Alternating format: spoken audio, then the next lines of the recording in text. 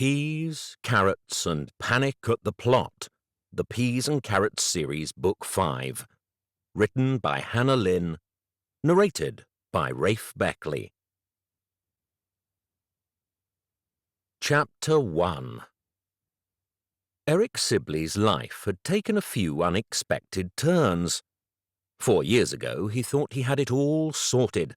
A nice house in London, scaling the corporate ladder, the perfect wife and a gorgeous daughter, although he'd admit he didn't get to see as much of her as he'd have liked. Then his father's death turned his whole life upside down, and now he was trying to put all of this into a short, interesting summary. Widowed teacher with 2 children, living in a sleepy village, he wrote in the first line of his profile. Likes gardening. You can't write that. Why not? You need to make yourself sound appealing. Does that not? It makes you sound like you're my age. Maybe I'll find someone a third of my age too, then, Eric responded. Yvette raised her eyebrows. Yes, well, if that happens, I think you might find yourself in a bit of trouble. Eric and his mother-in-law, Yvette, had a closer relationship than most in-laws. She had moved in with them just a few months before his wife, Susie, had died. She then promptly wreaked havoc on the life they were trying to build for themselves, from naked dancing in the garden to being found in a compromising position with the plumber. At the time, Eric couldn't wait to get rid of her. But that was a good few years ago. Now she lived in the self-contained apartment above his garage so that she could be as close as possible to him and the girls. Also spending most of his spare time in the flat was her 20-something-year-old boyfriend, Chad, the aforementioned plumber, who looked like he had just stepped off the cover of Men's Health magazine. Earlier that morning, he had been outside in the garden with a skipping rope. Just watching him was enough to make Eric feel exhausted. Bogged down with early morning drowsiness, Eric sighed as he read through the single line of his profile for the 100th time.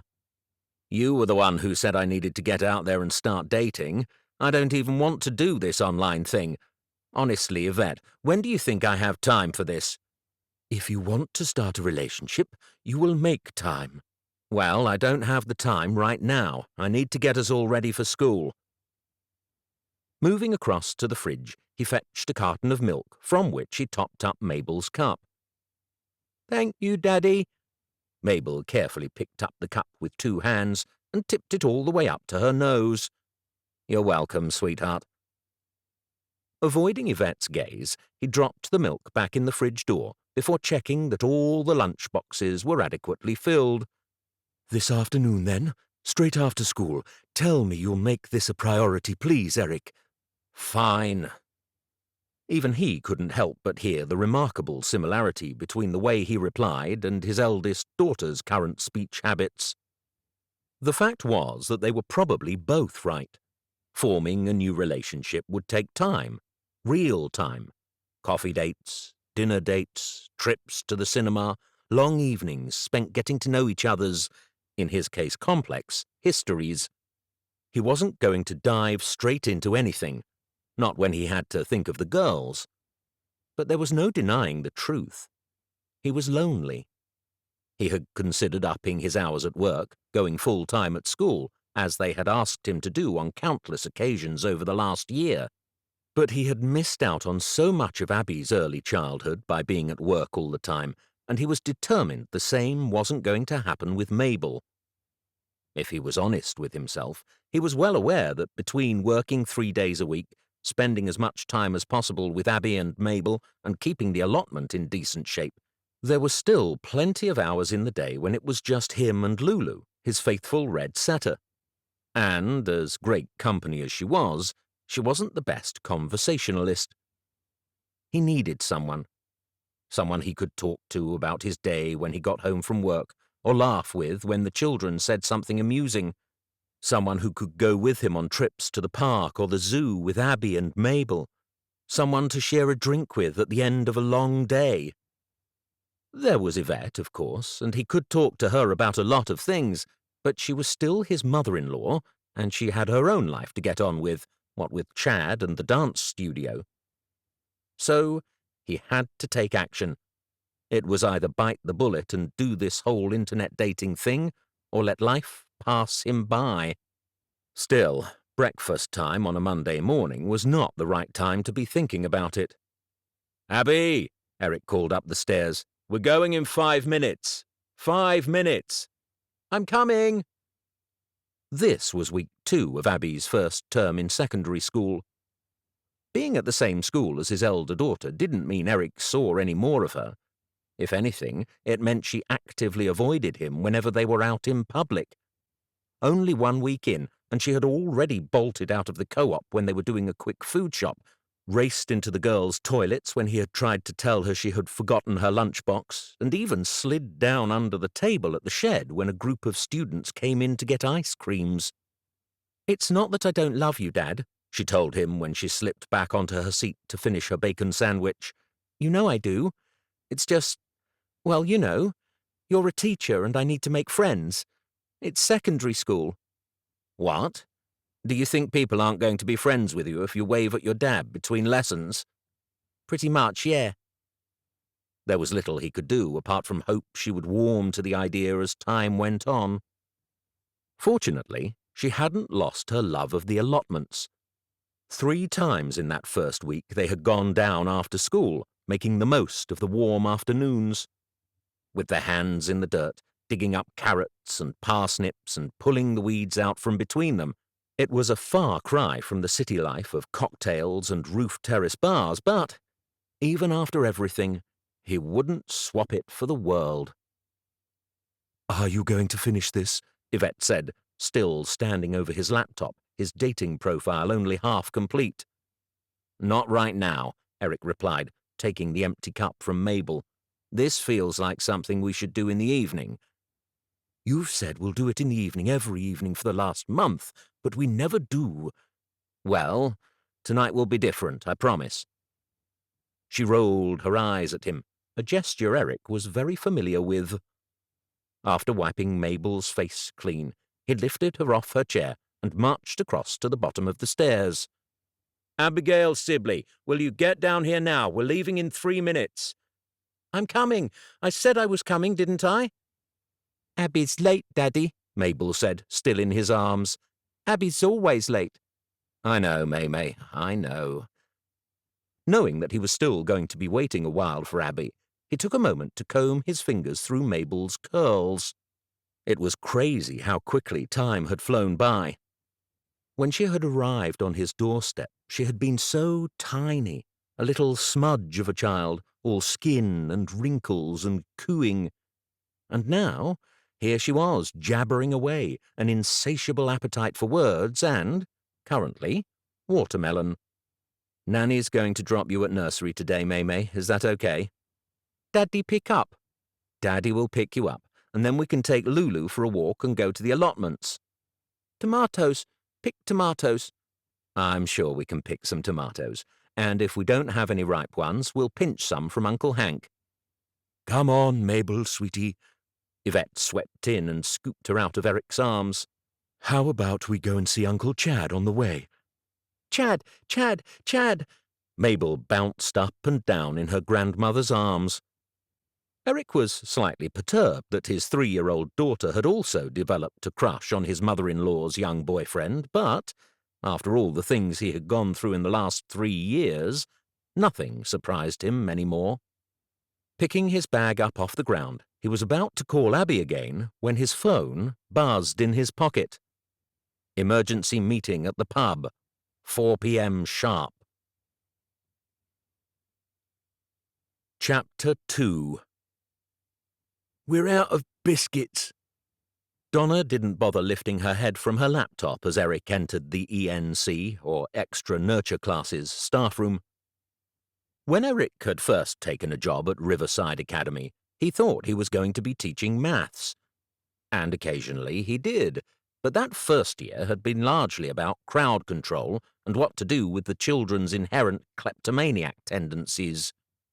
Back then, he had wondered how he was going to survive. Weeks of children refusing to listen, causing chaos and generally making his life miserable, and the staff weren't always that much better. But, regardless of her frosty demeanour, it was Donna who had helped him through it all. Donna and gardening, although it was a gross understatement to say that she wasn't really a morning person. "You're in charge of biscuits this week. Tell me you've got biscuits." A guttural growl resonated from his colleague. To be honest, he wasn't even sure how it was possible for a person to make a noise like that. "It's the second week of term, Eric. I did the first week, and you were meant to do the second. You know how I get if there aren't enough biscuits." "Sorry," Eric said, flopping down into his seat. "I know, I'm all out of sync. Having Abby coming to school with me, sorting Mabel out, and trying to get—" "Stop," said Donna, lifting her hand, palm towards him. "Don't care, just want biscuits." Despite the grumpiness, Eric smiled to himself. "I hear you. Biscuits." In the classroom, the children were a world away from those he had first encountered. "Sir, we need to get more netting for the raspberries." Trent was the first to start on Eric when he walked in through the door. "You said you were going to get more netting. The birds got loads this weekend." "I know, I'm sorry," Eric said. "I'll have a look down at the allotments and see if I've got any spare." "Well, if you don't get some soon, they're going to get them all."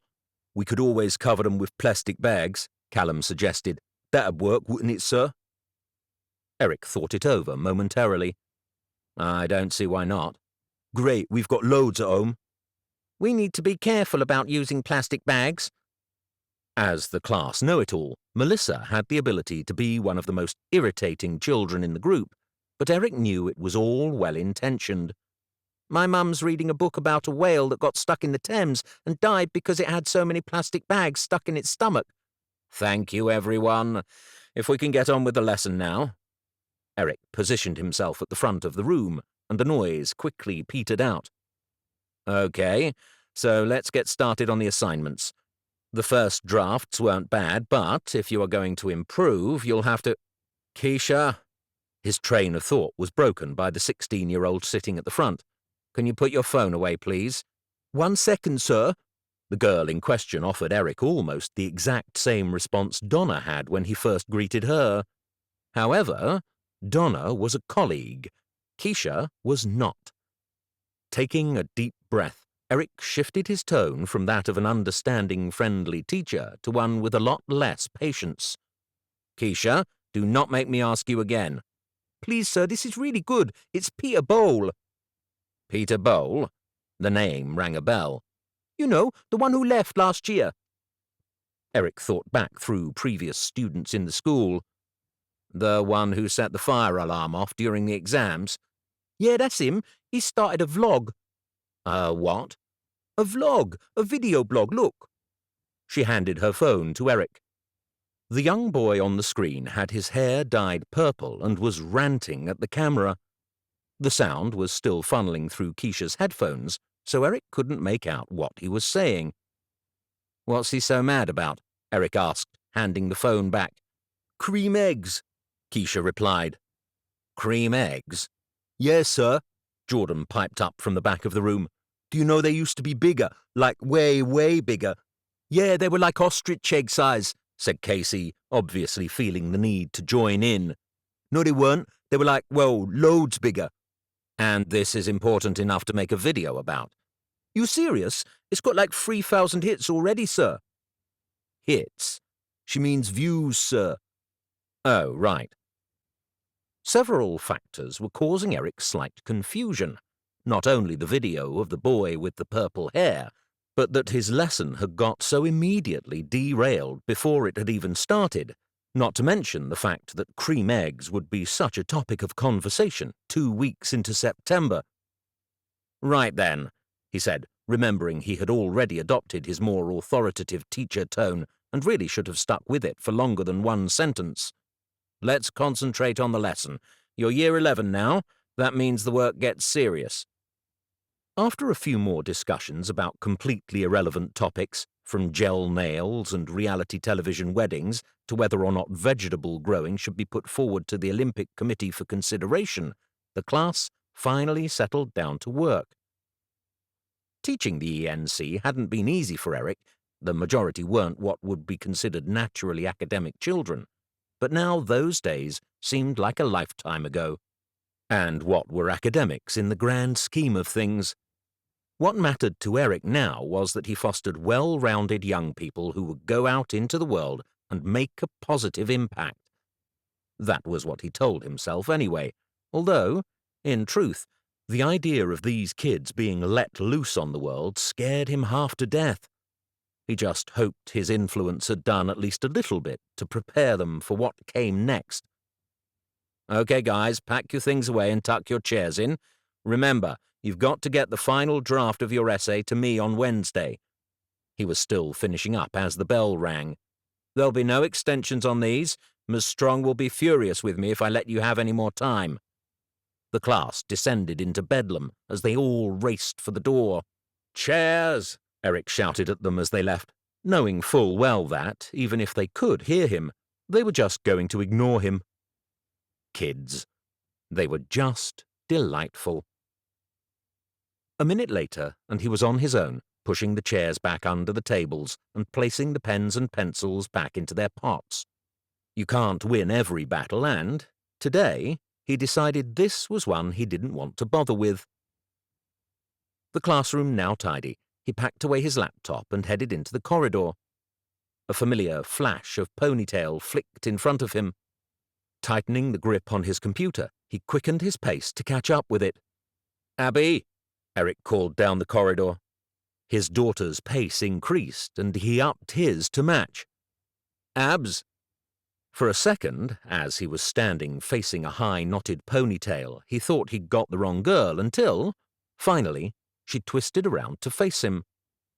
With an impressive scowl on her face, she glowered at him in the now familiar expression he knew meant, "Why the hell are you talking to me at school?"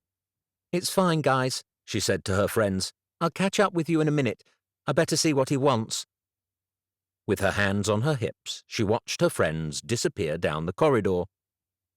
"Did you have a good first period?" he said to her when she was finally within distance for polite conversation. She arched an eyebrow, a talent inherited from her mother and grandmother. "What do you want, Dad? I need to go and talk to Elsie about the school paper meeting." "That's today." "Yes, I told you that this morning. We're meeting after school, and we need to decide what equipment we're going to take." "But you'll be okay walking home after that. I've got to meet Hank." "A meeting, or a going to the pub meeting?" Somewhat taken aback by both the astuteness of his daughter and the undeniable feeling that he was under attack, Eric swallowed as he tried to maintain both eye contact and a sense of parental control. "Hank messaged and said he needed a meeting. I'm not sure what it's about." "But is it taking place at the pub?" Feeling like he had been backed into a very tight corner, Eric performed the only parenting trick left in the book and deflected the attention away from him and back to Abby. "So, after the paper meeting, you need to head straight home. Chab will be at Granny's. Just let him know when you're in and send me a text too. What time does it end?" Abby shrugged. "I don't know. It's the first meeting, remember? Is that everything?" "Yes, that's it. Go on, I'll see you later." While Abby disappeared out of sight, Eric took a moment to breathe and take it all in. The school newspaper. Susie had been a writer. Articles for newspapers, short stories, a few longer novels, too. He had always known Abby took after her mother far more than she did him, but she was showing it more and more every day now. Whichever way he looked at it, Susie would have been so proud of her. She would have been so proud of the young lady Abby was becoming. He hoped she would have been proud of how he was doing, too. After all, he wasn't sure there were many men out there who would adopt their father-in-law's love child. Not that he thought of Mabel like that, of course. She was his daughter. 100%. After leaving school, Eric headed straight to the co-op. Although he wasn't at work again until Wednesday, he didn't want to risk turning up again without any biscuits. In fact, it might be best if he popped in tomorrow morning to drop them off. Best to get out of Donna's bad books as quickly as possible. With the biscuits safely acquired, it was off to the Sailboat Inn. The old pub held a fair few memories for Eric.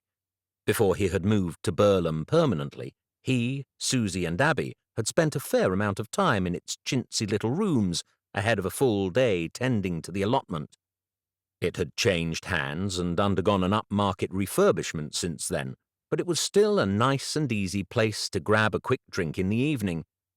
Despite it being only just after 4 o'clock when Eric walked into the bar, Hank was already most of the way through at least his first pint. Hank was Eric's stalwart in the village. With his 3-legged dog, Scout, and a prosthetic leg himself, he was practically a Burlham landmark, as was his husband, Jerry, with his homemade sloe gins and legendary New Year's Eve parties. "I was starting to think you weren't going to come," Hank said as Eric slipped onto the stool next to him. "No, you weren't. What's up? If this is where you want me to weigh in on one of your and Jerry's, here." Hank cut Eric off, sliding a formal-looking white envelope across the bar towards him. "Have a look at this. Tell me what you think." After motioning to the barman for a pint, Eric slipped open the envelope and pulled out the letter inside. The dual-colour logo at the top of the page was only vaguely familiar, as was the case with many of the words below. Under normal circumstances, Eric would have expected to make sense of any formal letter he read, but the convoluted legalese was so obtuse, it was like it didn't even want to be deciphered. "I don't get it," said Eric after the third read-through when he still had no idea what it was saying. "What are they talking about? Is this about the plots?" "Aye," Hank said, "and I'm pretty sure the council's saying they are selling them." Chapter 3. Not even a hasty gulp of cold beer could stem his rising temperature. "You're not serious? They can't do that, can they?" His eyes moved back up to the top of the page. The date indicated it had been sent last week. "When did you get this?" he asked. "Why have you not said anything until now?" "I didn't want to cause any fuss," Hank replied. "Needed to do a bit of research first." "And what did your research tell you?" "That it's pretty much nonsense. I looked into the laws online, and I don't think there's any way they can do this. There are all sorts of things they'd have to do. For starters, there'd have to be other plots we can all move to, and the only ones in Burlham are the ones by the church, and no one wants one there because the bloody things flood." "So what now?" Eric asked. "We just ignore it?" Hank shrugged, pouring the rest of his pint down his throat. "That's what I think. Can't see any reason making people panic when there ain't no need. Jerry's got himself up in arms, of course, thinks we should be gearing up for a protest and such nonsense, but it's just a storm in a teacup. That's what I think, at least. That's why I'm here. He told me I should run it by you." "So, what do you think?" It was a tough one. Eric's gut tightened at the thought of keeping something like this from his friends, particularly Cynthia and Janice. The allotments meant the world to them, and, if they found out, they would be devastated. But then Hank seemed pretty certain on the matter, and he had been in Burlham a fair bit longer than Eric. Perhaps it was better to leave it to him to make the decision. After all, he was the current chairman of the allotments committee. What about going to Eves with it? See what he thinks. He's pretty good at this stuff. "All right, then." Hank nodded in agreement. "We get Eves in, but leave the rest of the allottees out of it. Unless he finds something, or you hear anything else. You can't keep it from them then." "Sounds good," Hank said, lifting his glass and gesturing toward the barman. "So, Abby still giving you crap at school?" Back at home, Eric had a tough time blocking out the possible threat. 4 years in Burlham, and the allotments had been his saviour more than once. There was no way they could just sell the land. Wasn't that the whole point of councils, to protect what the residents wanted? "You look very distracted," Yvette said as she flicked on the kettle. "Work?" "No, just some other stuff." "Ooh," Yvette looked intrigued. "Don't tell me you've got a load of dates lined up already." "Dates?" "From the app that I told you to set up." Blinking, Eric shook his head clear, trying to recall what she was on about. You have finished setting it up, haven't you? You said it was going to be your priority this evening. That horrendous profile and all the facts he was meant to fill in flooded back into his mind. I'll finish it tonight, he promised, causing Yvette to frown with skepticism. I will. And for once, he actually did. He hadn't planned on it. In fact, he was actively planning against it, but that was before an unexpected sight changed his mind. Having just got Mabel down to sleep, Eric headed into his bedroom to grab his book from the bedside table. He was halfway through drawing the curtains, absent-mindedly glancing out of the window, when he saw them. There was no music playing, at least none that Eric could hear, and yet outside, Chad and Yvette were turning in circles, hands on each other's waists, her head resting on his shoulder. If there was any September chill in the air, the pair seemed to be oblivious to it as they twirled and rocked, lost in their own little world. Unlike Yvette, Eric was not a big dancer. His feet always stepped too far or not far enough, and he had more than a little trouble keeping in time with the music. The only occasions he could actually remember dancing with Susie were at friends' weddings, and, even then, it had been under duress. He regretted that now, along with a whole host of other things. Eric watched a moment longer, his heart aching with a mixture of happiness and grief. He'd never been one to dwell too much on the concept of an afterlife. He had enough difficulty getting through this one.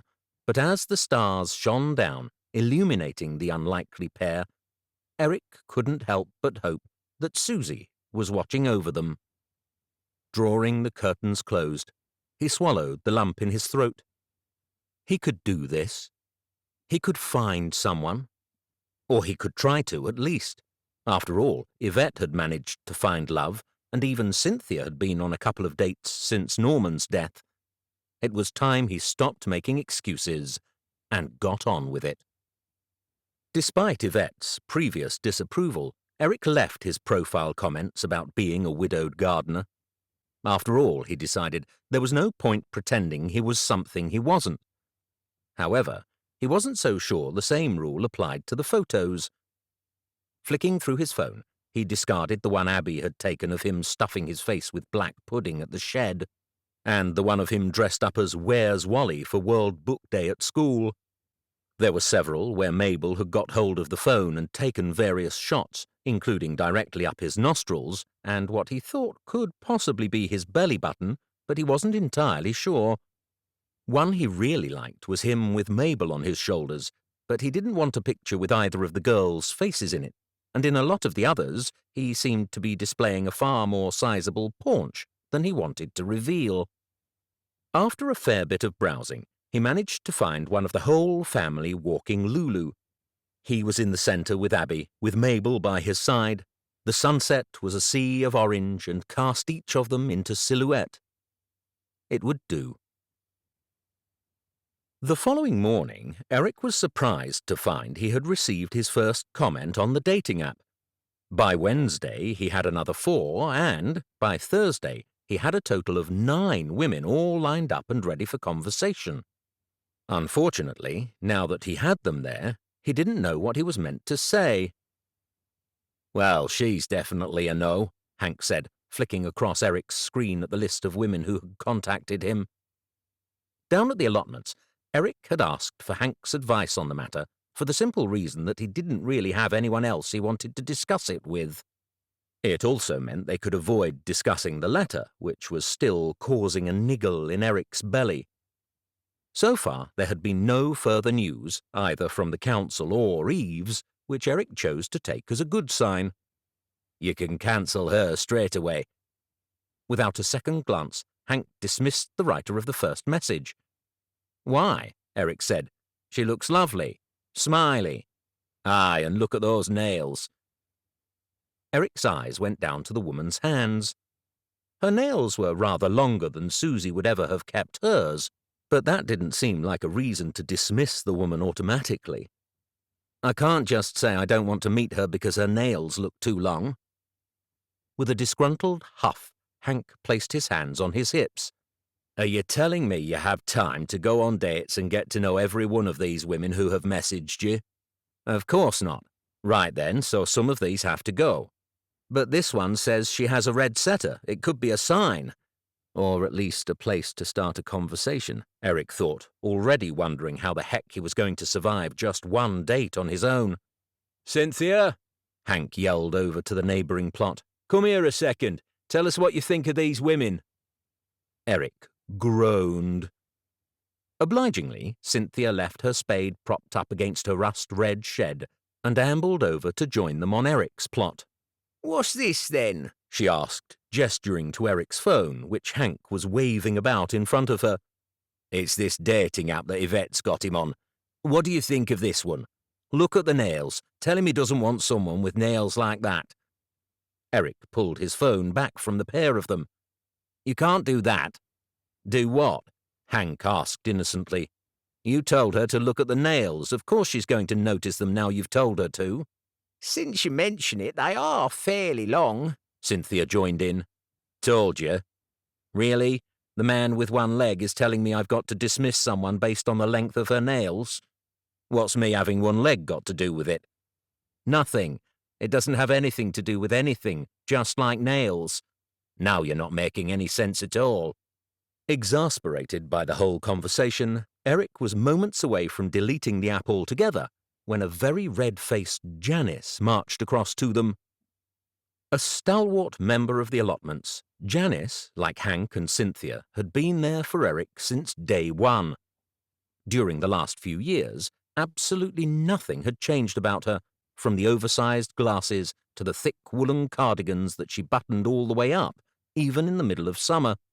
Although this was the first time he recalled seeing her face such a dark shade of puce. "Did you know?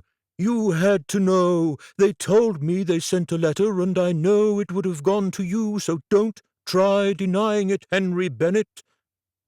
Hank obviously had a substantially stronger backbone than Eric, as he didn't even flinch. "I assume you're talking about the letter from the council?" "It's nothing, Janice. It's someone fishing, that's all. They can't do anything." "That's not what I heard. My neighbour, Laurel Brown, said she was speaking to her nephew who works at the council, and he said it's a done deal." Hank frowned. "That's just scaremongering. They wouldn't have been able to get anyone involved yet. Any sales have to go to the town planning department, and there's no way they'd make that decision without at least talking to the committee first." "Really? Then perhaps you'd like to call the council yourself and ask them who Apex Properties are." "Apex Properties?" "That's who Laurel's nephew said has bought the land. Now you go on if you're that sure of yourself. Ring them up." Despite his initial confidence, Hank had now turned a good 2 shades paler. "Honestly, Janice, this is all a lot of fuss about nothing. Besides, I don't have the number on me right now." "It's a good job I do, then, isn't it?" Janice replied. 5 minutes later, Hank was over by his shed with the phone pressed to his ear, while an awkward silence filled the space between the other three. There was no point straining to hear the conversation. It was obvious to Eric, even from a distance, that something wasn't right. Each second that passed caused a knot in Eric's gut to twist and grow. By the time Hank limped back to them, there wasn't any doubt in anyone's mind. "She's right," he said. "They've gone and agreed to sell it. They're bloody well selling the allotments." Chapter 4. A piece of catastrophic news in Burlem could only have one outcome: a visit to the shed. The cafe's fried eggs and crispy bacon were beyond compare, and it offered a quiet-ish place to talk. "It just doesn't make sense," Hank said, sharing his limited knowledge of the matter. "They can't just sell it out from under us. There are rules about these things, procedures put in place to help protect us." "Or to make it easier to screw us over," Janice replied. Eric turned in shock. He'd always known she had a pretty high level of feistiness, but this news seemed to be showing a whole new side to her. "What? I've been here before, dealt with governments. I know what these people can be like. We need to protest. I'm telling you, protesting. That's what'll get this done. Ain't no other way around it." "I've looked into this," Hank said indignantly. "Yes, well, you clearly didn't do a very thorough job, did you?" Janice retorted. The shed wasn't known for its rowdiness, unlike one or two of the pubs in Burlham, but Eric was concerned that if his friends didn't calm themselves, it might result in fisticuffs. "Well, now we know, we can act," Cynthia suggested diplomatically. "Exactly. We can always send emails," Eric agreed. "Poppycock," said Janice. "Send them emails so they can hit delete the moment they come through. No, we need to start now." Somehow she seemed to have doubled in size. "Tomorrow morning, first thing outside the clock tower. Who's with me?" Eric sank back into his seat. A protest on a work-day didn't seem like a good idea. "Perhaps we should wait until the weekend," he suggested. Janice's eyes flashed, although Cynthia was quick to support him. "Eric's right. These things take time to organise, and there's no point doing it badly. We need to make sure we've got a good crowd." "And it gives us time to talk to Eves as well," Eric added. "If Hank's right and they're not allowed to do this, there might not even be any need to protest at all." There was still a steeliness to Janice's eyes, although her pursed lips had relaxed by a fraction at least. "Next weekend, then, but mark my words, we need to move fast. How long does it say we have to get off the allotments?" Hank inhaled, and a suspicious chill prickled down Eric's neck. 8 weeks. They said we've got 8 weeks. "Can they do that?" Yvette asked when Eric came home and found her and Chad sitting at the dinner table. "Surely they need to give you notice." Moving to the oven, Eric opened up the door and pulled out the remainder of a shepherd's pie. That was another thing that had changed about his relationship with Yvette. When she had first arrived, it had driven him potty, the way she took over his kitchen without so much as a by your leave. Now he was used to it. Both she and Chad were far better cooks than he was, and his kitchen was substantially larger than the granny annex. It wasn't just dinner either. At least once a week he would come downstairs to find that they had let themselves in and were halfway through making them all a big, cooked breakfast. A fair amount of the time, Chad was dressed in very little.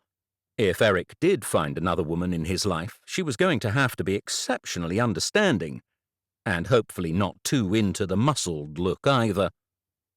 "I'm not sure," Eric replied. "Hank and I are going to chat with Eves about it on Monday. He's away until then. Hank seemed pretty certain earlier in the week that they wouldn't be able to go through with it, but that was before he knew about there being a buyer already in the mix."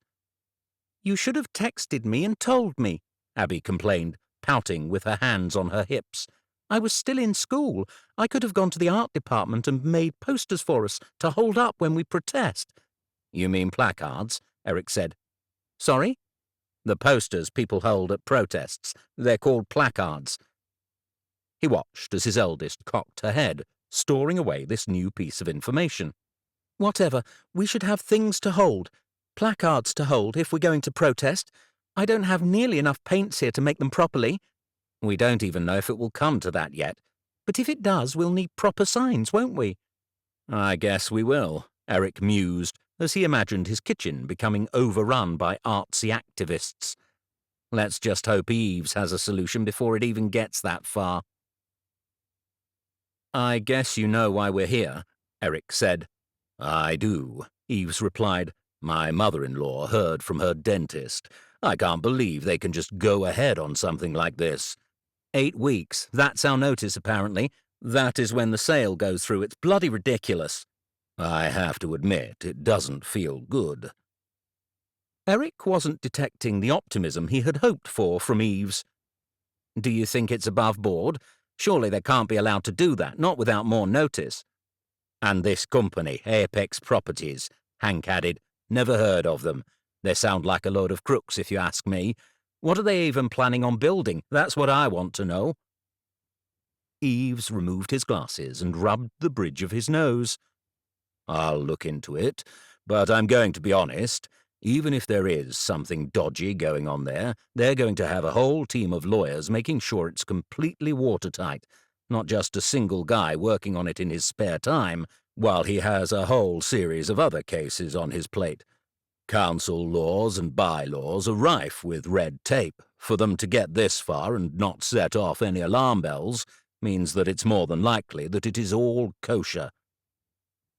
Eric picked a biro out of Eves's pen pot before dropping it back down on his desk. But do you think it's all above board? I think, from the little I've seen, that it all looks above board. But that's the problem. I just don't know what I'm looking for. If there is something dodgy going on, chances are it's the proverbial needle in a haystack. Now, nervously chewing his cheek, Hank nodded a few times before he spoke. So, you think that's their plan? Bury stuff so deep that there's no chance of us finding it in time? If there is any shady business, which is unlikely, that is almost exactly what they would do. Bloody crooks, the lot of them. Feeling a definite rise in tension, Eric picked the pen up again, this time turning it over in his fingers several times before holding it still. Look, I know we don't have a lot of petty cash, but we can always raise a collection for your time, you know, if you're happy to look into it. Eves waved his offer away. This is my village too, remember? I might not use the allotments, but my uncle had a plot over there for years. I've got a lot of fond memories of the place. I know what it would do to the community to be without it. Don't worry about money yet. I'll sort out what I can. As Eric was preparing to say farewell, his phone chimed loudly in his pocket. He ignored it. You'll have to reply to them sooner or later, Hank observed. I will. I would just find all this easier in person. I hate trying to make conversation over text. Eves raised his eyebrows. Eric looked away. Then agree on a date with one of them, will you? I will. As much as Eric liked Eves, he really didn't want to be discussing his non-existent love life in front of him. Thank you for your time, he said, extending his hand to the lawyer. We'll talk soon. Definitely. And good luck with the dating. Eric's only reply was a tight-lipped smile. The next day, he was struggling to maintain focus. He gave out the wrong assignments to the children, had the wrong PowerPoint up on the board, and used a permanent marker on his interactive whiteboard. Eventually, he dismissed the class 2 minutes early, deciding that he might as well put an end to the torture as quickly as possible. While his students made the most of this rare respite and bolted for the door to get to the front of the canteen queue, Callum hung around. Is everything okay, sir? You seem distracted. Is it the plot? My nan told me what they were planning on doing. They can't do that, though, can they? You own 'em, right? No, he replied, scratching his temples. We don't. The council owns the plots. It is council land. We just borrow it. If they want it back, I guess they can take it. You need to get a lawyer, like in those American shows. They wouldn't let that happen. Eric smiled gratefully. It was nice that everyone had a stand-up-and-fight attitude towards the whole thing, but he just wasn't sure if that was even possible. You should go. Go get some lunch before the queue gets too long. With a look of concern still furrowing his brow, Callum moved to the door, only to find that his route was blocked. Dad, I had an idea. Abby, what are you doing here? Is everything all right? Abby had not once stepped foot in Eric's teaching room since the start of term. Partially, he thought, due to his presence there, partially so people didn't think she was one of the children responsible for setting dozens of stick insects loose in the school during the first week of term. Pranks like that always originated from children in the ENC. Stick insects were a bugger to get rid of, too. He knew from the same prank they pulled the previous year that those things multiplied like rabbits. Everything's fine, Abby said, stepping into the room.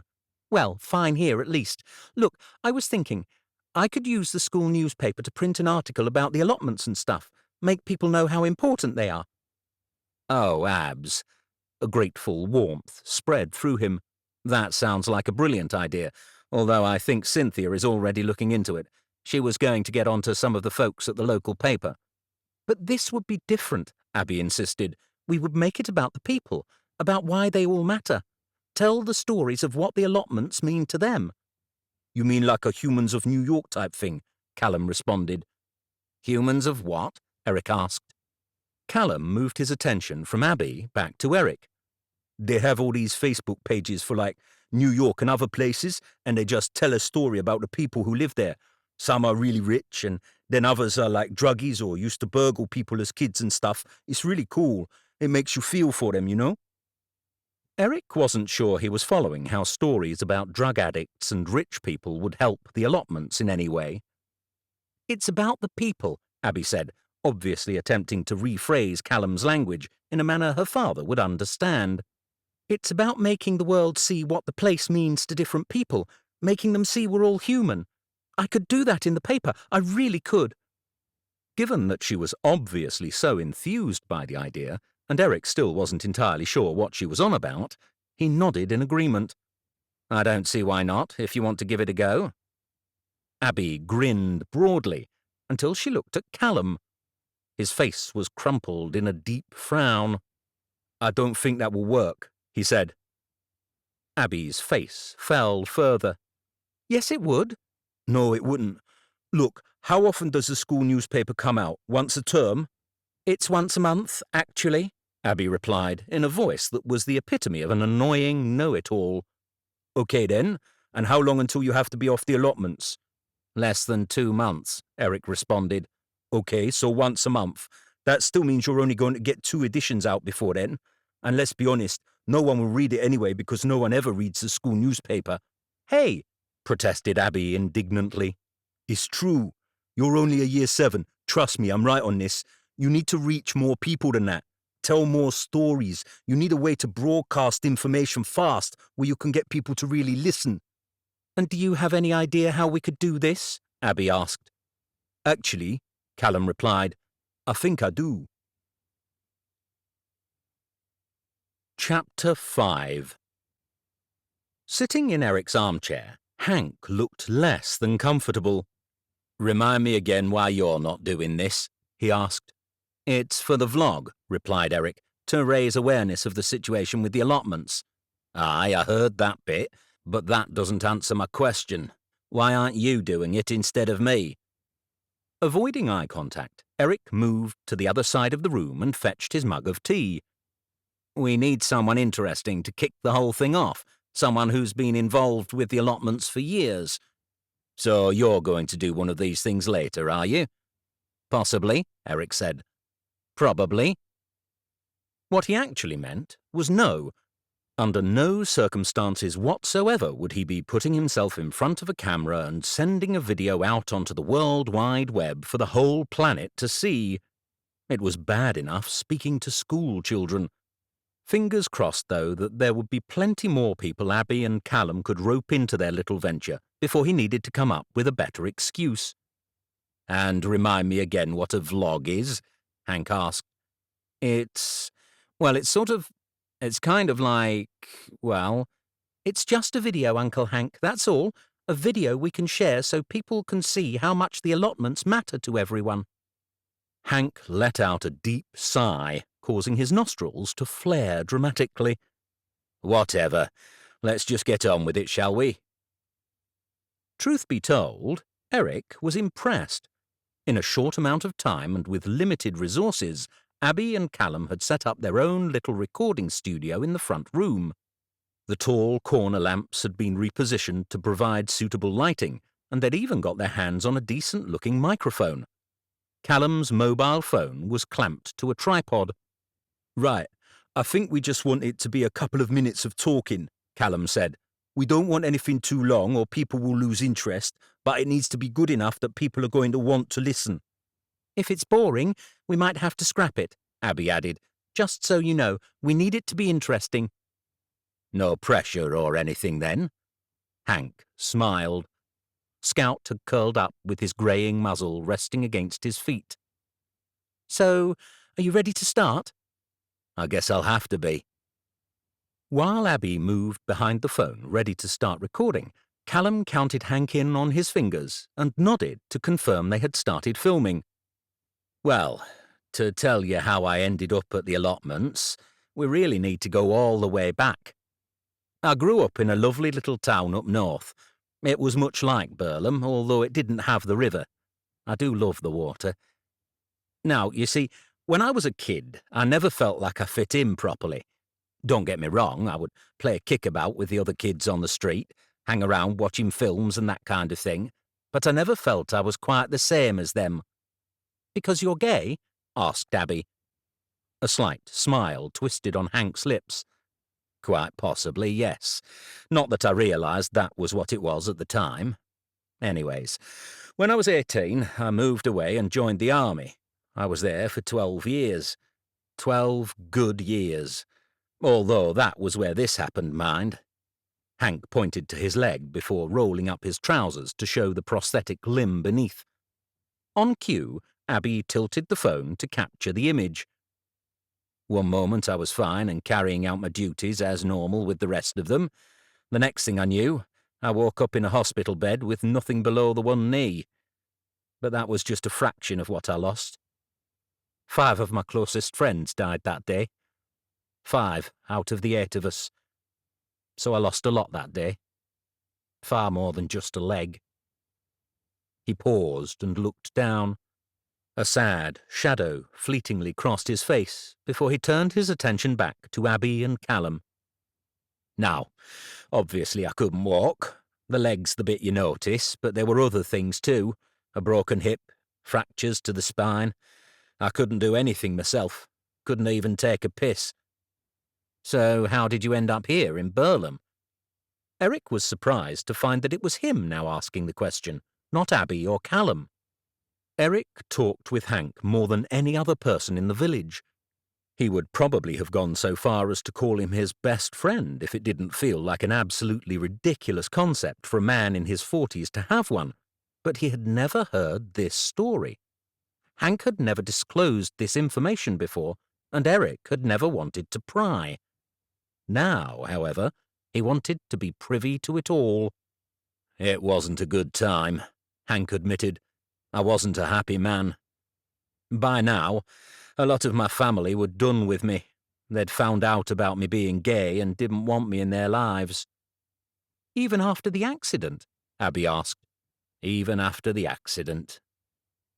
There was only sadness in his voice, not the bitterness Eric was certain he would have felt in such a situation. "Anyway, I did nothing to help myself. The doctors gave all these recommendations of things I should be doing to speed up my recovery, but I didn't do any of them. I just lay in that hospital bed for weeks on end, staring at a television screen. I wasn't even really watching it." "So what happened?" Abby asked. "What changed?" "Well, they moved me from the army hospital to another one. And then—" He paused as if he was replaying an event in his mind's eye. "Jerry," he said. "Jerry happened." "Yes, he did." "So how did you two meet if you were in the hospital? Was he one of your doctors?" Callum asked, his voice the tone of a serious interviewer. Hank laughed. "Jerry? A doctor? God help us all. No, he was running a shop at the time, a bookshop. Every weekend he would bring a selection up to the patients and let them borrow them, like it was a library. He'd let people keep them too if they wanted to. It's no wonder he went out of business if you think about it. Anyway, he would come around and let people borrow his books." "And you picked the same ones he loved?" Abby inquired in a hopeful voice. Eric smiled at the whimsical romanticism of his daughter. That was Susie 100%. To fall in love over a shared passion for books, what could be more perfect? "Did I, heck? I wasn't interested. In fact, if memory serves me right, I told him to take his little book cart and shove it— well, you get the idea— more than once." "But he didn't." Nope, he didn't. He came around this one day, and I remember it 'cause it had been a bad one. A really bad one. I'd had my physio and nothing was getting better. And my leg, God, it was hurting me like you couldn't imagine. And the daft thing was, it wasn't even there anymore. Your leg that was gone was still hurting you? Abby asked. Aye, it was. Phantom limb syndrome, they call it. You think it's still there. It bloody well feels like it is. Anyway, the last thing I wanted was this camp little man coming in telling me I should read this and that and what not, trying to chew my ear off and convince me the world was all roses and such. So what did he say? He didn't say anything. At least not to me. Not that day. He walked into the room. I don't even remember him looking at me if I'm honest about it. And well, he sat down in the chair next to my bed, opened one of his books, and started reading aloud, just like that. Really? What book was it? Hank's smile widened. Now, why am I not surprised you asked me that, young lady? It was a book called The Hitchhiker's Guide to the Galaxy. A bloody funny book. Eric watched as Abby stored the title away for a later date. He finished the first chapter, then, without a word, closed the book and carried on trundling his cart around the ward. Next week, he comes in again and reads another chapter. Then he starts coming in twice a week, and you know what? I started to feel a little bit like a human being again. I started to have something to talk about to my physio. You know, I wasn't completely Marvin all the time. The reference went completely over Abby and Callum's heads, but Eric knew what he was saying. Soon, it wasn't about the books anymore. It was about us talking to each other, getting to know each other. But that still doesn't explain how you ended up at the allotments, Abby said. No, Hank smiled. It doesn't, does it? Well, I mentioned that Jerry's bookshop went bust, no surprise there, really, and his mum was old, so he decided to move back down here to be with her. And he asked me to move here with him. His mum, she wasn't that keen on that, as you could imagine, and that's putting it mildly. She was a feisty old woman, even near the end. Didn't want the neighbours gossiping about the one-legged man her son had brought home to live with him. But I didn't want to be without Jerry, see, and Jerry didn't want to have to choose between his mum and me. So she left me no choice. I had to win her around. And that's where the allotment came into the picture. It was her plot, see? She'd had it for the best part of a decade. Sometimes we joked that she loved it more than Jerry. That wasn't strictly true, but some days it felt like it could have been. Anyway, I went to the plot nearly every damn day with her, weeding, sowing, turning the soil, every job you could imagine. Showed her how hard I could work. Showed her I wasn't the type to give up on something, even if I did only have one good leg. I hadn't gardened before then, not a scratch, but I knew I was going to have to win her around one way or another. And not just her, but the whole bloody village. None of them liked having me here. But out on the plot, you're all equal. It doesn't matter where you've come from or who you're in love with. Once you're there, you forget about those things and you focus on what really matters, like how your mustards are growing and turning your compost. People stopped seeing me as just the one-legged pufter and began to learn about me. I began to learn about me. And Heidi, that was Jerry's mum's name, bless her soul, as much as she didn't want to admit it, she needed me around. There was no way she could have stopped the place from becoming overgrown without me. So, I stuck around. And what do you know? It worked. It took some time, but we got there, and I loved her like she was my own mother in the end. If that plot hadn't been there, though, if I hadn't had the chance to show her what type of person I was, I don't know what I would have done. Gone away, I suspect. Saved Jerry the heartache of having to choose between us. He shuddered, recalling a future that had never happened. So, there you have it. That's why I'm going to fight to the end for this place, because without it, I don't know where I'd be. Silence followed. No one seemed to be breathing. A thick, painful lump had lodged in Eric's throat. Hank was always so confident, so self-assured. He was, to Eric, as firm a feature in Burlham as the shed and the allotments itself. To hear that it hadn't always been the case was both heartbreaking and heartwarming at the same time. "Well, that's great," Callum said, taking the plunge to be the one to finally break the silence. "Abby and I'll get that edited and post it on the vlog page tonight. Get ready. You're about to go viral." Chapter 6. That Friday, for the first time since the start of the year, Abby walked into school next to Eric. Callum was waiting for the pair of them outside the gates. "The video of your mate Hank has had 3,000 views already." "Is that good?" "Well, it's not Kardashian level of viral, but it's not bad." 3,000? Abby enthused. "That's more than the video of you chasing the naked man around the garden with a saucepan." "There's a video of you chasing a naked man with a saucepan?" Callum's eyes widened. "Why have we never heard of this?" "Because you're a student, and this is clearly not something that should be discussed.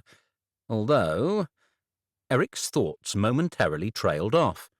"We should get your grandmother to get in touch with the old lot, see if we can get some of them down at the protest. After all, it's the bigger the better for these things, and they never did repay me for that incident." Given how things were going, the rest of the allotment holders had agreed with Janice that now was the time to start protesting, beginning that Saturday. "Gran and I are going to be there," Callum said, the three of them falling into an easy stride as they approached the school building. "Gonna see if I can get my uncle to come up too. That'll help, right?" "The bigger, the better," Eric said again. "And we need to get more people for the vlog, as many as possible." "We can do a sign-up sheet and take it around to different people," Abby suggested. "I'll go down to the plots this afternoon. That way we should be able to get a few more." "Shall I come back around to yours this weekend then? Maybe it's best if we film them all in the same place." "Or maybe we should film some at the plots, too. That way people get an idea of what it looks like." "You're right. I've got to help my gran for a couple of hours this afternoon." "Then we can do the filming after that." Eric listened in, wondering if his opinion, or, God forbid, permission, was going to be considered in any of this. When they got to the main block, the children dispersed around him. "Well, I guess that's settled then," he said to himself. By now, the news of the impending sale and upcoming protest had spread, and Eric was having a hard time getting the class to settle down. "Are there going to be police there? Are they going to throw those gas thingies at you?" Trent asked. "Why would they do that?" Keisha replied. "They only do that if you bring guns or knives." "No, they don't. They always gas you, and they use water cannons too. I've seen it on TV." "You mean in a film?" "No, on the news," Trent replied. "The last time you watched the news was to check if your mum was in a lineup." The class laughed at Keisha's retort. In spite of himself, so did Eric, although he managed to disguise it. "There will be no gas canisters and no water cannons unless you guys don't get those maths problems finished in the next 20 minutes. The night before the protest, Eric was a bag of nerves, and it wasn't just the allotments on his mind. "I think the placards will look amazing," Abby said as she pushed her food around her plate. "Can you believe we were allowed to make them in art class? Callum's going to bring them down to the plot tomorrow, and guess how many people we've got to agree to do the vlog? Dad, guess how many people have agreed? Dad, are you even listening to me?" "Sorry, what was that?" Rolling her eyes, Abby put down her fork. "I said, guess how many people have agreed to do the vlog?" "Oh, I don't know. 5? Eric hoped he'd guessed suitably low. 17. Can you believe that? 17. It did seem like a pretty high number. "We did Irvin at the plot yesterday. Callum's going to put that one up tonight. Then Janice is going to come around after the protest to do hers here. That's okay, isn't it?" "What? Yes, that's fine. Who's Irvin again?" "The one who grows his carrots in the drain pipes." "Oh, yes, of course." "I thought we could try and do yours on Monday." "Well, Eric cleared his throat. "You're going to have a lot of work editing all of those ones. Why not wait until they're all up, then we can look at doing my one?" Picking her fork back up, Abby nodded. "That's probably a good idea."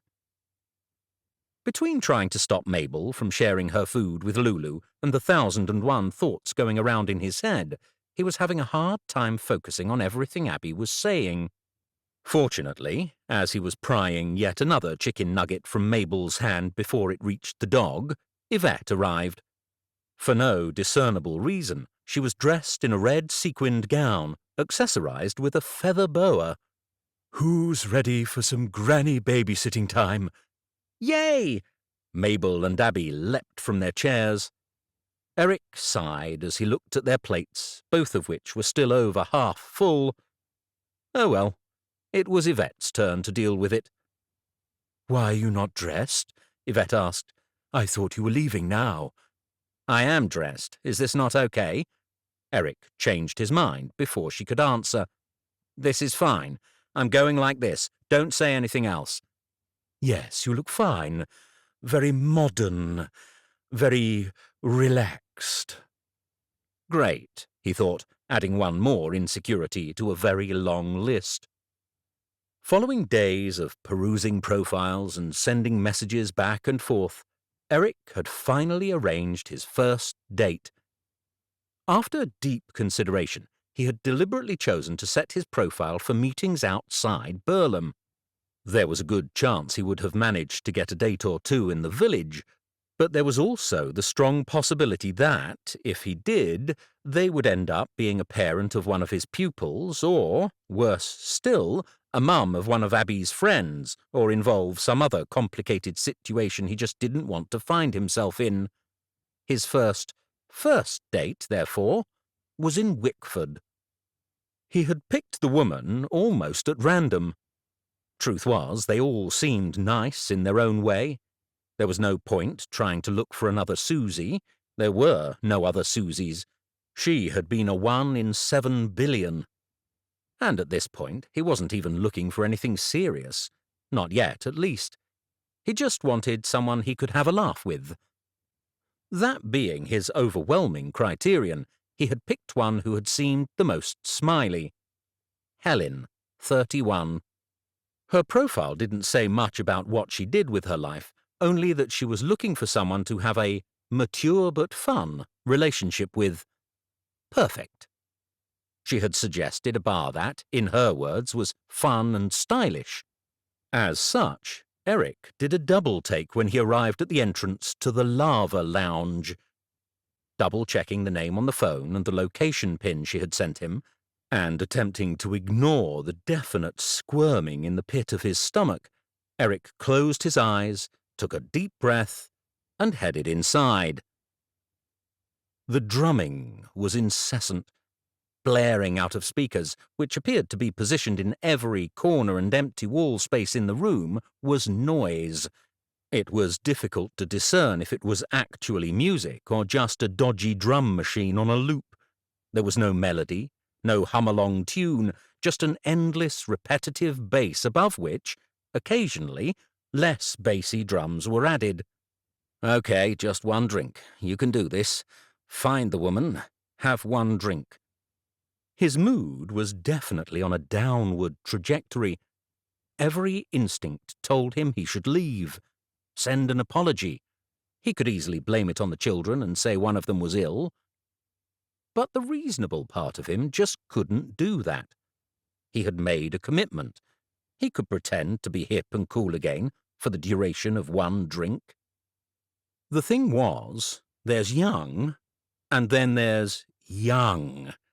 At best guess, the average person looked younger than Chad. Several of the clusters of youths seemed of similar age to his older students. And the clothes. Were skinny jeans on men really a thing? Apparently so. Very skinny jeans, and strange, fluffy hairstyles. Arming himself with a photo of his date on his phone, Eric elbowed his way farther inside. It didn't take long before sweat started to drip down his back and neck, although whether it was from the temperature of the room or fraught nerves he couldn't tell. Busy bars had been part and parcel of his working life in London, which now felt like decades ago. Should this date go well, which he was now fairly positive it would not, he would definitely be picking the next venue himself. "Eric, over here." He turned his head in the direction of the voice, to where a woman was sitting at a small table by herself. It was one of those uncomfortable-looking bar tables, tall, round, and metal, with 3 equally uncomfortable stools placed around it. The whole thing backed onto a small dance floor which was, at the moment, still empty. Standing, she raised her arm and waved. "Helen?" he asked. If he had felt underdressed before, it was nothing compared to how he felt now that he had met his date. Her perfect golden ringlets fell over her shoulders.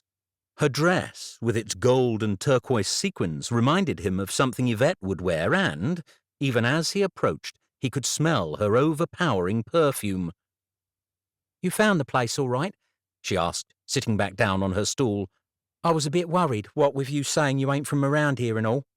"It was no problem," Eric said, "although it's a bit busier than I thought." "Friday night's house night. It's always packed." House night? Eric assumed it was something to do with the type of drinks they had on offer. He assumed wrong. "House music?" Helen said, reading his blank expression. "Right, of course." He swallowed. His mouth had grown impossibly dry. On the drive over, he had worried about the conversation stalling. Now he realized there was little danger of that. He couldn't even think of a way to get it started. "Lots of young people, aren't there?" he observed, realizing that if he hadn't sounded like a miserable old git beforehand, he sure as hell did now. Thankfully, Helen offered a small smile. "Yeah, they're pretty lax here, you know." Now that he had mentioned age, he couldn't help but wonder about hers. At the oldest, she looked 25, and that would be pushing it. Another thought caused his stomach to twist uncomfortably. No matter what the law was, he knew enough from the children he taught that getting served in bars underage was, essentially, a rite of passage. But they wouldn't travel this far out, would they? "Perhaps I should go to the bar, fetch us both a drink," he said, hoping that he would be able to think up some conversation starters while he was waiting. Or better still, she might realize she'd made a terrible mistake and make a run for it. "That sounds great," she said, her eyes sliding past Eric to the doorway as if she hadn't quite heard him. "What is it that you're having?" "Sorry?" He gestured to the pink-coloured cocktail on her table. "What drink? I'll get you another." "Oh, yes." She smiled broadly, bringing her eyes back to him. "It's a Cosmo," she said, before returning her gaze to the entrance to the bar. "Don't be long, will you?" The bar was the closest thing to a watering hole in the savannah during the dry season that Eric had ever encountered. Perhaps it was the size of the place, or maybe just the number of bodies in the way, but it took Eric nearly 5 minutes to reach the bar, and, when he got there, that was only half the battle. "Excuse me." "Sorry." He lifted his hand higher and higher as the bar staff flitted from one young person to another. "Actually, I've been waiting longer than them." Another barman glided straight past him to serve some floppy-haired youth who had appeared at his side only moments before. There was no way all these people were old enough to drink, Eric thought, as the boy ordered a fistful of Jaeger bombs. "Is there any order to how you're serving here?" Eric asked, attempting to elicit any kind of response from the bar staff that wasn't a complete blanking.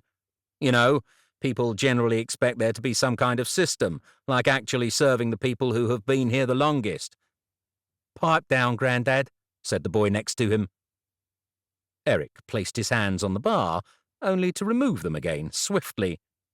Somehow, it was both slimy and sticky. He would be very much in need of hand sanitizer when he finally got away from here. Steeling himself against the temper he could feel rising up in him, he picked a paper napkin from the side, wiped his hand, and glanced at the boy. "Billy?" The boy frowned. "Mr. Sibley? Dude!" Eric recoiled at both the greeting and the sight of an ex-student in front of him. He had never actually taught Billy, but he was well known in school for incidents, such as getting himself stuck in one of the lockers. "What are you doing here?" he asked Eric. "Well, you see—" Eric's mouth and tongue were rapidly drying. The last thing he wanted to do was dive into details about his current dating situation. Whether he was still at the school or not was irrelevant. The gossip would get back to Burlum by the end of the weekend. "I'm here for a birthday," Eric lied. "Cool, me too," Billy said, lifting up the handful of Jaegers. 18th? Eric asked hopefully. The boy grinned sheepishly. "Close enough." He dropped a couple of notes in front of the barman. "And pay for whatever this guy's having too. He's a bloody legend." "Honestly, that won't be necessary," Eric protested, but Billy was already gone, drinks in hand, beaming as he muttered to himself in glee. While Eric wasn't certain of the exact intricacies of the law, he was almost positive that accepting a drink paid for by a youth of dubious age put him in a morally grey area. So, leaving the rest of Billy's money as a tip, he finally managed to order and pay for his own drinks. Back at the table, Helen was sitting with her phone out, absent-mindedly swiping across the screen while continually scanning the room. When she saw Eric reappearing, her face noticeably relaxed in relief. "Sorry about that," Eric said. "It's insanely busy there." "I know, they do well good cocktails and stuff. My friend Kerrian had her birthday party here, and they brought her this massive jug and—" She stopped with her eyes on the doorway and frowned. "Is everything okay?" Eric asked. "What? Oh, yes." She grinned widely before placing her hand on his shoulder. "Definitely. Let's drink up, shall we?" She picked up her glass and tipped it towards Eric. "Cheers. So, tell me all about yourself," she said, scooting her stool closer to him. "You said you like gardening. That's a really mature thing to do, you know? Like really masculine." "Oh, I suppose I've never thought of it that way." Out of the blue, his date swung an arm around his neck, tipped her head back and laughed as if she had just been told the funniest joke in the world. "Oh my God, Eric, you're like so hysterical." "I am?" Eric looked around, wondering if he had somehow missed something. He had barely moved his head when she caught his chin and whipped his head back to face her. Her expression, that only moments before had been alive with laughter, now switched to one of deep thought. Well, thought at any rate. "But seriously, Eric, raising 2 children, you must be such a strong man. I can see it in you, you know, that strength, that raw power." "You can." "And it's an incredible turn-on." A lump wedged itself in Eric's throat, which he tried to dislodge with a gulp of beer. "Well, I guess—" "Helen, what the hell is this you're playing at?" Eric almost fell off his stool as the shouting, only inches away from his ear, was followed by a large fist slamming down on the table. The fist, he quickly noticed, was attached to a rather large and heavily tattooed man, who then yanked out the third stool at the table and knocked it to one side, before turning his attention from Helen to Eric. While Eric checked that the wetness in his lap was from the beer that had spilled, and not another side effect of the shock, Helen appeared as cool as a cucumber. "Tony," she said, leaning back in her seat, "I didn't know you were going to be here tonight." "It's a Friday. I always come here on Friday." "You do? Oh, yeah, I guess you do." "So you did know I'd be here." "I must have forgotten." The man's tattoos spread the length of his arms and across his neck. Beneath the thin, white fabric of his shirt, Eric could make out the outline of yet more inkings, along with what appeared to be rather large nipple piercings. "What are you doing, Hells?" "What do you mean?" She cocked her head coyly. "I'm on a date." "Seriously?" For the first time, Tony's attention went to Eric. His nose wrinkled. "This guy's older than your dad." "Wait, how old are you?" Eric asked, suddenly worried that an arrest might be on the cards, although, as she was the one who had initiated the date, was that even possible? Probably. "It's called maturity, Tony. It's what women want, and something you wouldn't know anything about." You can't be serious. You're actually joking. No, I'm perfectly serious. I see a very long future ahead of us. She reached across and placed her hand on Eric's. Clearly not buying whatever was going on, Tony snorted in derision. Eric himself was having a hard time buying all this. Tell me one thing about him, Tony demanded. What? Tell me one thing about this guy. His wife's dead. No way. Actually, yes, that is true, Eric said, feeling like he ought to try and insinuate himself into the conversation somehow. One dead wife. And now I kind of feel like I'm interrupting things here, so I'm just going to grab my coat and let you two sort things out. All he wanted to do was get out, and as fast as possible. However, when he attempted to shuffle to the side, he found that Tony's current position was blocking his exit. The only other option was to squeeze across Helen, which didn't seem like a sensible idea, not with Tony standing there. Behind him was the railing which bordered the dance floor. So there he was, stuck at a peculiar angle in an uncomfortably small gap, going nowhere. Is this about the other night? Tony said, now reinstating the stool and plonking himself on it. I thought you wanted me to tell you the truth. I did. Oh yeah, that's a great excuse, Tony. Helen's relaxed demeanour had evaporated. I didn't need you to be that bloody honest. Hells, why you got to do this? Why you got to get so stuck on one thing I said? I talk shit, you know that. Yeah, well, you can talk shit to someone else now. I'm done with it. Flicking her hair over her shoulder, Helen turned her attention back to Eric. What do you say we get out of here, Eddie? Eric corrected her. That's what I meant. Hells, seriously. Tony leaned in and grabbed her hands. What do you want me to say to you? I'm sorry? You know I am. You know how I feel about you. Actually, I don't. Helen's pout was remarkably similar to Abby's. How do you feel about me? Maybe you should tell me. Maybe I could just show you instead, Tony replied. Chapter 7. In the end, Eric was left with no other choice but to climb over the railing and onto the dance floor. With Helen and Tony's dispute quickly forgotten, the two of them proceeded to lock onto each other's mouths in a display that felt more suited to a David Attenborough documentary than a bar. Fortunately, the pair of them leaning on the table offered a suitable counterbalance for Eric to straddle his way over the barrier and escape. "See you later, sir," Billy Jenkins called as he finally dismounted and headed to the door. Never again, he told himself. Never again. It was only your first date. Eric had returned home, and Yvette was visibly trying not to laugh when he recounted the evening's events. Seriously, some people are weird, Chad said. Well, the best thing you can do is get back on that horse, Yvette said. You should set another one up for tomorrow night. I think I need a bit more of a break first, he said wearily. It was probably a bad idea in the first place. I just don't think I'm cut out for the whole online thing. Yvette frowned. What? Eric knew his mother-in-law's arsenal of expressions well enough to tell when she wanted to say more. Currently, she was chewing on her bottom lip. What is it? It's just... Just what? It's nothing. Yvette, please, just spit it out. Releasing her lip, she tipped her head ever so slightly. Well, I know you, and I just can't help feeling that you're going to use this as an excuse.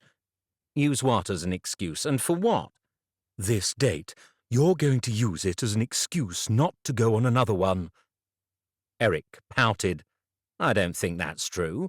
It's 100% true. You already said it yourself. You don't think you're cut out for internet dating. That doesn't mean I'm not going to date at all.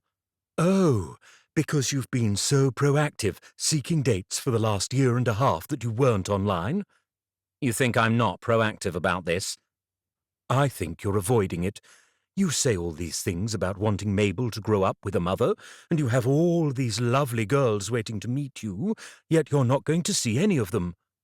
I didn't say that. I didn't say I wasn't going to meet any of them. I said I needed a break from the dating scene, that's all. Well, that is not what it sounded like.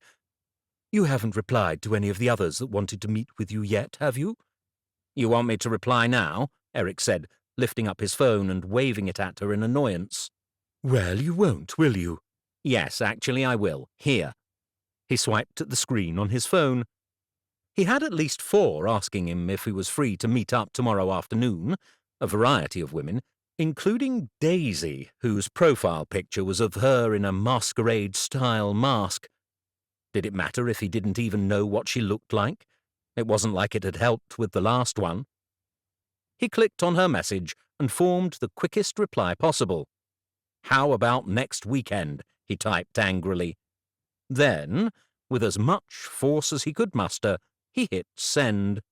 "Done. I'm going to meet—" He paused to look back at his phone.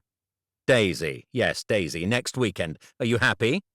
he challenged, scowling up at his mother-in-law. Her look of annoyance had been transformed. In its place was a very knowing, very telling smile. "Yes," she said, "I am, thank you." His groan was impressively loud. After all this time, he still fell for her tricks. Obviously, she hadn't tried that particular one before, but he should really have seen it coming. "Well played, Yvette, well played." "I don't know what you're talking about," she said with a smirk. "Come on, Chad, let's go. Our work here is done." While the early end to his date should have meant he got plenty of rest, it wasn't to be the case. Just before 11, a thunderstorm started, which set Lulu into a fit of barking and running up and down the stairs. At 11:45, when she had woken Mabel up for the 3rd time, Eric looked out of his front door and, noting the light still on in Yvette's flat, picked up his phone. "I'm really sorry," he said. "It's fine," she reassured him. "We weren't even asleep yet." "Any chance Lulu can stay up at yours for the rest of the night? If she can't, there's a good chance I'll be sorely tempted to take her on a visit to the vet's tomorrow, either to remove her voice box or something even more drastic." Yvette chuckled.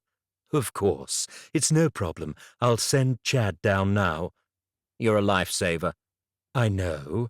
I repeatedly think that, by now, you should have nominated me for one of those awards where I get to go on television and meet Lorraine Kelly." "I did build you a flat," Eric reminded her. "True," she replied. "I'll let it slide this time." With Lulu out of the house and Mabel finally asleep again in her bed, Eric was still having a hard time switching off. Had dating always been this hard, he wondered? When he and Susie had got together, it had seemed so much simpler. Maybe he was misremembering, but it hadn't been anywhere near this complicated. Deciding that there was no way he would sleep without a nightcap, he went downstairs and poured himself a large rum. Taking a sip, he considered whether or not to watch a bit of telly. Just as he'd decided he'd probably fall asleep before he got more than 10 minutes into anything, his phone buzzed. Friday or Saturday? What? It took him a minute to realize who was messaging him.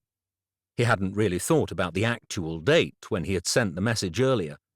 As Yvette was well aware, the only reason he had done it was to keep her quiet. And the fact was, he didn't even know what his plans for the weekend were past the protest tomorrow. It was more than likely Yvette would be free to babysit, but he didn't want to put that on her without checking first. "Hi, Daisy, I'm not sure. Can I get back to you?" 30 seconds later, she sent him another message. "Wow, talk about a fast blow-off. Good job I've got wine here to drown my sorrows in. A girl could take great offense to that." A wink emoji finished her message. Eric stared at the screen, unsure as to what the response should be. Was she joking? The wink implied it. But if she really was that easily offended, it didn't feel like a good fit. Still, he didn't like upsetting people, even if they were complete strangers. "No, it's not that," he typed, feeling like he should at least give an explanation. "I just need to check when I can get someone to look after my kids." "Shit. Daisy's reply came straight back. Now I feel like a bitch. Good thing I've still got this wine. Eric smiled a little to himself. Clearly this was her sense of humour, even if it was a slightly odd one. Without waiting to second-guess himself, he sent another message. So, what are you doing up so late? 30 seconds later, his phone buzzed.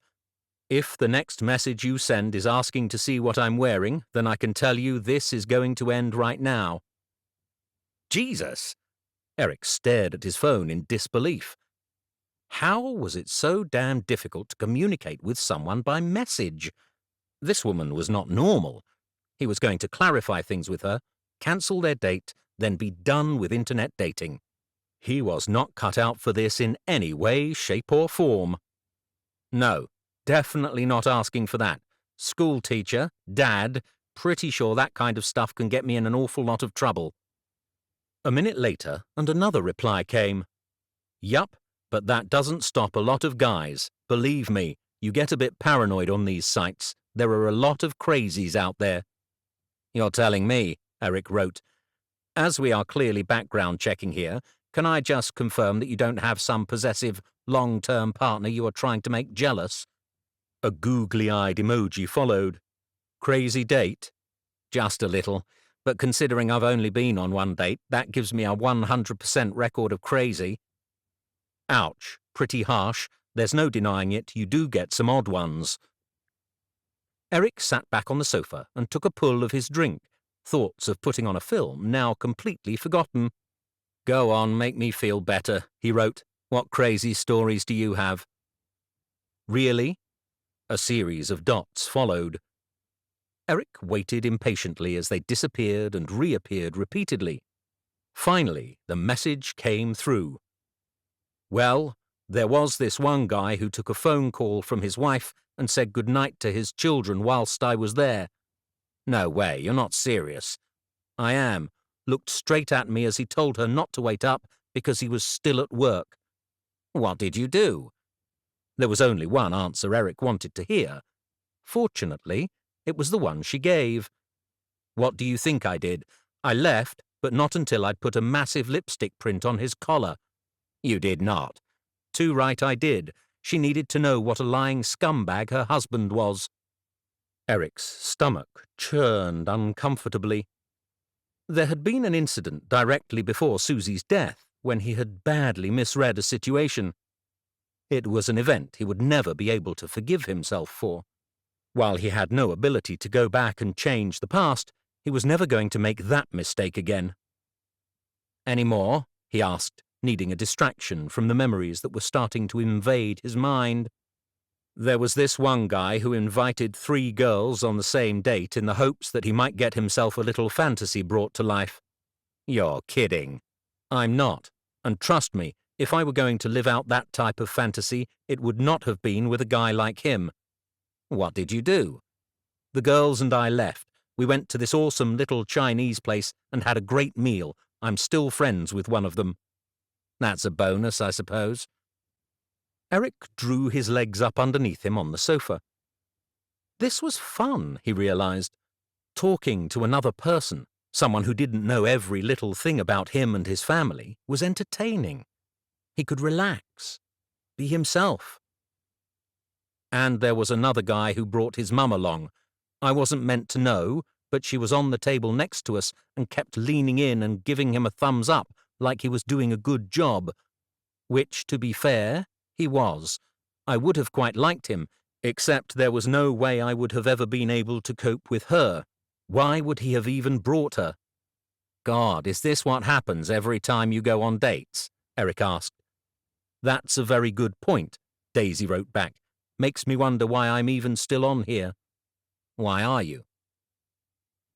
Eric waited for the message to ping.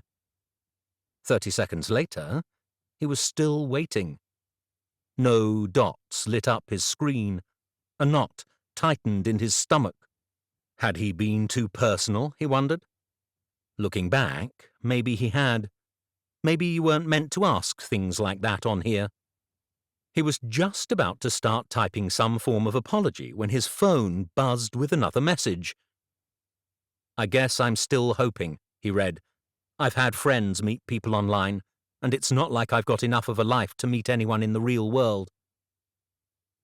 Eric felt a pang of sympathy. His pause obviously ran on a little longer than expected, though, and it was Daisy who messaged next. Sorry, got a bit too serious there. Ignore this, I'm fun. Loads of fun. When we go on our date, I'll probably invite at least 3 other men, you know, just because I'm that much fun. Well, now I'm intimidated, he replied, followed by a wink emoji. After a few minutes, it appeared that the exchange had come to a conclusion. It seemed like a strange place to end things, without a proper goodbye, or at least clarification on when their date was going to be. But surprisingly, Eric found himself all right with that. Even if he didn't go on the date or speak to her again, it had been fun. Chapter 8. How the hell have you got so many placards, Abs? Eric asked. I told you, I persuaded Mr. Griffith to let everyone make them during our art lesson, and in the other Year 7 art lessons, and in the art club, and in the— Okay, I get it. The entire kitchen tabletop was covered, but that in itself wouldn't have been so bad.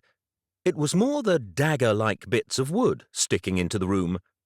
Clearly, the art department was not allocating a lot of their budget to this. Either that, or they were secretly expecting the protest to be overrun by vampires and had somehow bought into Buffy's surplus supply of steaks. Okay, well, we can't take them all. Pick 10? 10? Abby, there is not going to be that many people for the protest.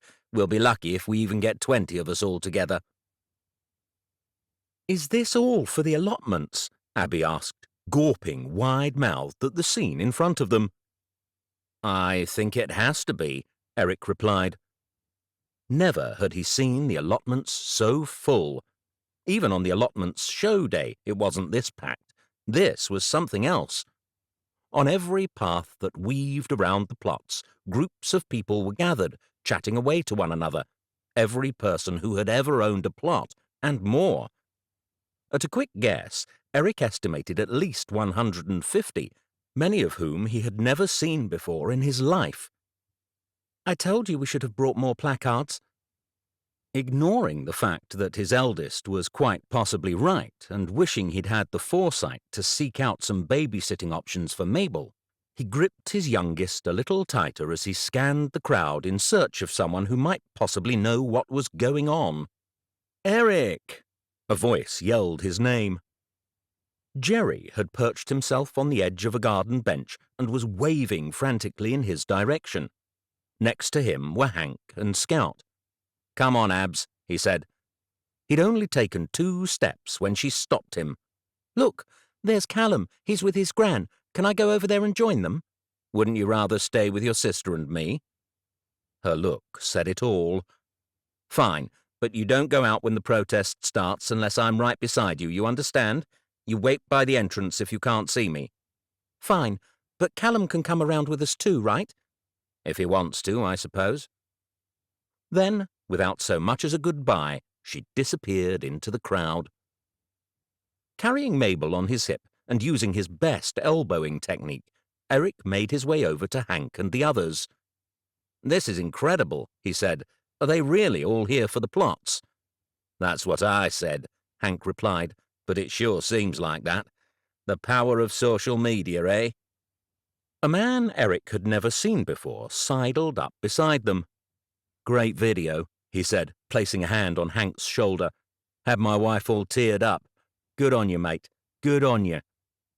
A second later, he was gone. Who was that? Eric asked. No idea. He's about the 3rd one to come and do that since I've got here. That's good. Aye, Janice tells me she's doing one tonight as well. Apparently so. So it'll be you next, then?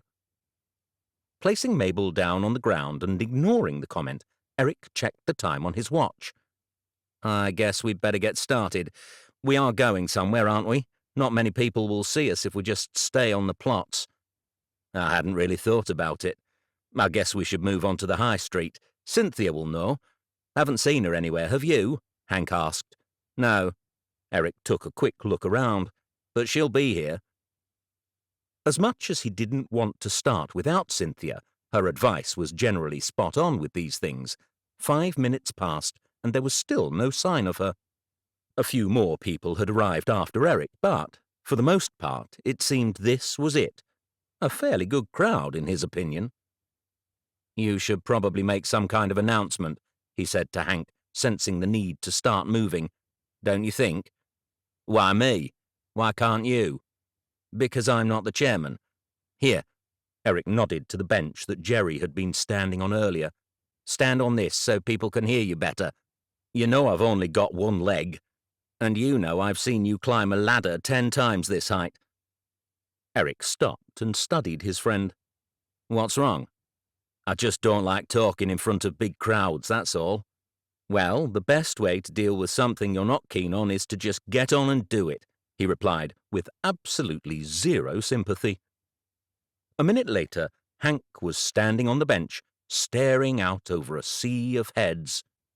After a few coughs and false starts, the noise of the crowd finally abated, and all eyes turned towards him.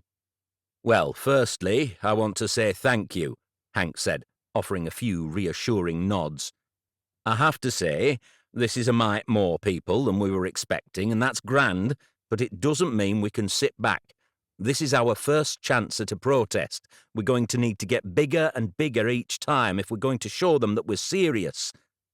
A murmur of agreement ran through the crowd. "Now, we're not out to cause trouble, just make ourselves seen, that's all. Lots of you have made your own signs, too, and that's top-notch. There's a—" Hank stopped mid-sentence, his eyes fixed on something near the entrance to the allotments. He frowned, his brow creased, and his eyes squinted like he was trying to lip-read something someone was saying at a distance. Which, Eric discovered only moments later, he was. "What is it?" Eric hissed as the crowd began to turn their attention away from Hank to whatever it was that had caught his eye. "If you could just stay here for a moment, folks, there's something we need to sort." Looking decidedly peaky, Hank lowered himself onto the ground and grabbed Eric by the arm. "You better come with me for this one." "For what?" "I have no idea." Eric was well and truly pissed off. Although, to give Hank and Cynthia their dues, they seemed to be holding it together pretty well. He was not. "You have to be joking, Mags. This is us. This is the allotments. And this is my job, Eric. This is the law." Maggie had never been simply a local police officer to Eric. She was Cynthia's niece. Norman's niece. He had known her ever since his arrival in Burlham. She'd even got herself embroiled in a most elaborate practical joke on Eric, which he was certain was in a grey area of the law at best. "You can't stop us. We have a right to protest." "Yes, you do, and if you stay on the allotments, you're fine. But all protests on public highways need to go through the police so that permission can be granted." "You can't be serious. No one will see us if we stay here." "I am, and if you had looked into this in any way, you would have known that." Curious as to what was going on, several people were edging over towards the group. Among those attempting to listen in were Abby, Callum, and Janice, who was dwarfed by the placard she was struggling to hold. "We'll just be 1 second," Eric said to them. While Abby and Callum exchanged a questioning look, Janice came straight at them. "Oh, no, you don't," she said, wagging a finger in Maggie's face. "You police, you think we're all the same. You think you just have to wave a pair of handcuffs at us and we'll go away quietly. Well, it didn't happen that way in the 60s, and it ain't going to happen like that today." "It's all right, Janice," Eric said, placing a hand on her shoulder. "Maggie was just giving us a few details. She was going to let us carry on, weren't you, Mags? Pretend you didn't know about it," he added, somewhat optimistically. She was a reasonable person, wasn't she? However, his tactic of appealing to her sense of fair play didn't seem to be working. "Eric, I don't have a choice in the matter. Auntie Cynthia posted the event on Facebook. It came up on my news feed." "It did?" Eric asked. I'm getting rather good at the whole social media thing, actually, Cynthia replied, and the post had quite a good response. It has the word protest in it. Maggie refocused their attention. Half of the Burlham Constabulary has seen it. The only reason I'm down here and not the rest of them is because I said I could handle this. Look, it's not the end of the world. You can sort out all the paperwork for next weekend. I'll even show you where to find it myself. We have 6 weeks left, Mags. 6 weeks. Her expression saddened. Look, maybe this could be a good thing. Maybe you could use the time to raise the profile of the place. Perhaps even... She cut herself short. A new expression flickered across her face. Hold on. Don't get anyone to go anywhere. We can make this work. She reached into her back pocket. Given Janice's previous comment, Eric was half expecting her to pull out a pair of handcuffs or, at the very least, a mobile phone to call for backup. Instead, she pulled out a small plastic comb, which she handed to Hank. There you go, Chairman. You're going to need to make yourself look presentable for this. Chapter 9. This is it. We should be coming up any second, said Hank. Hank and Jerry's normally spacious living room felt decidedly cramped as they all gathered around, trying to see the television. It didn't help that both Lulu and Scout were sprawled out on the floor, while Mabel was racing around, trying to pick up glasses of Jerry's homemade elderflower wine every time someone put one down. This was a good call, Mags, Eric said, raising a toast to her, now dressed in her civilian clothes. I'm going to be honest, you had me worried for a moment there. I don't know what you're on about. You were the one who rang the press. I would never do that. Although it was strange that they should send a woman from my taekwondo class, wasn't it? Glasses were still being emptied and congratulations shared amongst the group when a great deal of shushing spread around the room. That's it. That's it. Uncle Hank, look, that's you. And Dad, you're in the background. And there's me. There's me. I'm on TV. All right, calm down there, Squirt. Hank ruffled Abby's hair. Let's hear what they've got to say. The member of the press, Maggie's taekwondo partner, was a woman in her early 40s with short, cropped hair and an oversized microphone that she held in front of her. I'm Kate Phillips, reporting from Burlham, where a group of angry locals are trying to prevent the proposed sale of their allotments. The already bad news took a turn for the worse this morning, when police told them that the protest they were holding had not been correctly registered with the authorities and would therefore not be allowed to leave the allotment site. The camera panned across to a deliberately stern-looking Maggie. Several titters and a fair few cheers rattled around the room. Understandably, there are a lot of angry people with me today. One of those is the chairman of the allotment committee, Mr. Hank Bennett. Mr. Bennett, thank you for joining us. Can you tell me a little bit about what's going on here? Obviously, people are very upset. Of course they are. People here have grown up with these allotments. It's a part of the community. The council is trying to sell off what little green space we've got left, and then, when we try to stand up for ourselves, they tell us we can't. Once again, the shot cut back to Maggie, who was now on her phone and wearing an even more serious expression than before. If she hadn't been the star of Burlham's amateur dramatics scene, Eric might have genuinely believed she was the stern, heartless-looking officer she was portraying so well. The screen went back to Hank. What I want to know is, who's it benefiting? Because this is public land, and this sale is definitely not helping the people of Burlham. We're not going to just roll over on this. We'll be out next week, I can promise you that, and the week after, and every week until this ridiculousness is overturned. The camera went back to the journalist to finish her segment. This has been Kate Phillips, reporting from Burlham, where it appears these allotmenteers are preparing to dig in their heels. A cheer went up around the room, sending Lulu into a barking frenzy. Laughing, Eric bent down and rubbed her neck. You were great, Hank. Although you should have mentioned the vlog, Abby added. Janice's interview will go up this evening. We want to get as many hits on it as possible. Next time, Hank assured her. Maybe I should make a poster with the site address on, she continued. That way, when I'm next on TV and people see me in the background... Hold on a sec, Abs. Eric tapped her shoulder. I think they're still talking about the allotments. It was the change of scene that had fooled Eric and the rest of them into thinking that the news had moved on. It was only with the mention again of Burlham that he realized it hadn't. However, rather than being located in the village, the backdrop was now a smart brick townhouse, and a woman in a sharp suit was speaking to camera.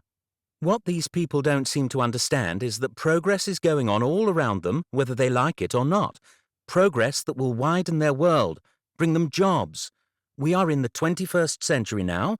We're living in a world where you can order avocados from Fiji and have them delivered to you freeze-dried by the end of the week, where you can buy your Thai mangoes from the same shop as your Granny Smith's. As quaint an idea as allotments are, they are unnecessary in today's day and age, and for people to think otherwise is, frankly, a little naive. This building project will go ahead. Silence filled the room. Even when the news had moved on to the next story, everyone was still staring at the screen, where the dark-haired woman had been only moments before. "Who the hell is she?" demanded Yvette. "Marguerite Woodhouse," Eric said, recalling the caption from the bottom of the screen. "Apex Properties, most likely." "With a suit on like that, she's trouble. You can tell she is," Yvette replied. "She's hot, though," Chad added.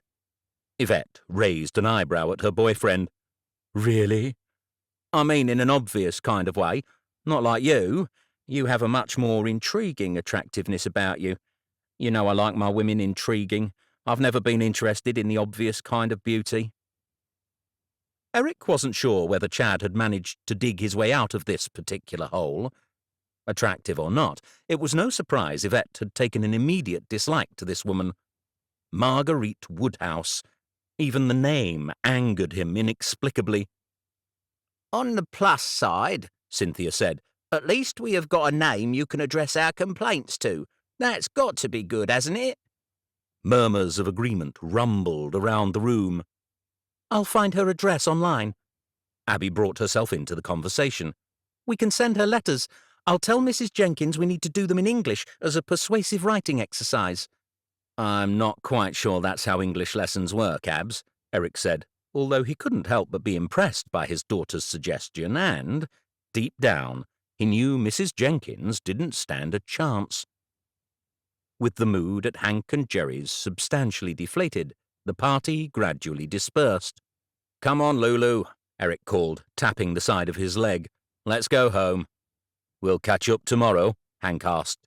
"Sounds good," he replied, although there seemed to be a dead weight in his chest that he wasn't sure was going to shift any time soon. Later, once he had finally got the girls to go to bed, way after their normal bedtime, Eric discovered he had several messages waiting for him on his phone. "Okay, I'm out of wine, but already in my pajamas and in severe need of more booze. What do you suggest?" "Mouthwash?" Eric replied with a winking face emoji. When had he become an emoji man, he wondered. "Rough day," he sent. "Just work stuff." Eric stared at the message. What kind of emoji did he need to reply to something like that? A crying one? No, that was too extreme. And what was the difference between a sad face with its eyes closed and a sad face with its eyes open? There were some he definitely had to avoid sending. Teaching teenagers for over a year had taught him that much. Still, wasn't it the vegetable ones he was meant to avoid? After a moment's deliberation, he went for the sad face with its eyes open. "Quit?" A big smiley face followed. "I wish it was that simple. Mortgage, debts, the need to eat. Live in a houseboat, then you could fish for food. I'm not sure what impression I gave you, but I'm not the type of girl who fishes." He smiled to himself as he sent the next message. "What if I taught you?" "You fish?" "I could learn." A grinning face bounced back to him. Eric couldn't believe the way he was so blatantly flirting. Only a couple of days ago, he wouldn't have thought this was even a possibility, yet here he was, actually enjoying it. The question he needed an answer to now was whether he would enjoy flirting with Daisy so much in real life. A surge of panic rushed through him as he recalled their half-set date for the next weekend. In a burst of courage, he typed his message. "So, dinner on Saturday? How does that work for you?" His heart was in his mouth as he waited for her response. Did it really matter if she said no? There were other people who had messaged him. Surely he would get on with some of them just as well. Yet something told him he was deluding himself. "Dinner Saturday sounds great," she wrote, and the nervous flutters in his stomach transformed themselves into very definite butterflies. Chapter 10. Monday morning, Abby had started talking before breakfast, and, as they made their way to school, she was still going. All of it centered around one topic, mainly. "Can you believe it? 10,000 hits on the first day! 10,000! That's nearly double what Hank got. That's like every person in Burlham, I think. How many people are there in Burlham?" "About 8,000, I think." "It's gone even bigger. This is amazing. Callum thinks it's going to go viral. People are sharing it and commenting on it too. Honestly, I think Janice might become some sort of internet star. Her video was well cool. Did you watch it? She was awesome." "She was." "Who knew Janice used to be a real hippie?" "Not me," Eric agreed. He had to admit he was a little surprised by the confessions on her video. "You've never seen protests unless you lived in the 60s, she'd said, addressing the camera with the ease of a seasoned pro. "We knew how to protest things back then. It was a nuclear site. Bombs, you see. They were making and selling them. They said they weren't, of course. Always denied it. But we saw the trucks that came in at night, and we saw what the people inside were wearing. And it didn't take long before we had people on the inside, too. Friends. They'd tell us when a new delivery was coming or something was going to leave, and that's when we'd handcuff ourselves to the fences. There was a whole bunch of us, day in, day out. We never left that spot." "Never?" Abby had asked, her interviewer tone registering awe. "Well, we'd take shifts, sleep in one of the tents for a couple of hours, then take a spot back on the fence so someone else could get some rest." "Did the police not try and stop you?" Janice's laugh was as close to a cackle as Eric had ever heard. "Of course they did. They'd come into our tents at night, try to get the keys, but we hid them well. And what were they going to do? Cut off our arms? Mind you, I did get caught out one day. Had just uncuffed myself. Call of nature, you see. Didn't see the officer standing behind me. Bundled me straight into the back of his car and down to the station." "What happened then?" Eric hadn't been there when Abby had conducted the interview. Still, it wasn't hard to imagine his daughter's face behind the camera, her eyes wide and mouth open. A slight smile twisted at the corner of Janice's lips. "Well, I had to go back to my real life. It seemed like a good time to call it quits, if I'm honest. Still, you're not going to find me quitting on this one, not a chance. We've got the allotments to save, and I'm going to be there until the end." "Callum thinks we might even be able to get to 1 million views. Can you believe that?" "Sorry?" Eric came back to the moment and the realization that his daughter hadn't stopped talking at him. "I was saying how cool it is. Callum thinks my interview questions are as good as some of the big vloggers he's watched." Slowing his pace, Eric brought the two of them to a gradual stop. "Callum was looking at one of the—" "Why have you stopped?" Abby asked. "Did you forget something? Because I don't want to be late. I said I'd meet Callum before registration and—" "Abs?" Eric scratched his head and coughed. An uncomfortable tightness had seized his chest. This was not a conversation he'd wanted to have now. It was a subject he knew would have to be broached at some point, and yet, over the past few days, it had become apparent that it was going to have to take place a good half a decade earlier than he had hoped. Wiping his forehead with the back of his hand, he searched for the right words. "What is it, Dad? Are you okay?" Coughing again, Eric spluttered a little as he spoke. "You and Callum," he started. "What about him? You said you didn't mind him filming. His grand's given him permission." "I know that. It's just—" Just what? Taking a deep breath, he tried to start again. There was no point beating about the bush. He needed to just bite the bullet, rip off the Band-Aid. Only, how could he phrase it? Callum is quite a bit older than you, and I'm worried— What? That he is too old for me? I mean, I know you and Callum get on very well, and I know age doesn't always matter. It doesn't matter. Look at Granny and Chad, and Katrina and Grandad for that matter. I don't think we can use your Grandad and Katrina as a very good example. But Chad and Granny are. They're in love, and he's over 40 years younger than her. Eric exhaled. There was clearly more of a battle on his hands than he had anticipated. I know, and yes, they are in love, but that's a very special situation. Not really. Geoffrey Herbert's stepmum is 15 years younger than his dad, and they've had a baby. Ignoring the fact that he had zero idea who Geoffrey Herbert was, he wasn't giving up. With one last push, Eric tried to get his point across. The thing is, it's a bit different. Well, it's a lot different when you are younger. I'm not sure an older boyfriend is really something you should be thinking about. Abby's hand flew up to her mouth. Dad, I don't need this conversation right now. I'm not even 12. I know that, but if you're thinking about boyfriends, I know you and Callum have been spending a lot of time together and, while I know he's your friend, he is a lot older and you need— Oh, Dad, don't be gross. Callum and me? Seriously? You think that's the type of boy I'd be interested in? Eric felt his head spinning. You spend a lot of time together, and you talk about him a lot. Because he's cool, and he's helping with the allotments and the vlog. That's all. Oh, that's gross. So gross. A wave of relief rushed over him. So that's it. That's all it is. You just like doing the vlog stuff with him. A hint of something flickered across Abby's face.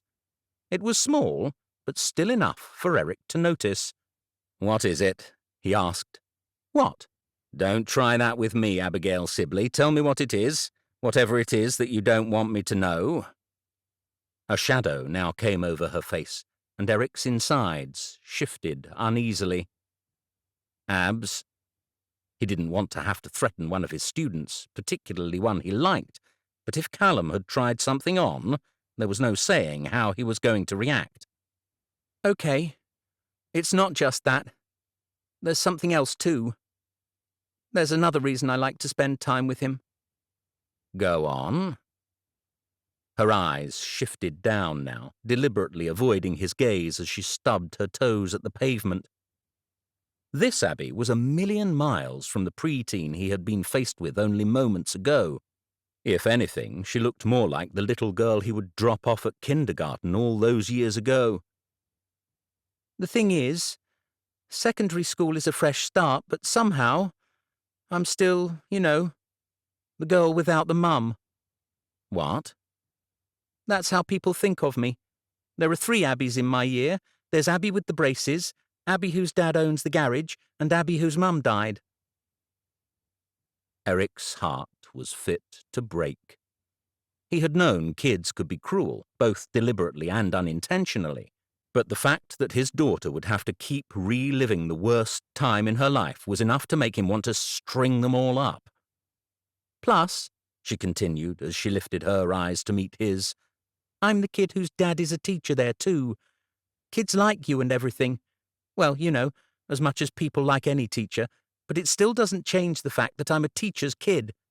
And that's not cool. No, Dad, surprisingly not so much. In fact, seriously uncool. Her nostrils flared as she took a deep breath in and returned her gaze to her feet. Anyway, having Callum as a friend makes them look at me differently. Like, if someone as cool and popular as Callum talks to me, I might actually be interesting. Like, I might be fun. Like, I'm Abby with a friend in year 11. Abby. Eric reached a hand to his daughter's chin and lifted her face so he could look at her. You know it doesn't matter what other people think, right? She pressed her lips together. I know that. Or at least, I know I'm supposed to know that. And I do. I know it matters more what I think of myself, or that it should matter more, but I'm also a kid, Dad. It matters what other people, what other children think of me. Sorry if you're disappointed in me." Eric wrapped his hands around his daughter's head and pulled her into his chest. How? How could I ever be disappointed in you? You are the funniest, kindest, most well-rounded child I could ever have hoped for. I am more and more proud of you every single day. A series of sniffles drifted up to his ear. You be friends with whoever you want. When he drifted into his classroom that morning, Eric was filled with a mixture of heartache and pride, which he had come to realize was the lot of a parent. After getting through the first 2 periods of the day, Eric was about to go and inspect whatever biscuits Donna had supplied them with when his email alert pinged. Glancing at the message, he saw that he was required for an unscheduled meeting. A meeting with the headmaster. Whilst being summoned to Roger's office was no longer quite the daunting experience it had been when he'd first started teaching. He had been to see Roger plenty of times in the interim, usually begging for one thing or another for his students. It still filled him with a slight sense of trepidation. Normally, if Roger called you in, it was to tell you that he was slicing the budget for one of your activities. Or, worse still, that he needed you to take a drama or music class for half a term. This Monday, Eric was still wondering which it was likely to be when he sat down in front of his boss. Roger picked up his glasses from the desk and sat them on his nose. "This allotment march that happened over the weekend," the head began. "I'm guessing you were out on it." "Yes, but it wasn't really a march. We were just at the allotments," Eric said, surprised by the topic of the conversation. "Well, I saw it on the news. I was a little concerned to see that the police were called." "Actually, the police weren't called. The police officer came down and then rang the press for us so we could get on the evening news." Roger frowned in confusion. "The police officer is a friend." "Ah, right," he said, although it was still obvious he had no idea what Eric was on about. Eric, in turn, had no idea why they were discussing this at all, although his bewilderment was quickly answered. "The thing is, I've heard rumblings that the Academy Trust is hoping to divert some of our funding to a new school." "Really?" "Yes, so we really can't be dealing with any bad press, Eric. The truth is, I think they want us gone altogether, and I'm sure I don't need to tell you, having the school involved in any kind of bad publicity won't help our cause." "But it's not the school that's involved, it's me." "And what about this... He looked down at a piece of paper in front of him, searching for the right word. "This video blog. I've heard that's a student thing." Eric shook his head. "It's a kid thing. 2 children, in fact. My daughter is one of them. The other is one of her friends who, coincidentally, I teach. But it has nothing to do with the school, and it's a vlog." Roger shot him a look. "But, you know, it doesn't really matter." "And then there's the thing about these placards, supposedly done during an art club here." "Really? I don't think I've heard about that." Eric remained as straight-faced as possible, though he suspected Roger wasn't fooled for a minute. Biting down on his bottom lip, Roger nodded thoughtfully. "Just make sure none of this lands on the school. Do you understand? I would hate for lines to get blurred here. Trust me when I say it wouldn't end well for anyone." "Sounds to me like he was threatening your job," Yvette said, waving her knife a foot above the carrots she was chopping. Once again, she had taken it upon herself to prepare and cook them all dinner. "I don't think he meant it like that," Eric replied, half his attention directed at his phone, which sat silently on the countertop. "No? Then how do you think he meant it?" "I don't know. He just doesn't want the school to get caught up in anything that could give the Academy Trust a reason to divert funding, that's all. And I get it." "I don't," Yvette said, going back to slicing the carrots with even more gusto than before. "If anything, he should be supporting you tooth and nail. If the council can do this to the plot holders, then what's to stop them doing it to the school? He should be supporting you and supporting the village." "I don't think it's quite that simple," Eric said, although he could see her point. If they were going to make the council rethink this sale, having someone of Roger's standing behind them would add a bit of weight to their argument and could do them no end of good. So, did you get all the paperwork in for this weekend's protest? Yvette asked, tipping the carrot discs into a pan of boiling water. It's on the to-do list. I'll get to it tomorrow. Mags has said she'll sign off on it straight away. I just need to make sure I get it in, that's all. A moment later, Abby came bounding into the room. We did it! 50,000 views! Janice got 50,000 views! She thrust the iPad into Eric's face. Look at that! And loads of people say they're going to come down this weekend. The protest is going to be massive, just you wait and see. Yvette took the iPad from her granddaughter and turned up the volume. A minute later, she turned to Eric. Why haven't you done one of these? She said. I'm sure it would help to have as many as possible. That's what I keep saying. You need to do one, Dad. Auntie Cynthia's already agreed to do hers. Yes, well, maybe I would have done, but I'm not exactly sure that's what Roger would consider me keeping a low profile, Eric said, moving across to the hob and turning the heat down on the carrots that Yvette now appeared to have forgotten about. Besides, there are many more interesting people at the allotments. Now, if you'll excuse me, I need to reply to some work emails. While he did have emails to reply to, work was slipping down on Eric's list of priorities in terms of ways to spend his evenings. Would you rather have tentacles for fingers or webbed feet? Daisy's message read. Easy, webbed feet. You could hide them in shoes. You'd have to get specially made shoes. The shoemaker would know. With tentacles, you could just shove them into gloves. He wasn't sure about the logistics of that, but he let it slide. After all, she was already on to the next message. So tell me some big secret, she wrote. Something no one else knows about you. The word secret always put Eric on edge. The truth was, he had one. A big one. The fact that his late wife had a child out there with another man, a child she'd given up for adoption at 16. But that wasn't the type of secret he thought she was after, and it wasn't one he wanted to share. So, instead, he told her something else. I fainted when Abby was born. As the small tick to signal the message's arrival appeared on his screen, he realized only one other person in the world had ever known that. Susie. Of all the things to tell Daisy, he wondered why on earth he had chosen that. Seriously? Her reply didn't take long to come through. For a second, he thought about withdrawing it, saying it was a lie. But what would be the point? He had gone through with it now. He may as well see it through. Seriously. How do people not know that? How did your wife not tell everyone? If that had been me, I would have made sure you were utterly ridiculed. Yep, somehow that doesn't surprise me. She was clearly a far kinder person than me. The statement was meant in good humour. He could feel it. And yet this was the first time they had really referenced Susie directly. The elephant in the room. We'll just keep it our little secret, Susie had grinned. The baby? Eric asked. I think people will know.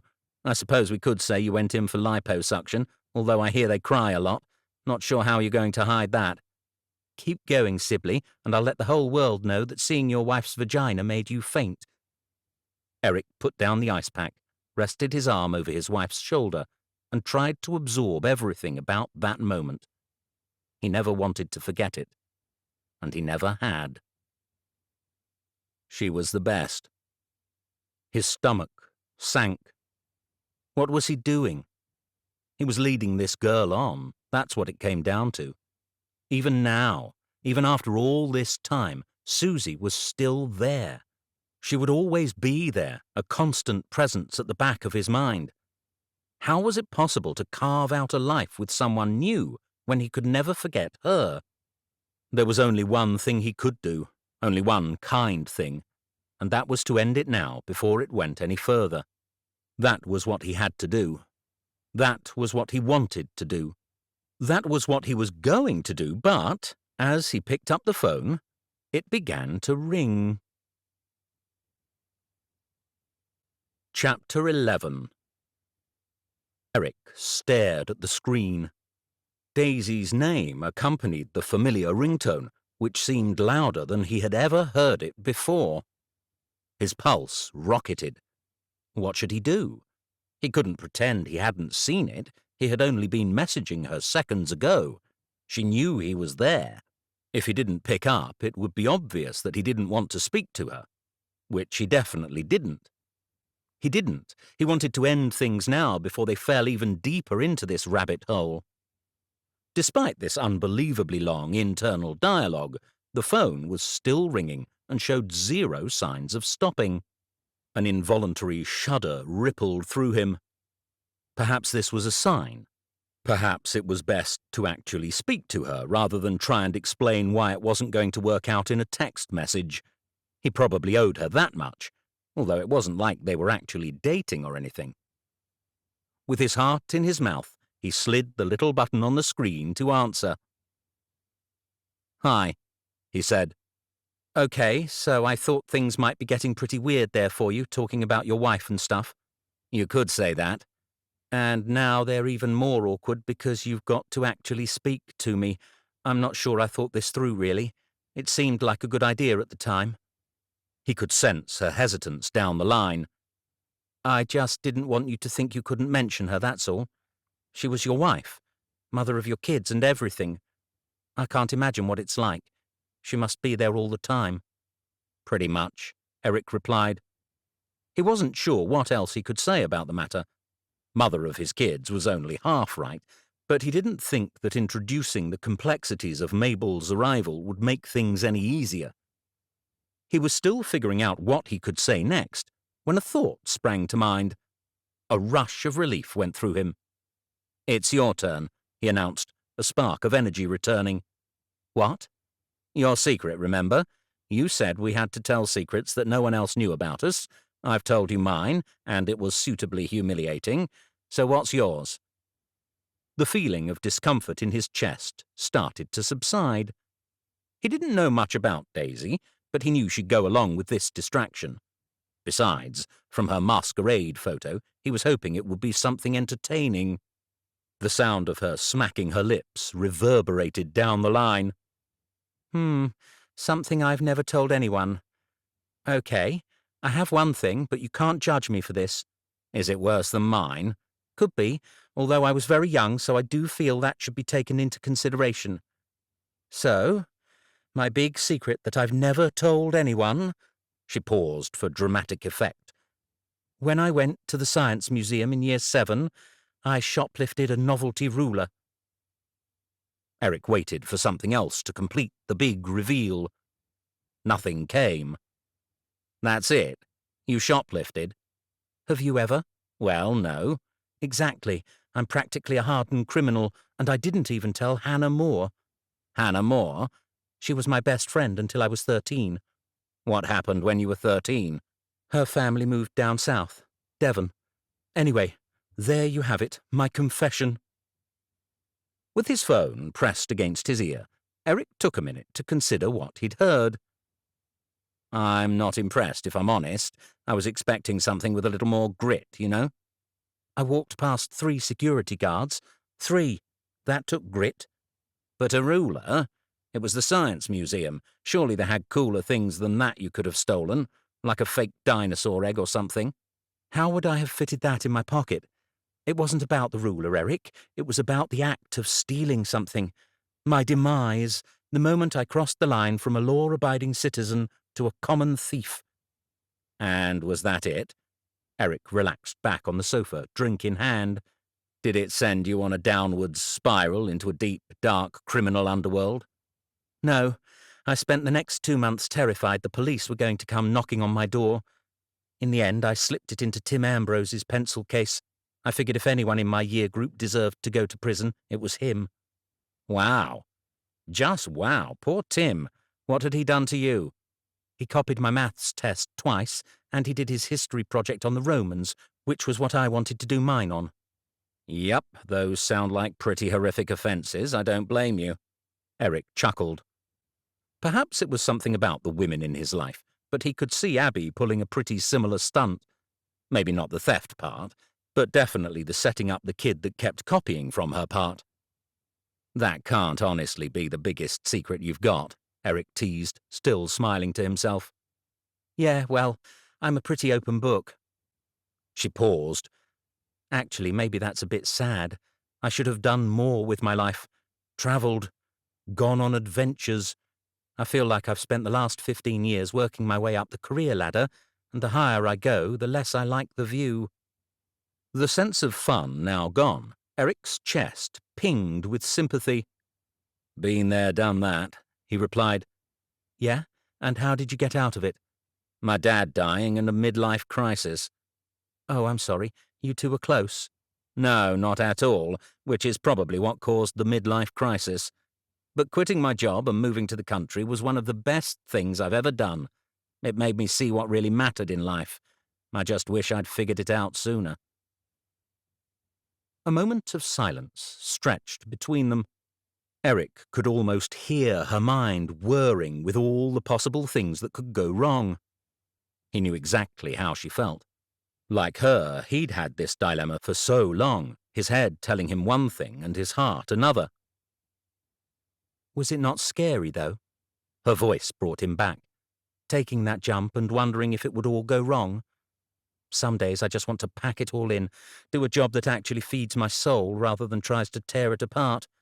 Other days, I feel like I should just stick it out.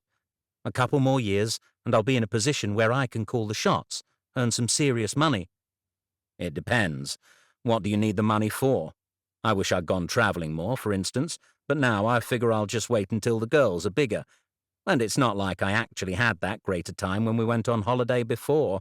I was normally so exhausted that the first 3 days of the week were pretty much spent sleeping, usually forgetting to put sun lotion on. The last 4 days, I'd inevitably spend sunburnt, thinking about all the jobs I had waiting for me when I got back. She laughed. That sounds like me. Well, maybe not the sunburn thing, you need sunscreen, but definitely not being able to switch off. That's my problem.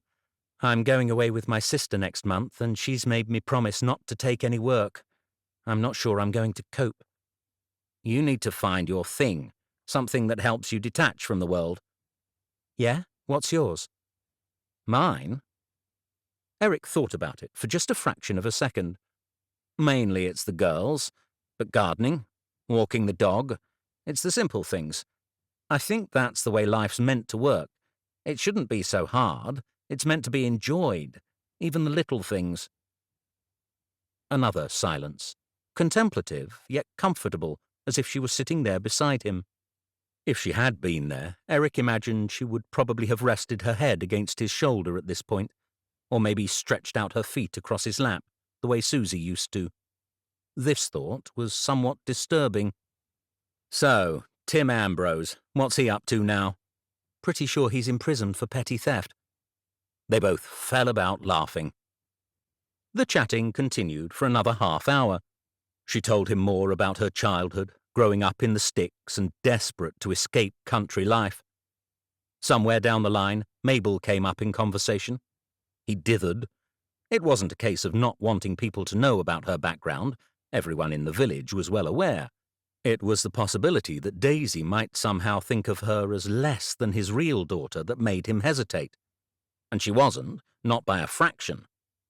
However, in the end, he decided to tell her. He wanted her to know all about his situation. Wow, it's like you're some kind of Superman, building granny flats and adopting children. What else do you do? Maybe it is me that should be intimidated by you. He was just about to mention the protests he was helping organize when Lulu barked at him for the 4th time. He had ignored her on the 3 previous occasions, but knew if he didn't let her out soon and throw a ball a few times, he was likely to find a wet patch before bed and come down in the morning to several chewed shoes. I'm sorry, he said. I'm going to have to go. I can hear. This has been fun, though. I've enjoyed it a lot. Me too. Eric was surprised to find himself wholeheartedly meaning what he was saying. He was even about to suggest that they do it again sometime, but Daisy started to speak. Okay, when are we going on this date? she asked. "What time next weekend?" Chapter 12. The next day, Eric had his second appointment with Eves. "Tell me you've got something good." Unfortunately, Eves's expression was not what he had hoped.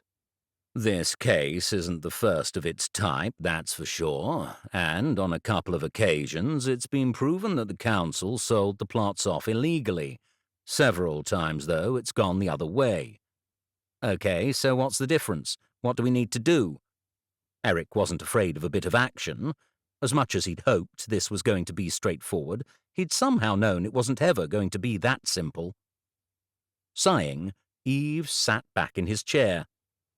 "Basically, there are two types of allotment sites, permanent and temporary. Councils can sell land containing temporary plots easily, regardless of how long they've actually been there. However, it's much harder if the plots are permanent." "Sounds fairly straightforward. So which type are we?" "All the documentation I have found says the Columbia Avenue allotments are classified as temporary." Eric's face fell. "Oh. I'm not going to deny that when a council tries to push a deal through this quickly, it does seem more than a little fishy. But at the moment, I can't see any way to upset this sale." "Is there nothing else we can do?" Eric asked.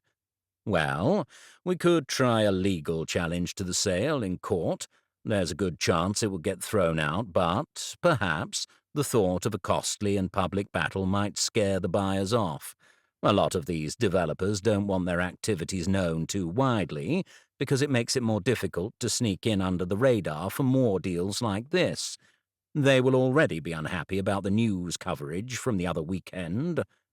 Eves paused. There was something else in his expression, something he wasn't saying. "What is it?" asked Eric. Eves ran his tongue along his teeth. "If we go through with this, if we take them to court," he said, "it's going to cost money, and there is no guarantee we'd win." "How much?" From the tension in the air, Eric got the feeling it was not going to be small change. "Ballpark," Eves sighed. "Upwards of $5,000 at least, and if this thing goes on, you could be looking at as much as 40. $40,000? Eves nodded. Eric slumped back in his seat. "Don't suppose you've got a secret stash?" Eves asked. Eric shrugged. "I've got a bit," he said. A bit that had been put into a savings account for Abby and Mabel. "But if we could get someone to cover the costs, then it would be worth going through with it, right? It has to be worth a shot." "It's a long shot, but yes. Do you know someone willing to accept the fact that they would likely get nothing back from this kind of outlay?" "Maybe." A whole swarm of butterflies were practicing aerial displays in Eric's chest as the elevator door pinged open on the top floor. He had considered dressing in one of his old business suits, and had even tried one on that morning, but the fabric was far too restrictive, and there wasn't enough stretch to the trousers to sit comfortably. He hadn't realized how much his dress sense had changed since leaving Nelson and Hartley, now spending a minimum of 4 days a week in jeans. In the end, he'd gone for a smart pair of these, paired with a plaid shirt, which seemed completely fine until he stepped out from the lift. The receptionist who greeted him was not the same one that had been there all those years ago when Eric worked at the firm. The slim, smartly dressed man, with an excessive side parting, looked barely older than Callum. "Eric Sibley, I'm here to see Jack Nelson." "Yes, I have you booked in for 10. You're quite early." "Well, I know Jack likes punctuality." "Great." The man smiled far too widely for Eric's liking. Clearly, he thought Eric a suspicious character. "Well, if you would just like to take a seat, I'll let Mr. Nelson know you're here."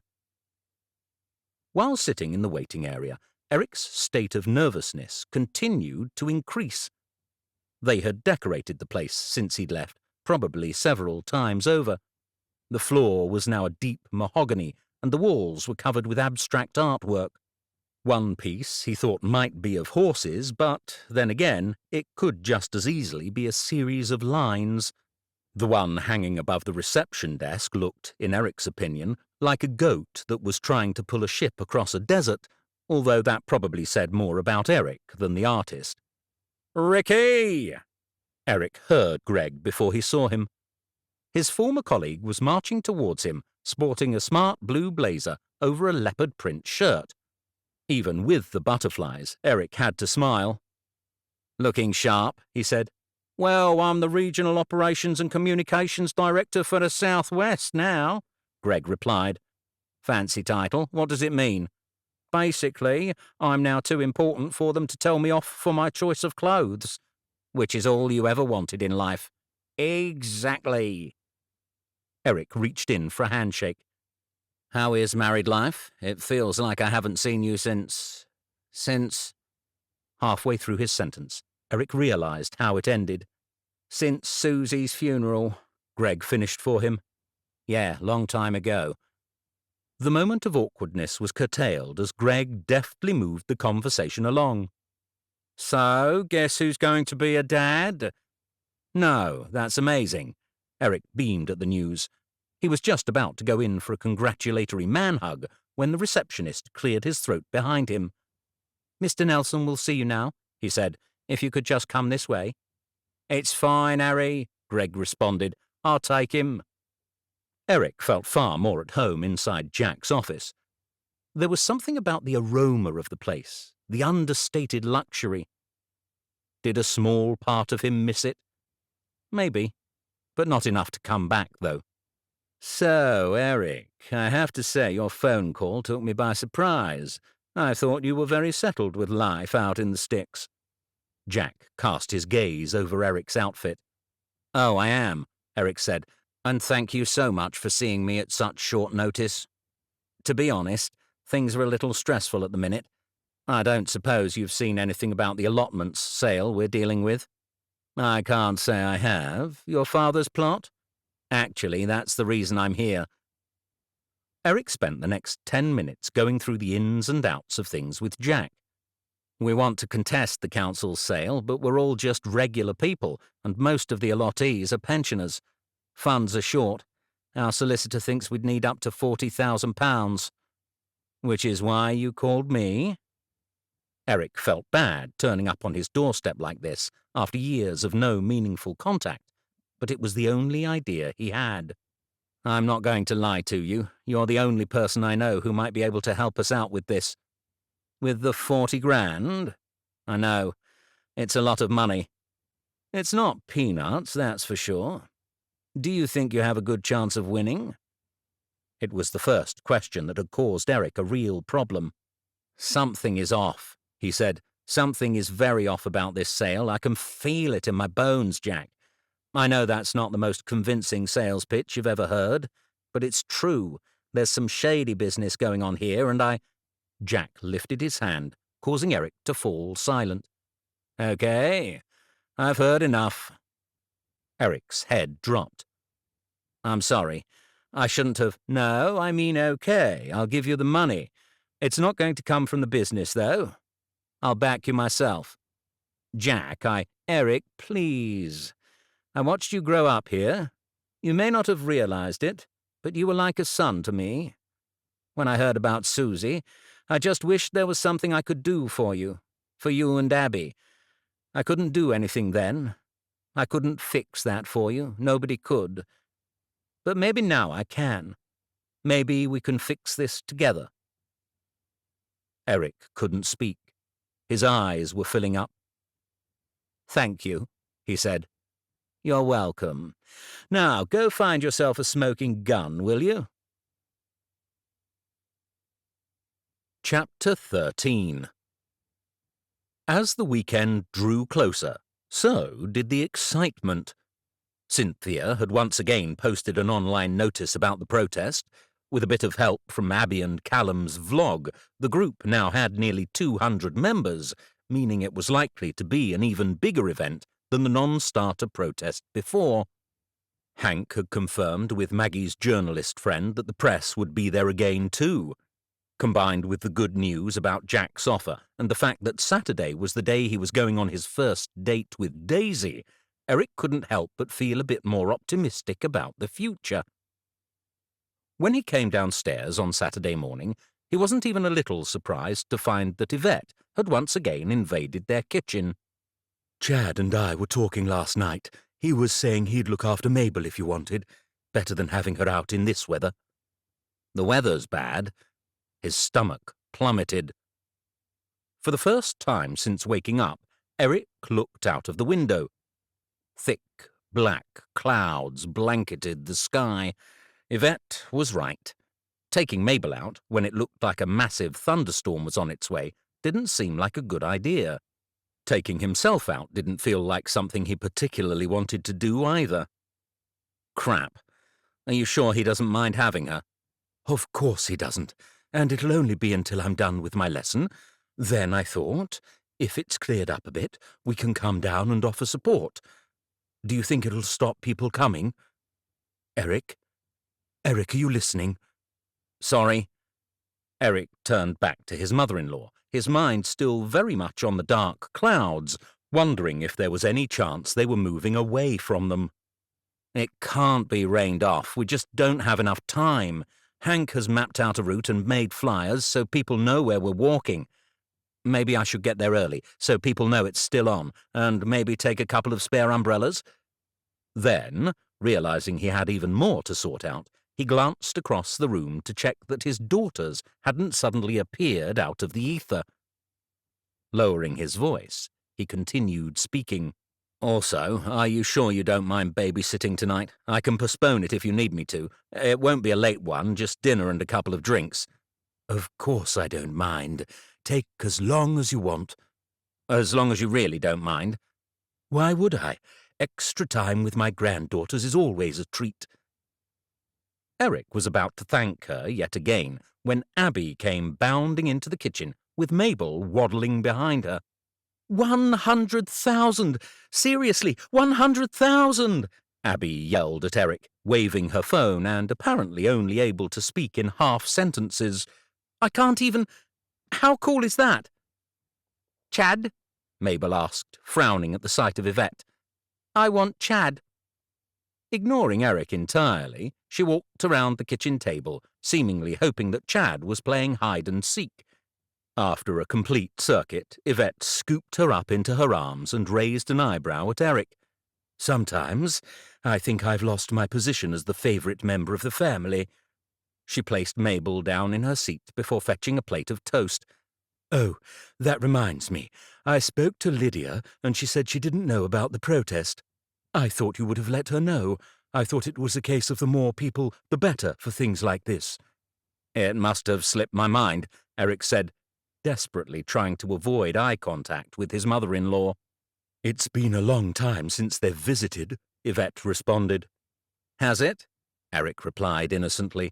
I'll send her a message. Let her know about the one next week. Aware of the fact that he was under extreme scrutiny, he did what he normally did in such situations, and diverted attention. Abby, have you got everything you need? You should probably bring a raincoat too. It has held off for now, but it doesn't look good. What do we do if it rains? Abby asked. Will that stop people from coming? I hope not, but there's nothing we can do about it now. All eyes turned to the window, where thick, grey clouds were rolling across the sky. It might hold off, Abby said optimistically. No one responded. The plan was to protest from 9 until 3, marching along Burlham High Street, down to the marina and back along the riverside, repeating the route for as long as they could before people had walked enough or the weather had driven them away. From the updates on Cynthia's Facebook group, Eric had been hoping for a good-sized crowd there. What he wasn't expecting was for the whole of the high street to be so congested that you could barely walk down it. Hundreds of people milled this way and that, waving a variety of banners. Save our green space. Green before greed. He particularly liked that one. Where are they all from? Abby asked as they drew to a stop at the edge of the crowd. I don't know, but you are not to leave my side, do you understand? And I'll take Lulu. The last thing we need is her running off in all this. Without objection, Abby nodded and handed him the dog lead. I guess now we try and find the others, he said. How? It took a fair bit of searching, crossing the high street back and forth several times, but Eric finally located Hank and Cynthia outside the Chinese restaurant. Jerry had raced over to the post office to hurriedly photocopy extra flyers showing the route. How did they all hear about it? Eric asked, finally finding himself and Abby a bit of space in the doorway. I've no idea, although I know that Janice said she managed to rope in a few of the crew from the local old people's home. Hank nodded over to the clock tower. A group of around 30 people were gathered there. At least half of them were wearing their dressing gowns under their coats, and 2 of them still had their slippers on. Do they even know what they're here for? Eric asked as he spotted one asleep in a wheelchair. It's more people, more bodies, and that's what counts, Janice said, appearing beside him out of nowhere. The press don't care who the people are, they just care how many are here, and it looks like they've even sent someone down from the council too. They're going to have a tough time ignoring this. Eric followed her gaze to where a lone man was standing, set back from the crowd and looking like a fish out of water. Despite the situation and the fact that it was the weekend, he was dressed in a long overcoat with a shirt and tie visible beneath it. Eric was ashamedly unfamiliar with all his local village councillors, but he was willing to bet that Janice was right on this one. I think we've got them spooked, Hank agreed. I guess we just need to see what they do next. Turning his attention from the man, Eric cast his eye around the rest of the people present. Maybe it was because of how they were spread out, but it looked to him like there were far more than 200 people there. Various accents were floating around, many of which didn't have the slightest hint of an Essex twang. I saw about it on the news last week, someone with a Geordie accent was commenting. The same thing happened in my granddad's plot a couple of years back, and we didn't do enough to try and stop it. I feel like I owe it to him, you know. A woman replied, I saw the videos, the vlogs. Those people have done so much. The man who lost his leg and the woman who did all that protesting in the 60s. I feel we owe it to them, too. Exactly. Trying to punish people for growing their own food. That's bloody disgraceful. The whole high street was a sea of people. So much for walking to the marina as a group. Eric reckoned they would be able to stretch there in a line if they joined arms. It was an idea he might suggest another time. So what's the plan? He asked Hank. Should we get moving now? If we don't, we're going to start blocking up the traffic, and Mags was very specific on that. We are not to do that at all, or the police can stop us. In that case, I guess we'd better get moving. The pair turned around and surveyed the scene. People stretched all the way past the clock tower and the sailboat inn before disappearing from sight. Eric had no idea how the heck they were going to get them all to move as one massive group. It may well be a good problem to have, but it was a problem nonetheless. Perhaps I should call Mags, he suggested. Get her to put some barriers up or something. What, all the way to the marina? That's not going to work, Hank replied. No, don't worry. This'll be fine. We'll get going now. Jerry? Hank looked to his husband, who was currently telling some poor, unsuspecting protester about the version of the Mikado they were doing next spring. Excuse me, he said, ending the conversation and turning back to Hank. Is it time? It's time. Now? Now. After spotting a vantage point on the top of a stone wall, Jerry climbed up, put his fingertips to his lips, and let out an almighty whistle. One long, extended skirl that cut short conversations and had heads turning. He caught Eric's eye and smiled. That whistle. It's one of the reasons I married him. Confident that the crowd was now paying attention, Jerry turned to his husband. All right then, over to you. Eric was somewhat concerned as Hank, too, was now forced to clamber up onto the wall to gain enough height above the crowd. Still, there were plenty of people ready to catch him if he fell. He felt for his friend with the number of people there. It would be like him having to address the whole school. "Good morning, Burlham," Hank shouted. A big cheer went up around them.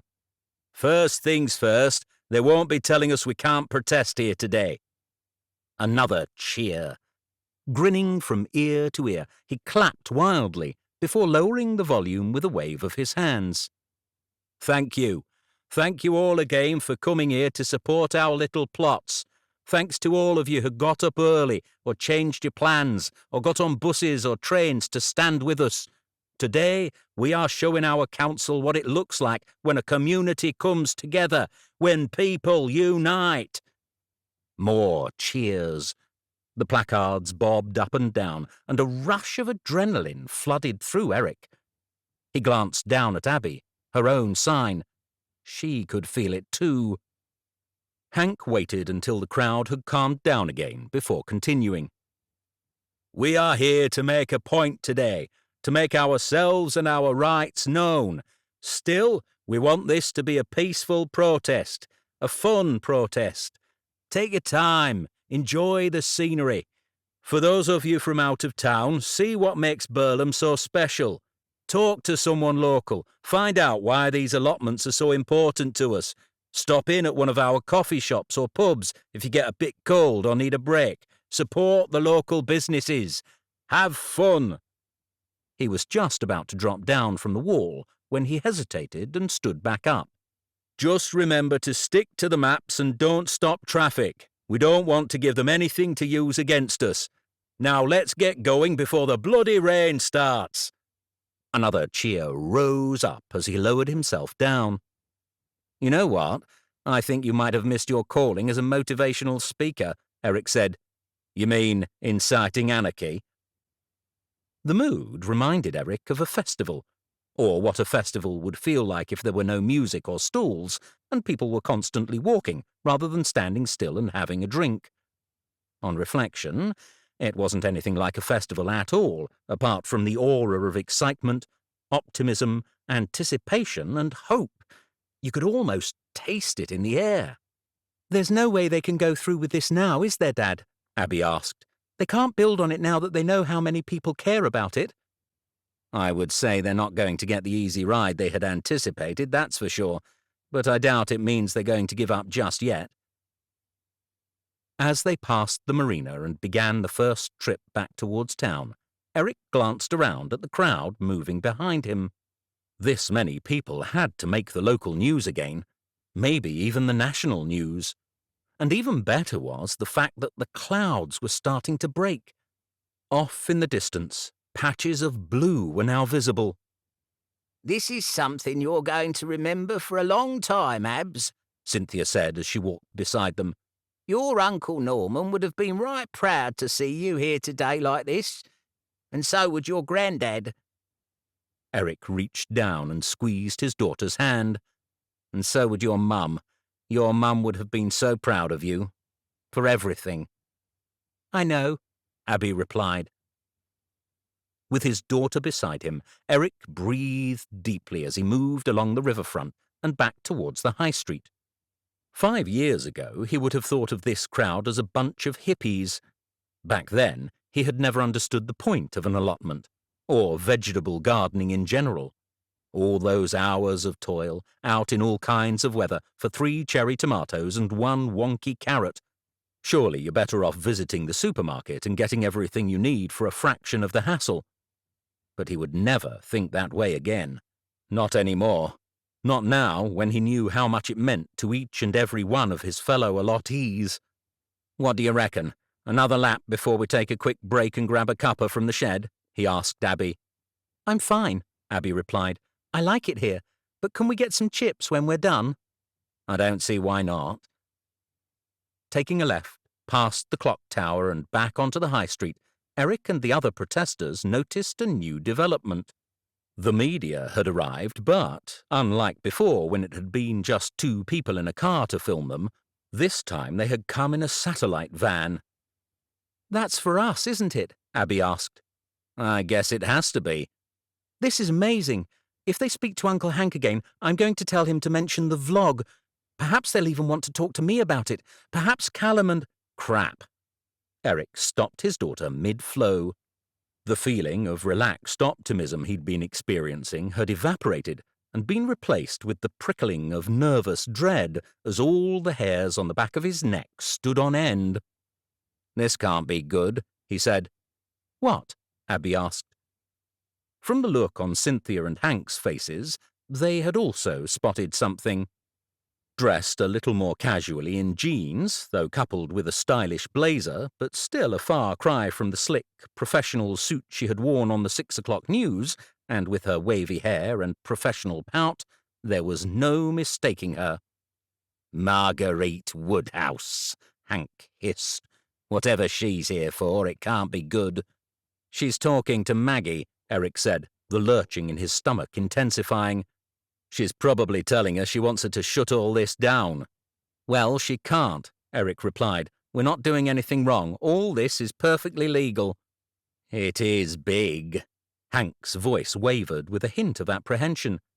Bigger than we anticipated. But it's still legal. Trust me, I triple-checked everything this time. There's nothing she can do. Just keep on walking. He was still staring at the woman, or at least the back of her head, when she twisted on her heel, turning away from Maggie. Her eyes landed directly on Eric. In the split moment that passed between them, he read it all. The anger in her eyes, the frustration on her furrowed brow. Chad was right about one thing. She was an attractive woman, in real life even more so than on television. But, attractive or not, Eric could tell in an instant that this woman was going to cause them trouble. Due to the unexpected arrival of Ms. Woodhouse, the second lap around the protest route was substantially more downbeat than the first. Janice had even abandoned her group of pensioners to walk sullenly with them. I told them to put their corn lotion on before they came out, but did they listen to me? Of course they didn't. Old people today, really, they have no stamina. Even the improvement in the weather couldn't brighten their moods. Don't worry, Abby said, attempting to buoy them up. Maggie will have told her to get lost. She will. I bet she's gone by the time we get back around. Maybe. She will. Just wait and see. Despite her optimism, Abby was wrong.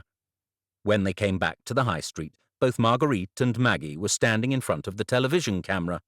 And while one of the women was pouting in annoyance, it wasn't the one he would have hoped for. This doesn't feel right, Eric whispered to himself.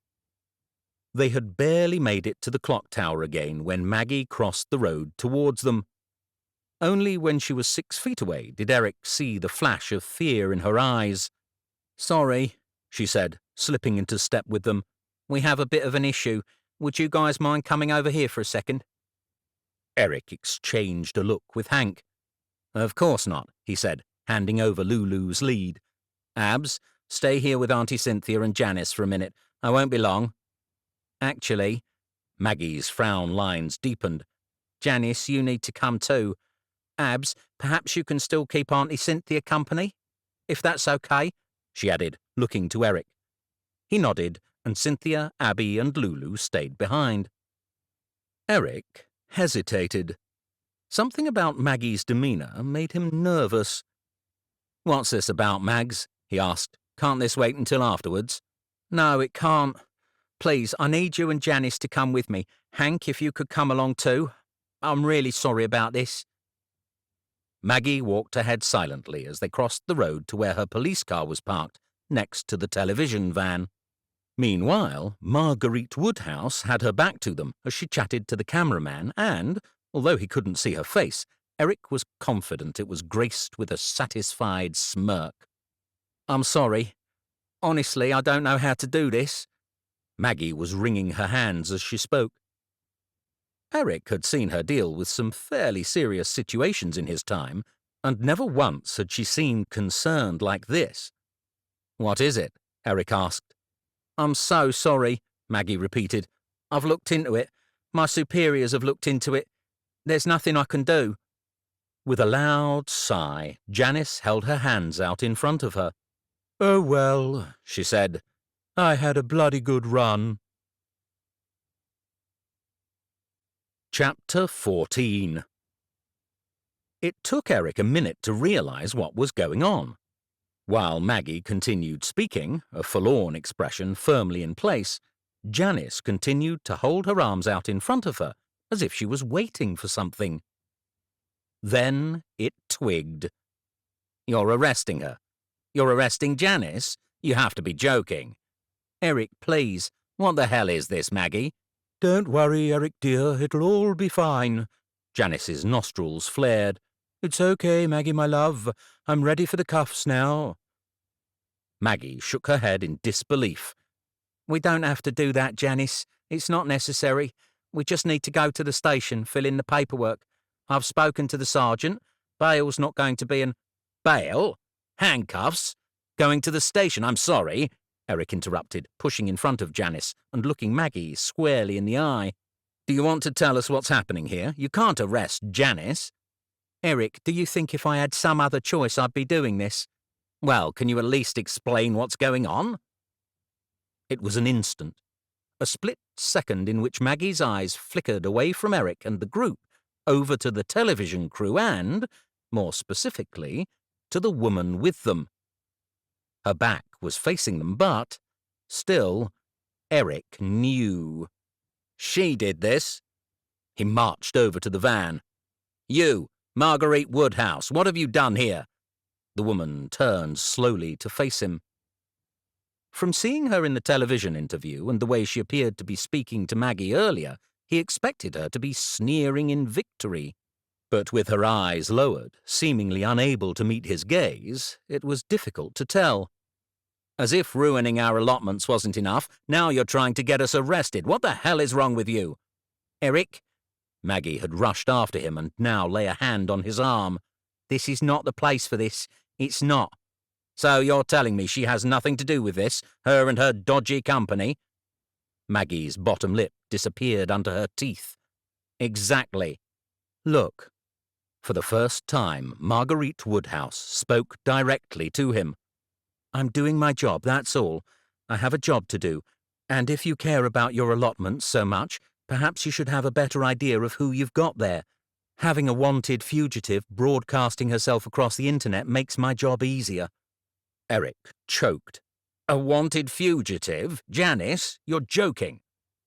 But when he turned back and saw Janice's expression, the watering eyes magnified in the old woman's thick glasses, he had a horrible feeling he didn't have a leg to stand on. I just thought it had been forgotten, if I'm honest. It was such a long time ago, I didn't think anyone would care. While Hank accompanied Janice to the police station, Eric completed one last lap of the protest with Abby and Cynthia. Fortunately, news of the arrest had only spurred the protesters on, with some of them threatening to stay out all night. Whether they did or not, Eric didn't know. By 6 o'clock, the gang was all gathered at his house. Janice, bail posted and a free woman again, had an exceptionally large sherry in her hands.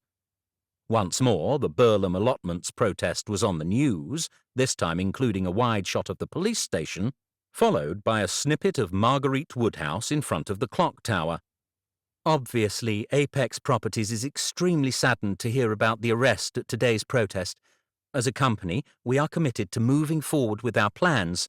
Hopefully, these troublemakers, of whatever age or situation, will realize they are not above the law.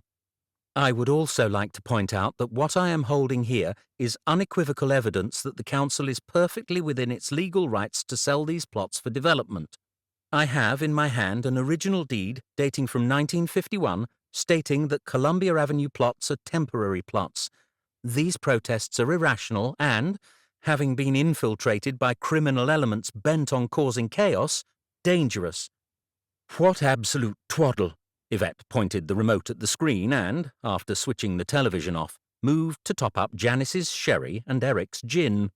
They're talking like you're some hardened criminal. You're not, are you? All eyes went to Janice. She gulped back half the sherry and sighed.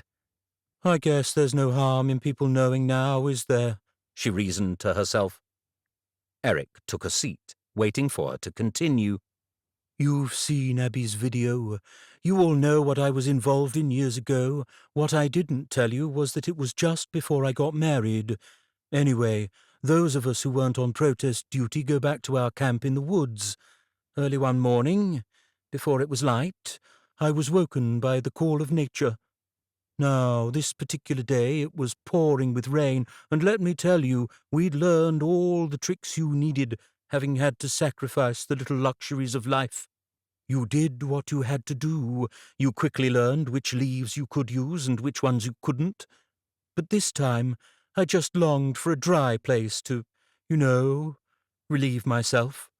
The rain was horrendous. I tried to hang on until morning, obviously, hoping the rain would let up. But, alas, it wasn't to be. So I got out of my tent, plastic sheet over my head, and set off to find a place to do my business. It just so happened I came across a police van. No sign of the coppers, obviously off doing their rounds or something. Eric started to squirm. You didn't? He asked. Well, the back door was open, and it wasn't like I did a number 2 or anything. And the van smelt so bad that they probably wouldn't have even noticed. But they did. Couldn't believe my luck. Was just finishing up when the doors opened. Talk about being caught with your pants down. Janice laughed weakly. You weed in a policeman's van? Abby asked, just to clarify the situation. You got arrested for weeing in a policeman's van? I'd like to say it wasn't my proudest moment, but, thinking back, maybe it was. By this point, all of Eric's drink had disappeared, and he was very much in need of another. So why are the police still bothering with this now? Surely this was all done and dusted decades ago, he asked. Janice took another sip of her sherry. The next day they set a court date and released me.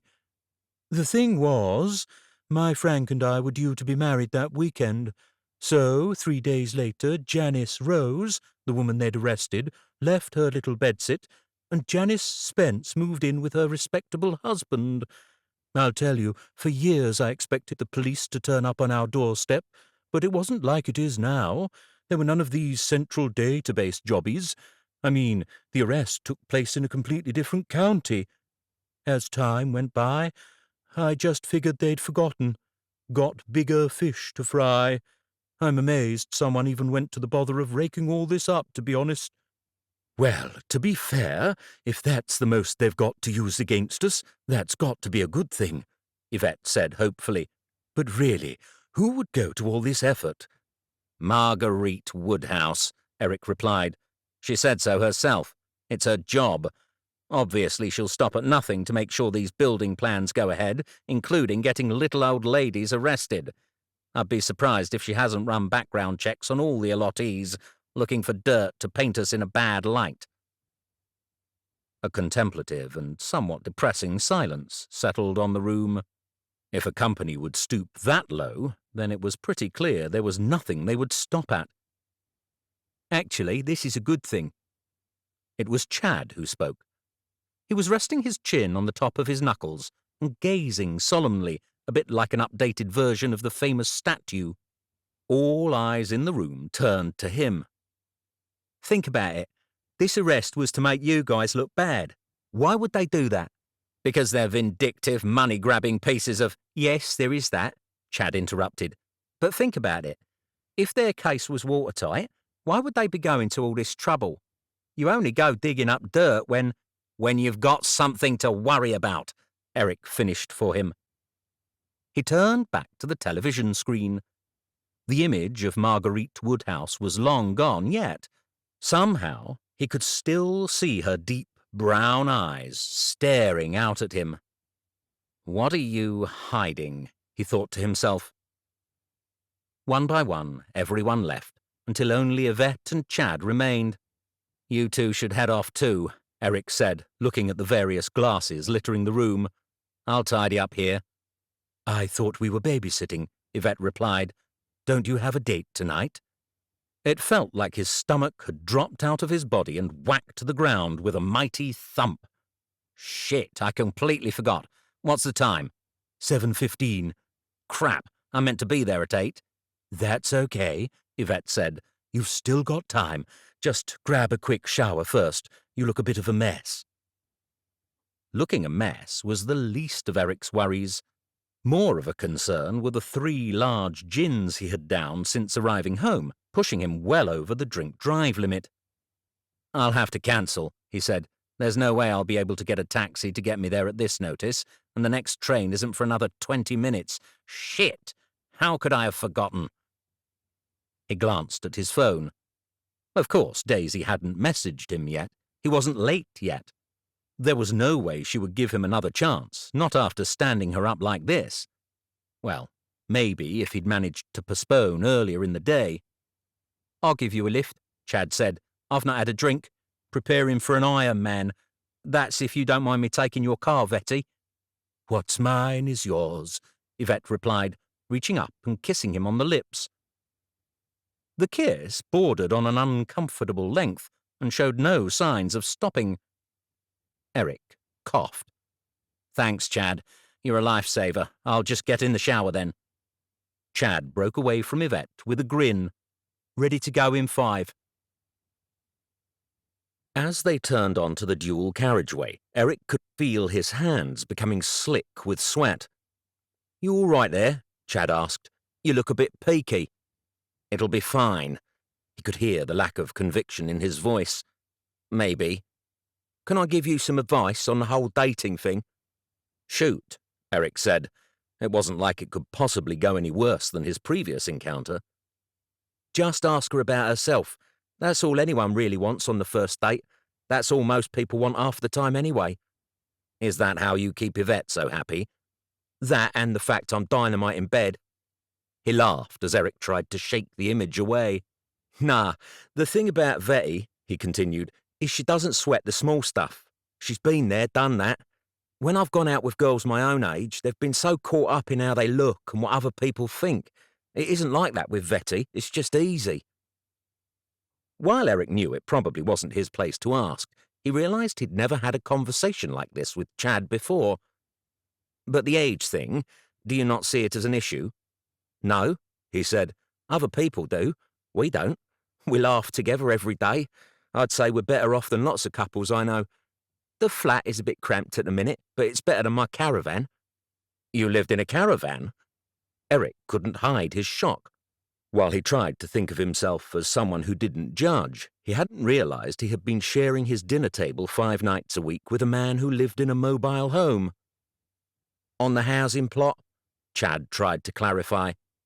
"You're building a house? You really didn't know that?" Momentarily glancing away from the road, Chad frowned. "Maybe listen to this woman a bit better than you normally do?" For the rest of the journey, Eric practiced listening as Chad told him about the house he was planning on building and all the hoops he had to jump through to try and get permission. It certainly made the process that Apex Properties and the council had been through with the allotments seem a little too smooth to be true. Eric tried to pay attention to the details, given that he'd clearly not done so on any previous occasion the topic had been discussed. However, he was having a hard time concentrating. Driving into Chelmsford, the traffic was worse than he had anticipated. "How long do you reckon?" he asked Chad, cutting him off midway through a description of foundations and square footage.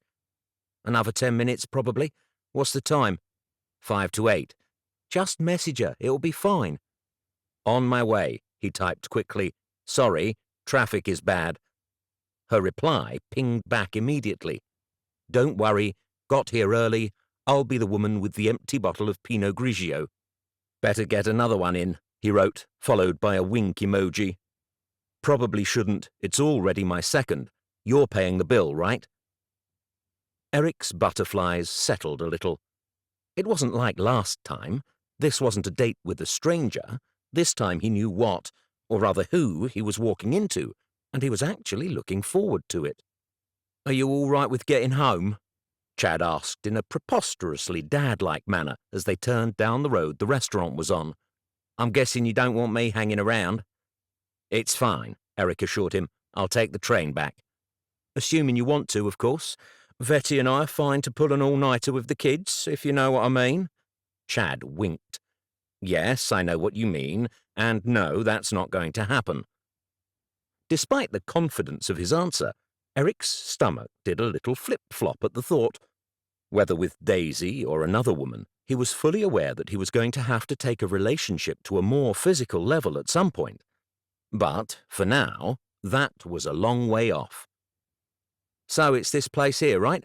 Looks swanky, Chad said, bringing Eric's thoughts back to the moment. Nice.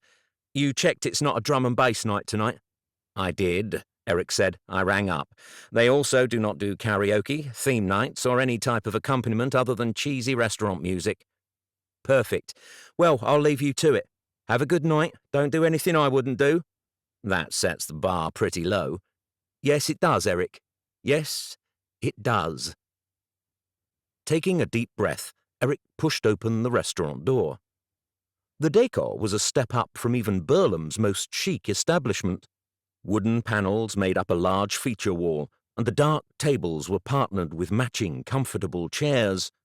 Oversized bulbs, the type Eric liked but couldn't see how he would fit them in his own house, hung low, creating a pleasant ambiance.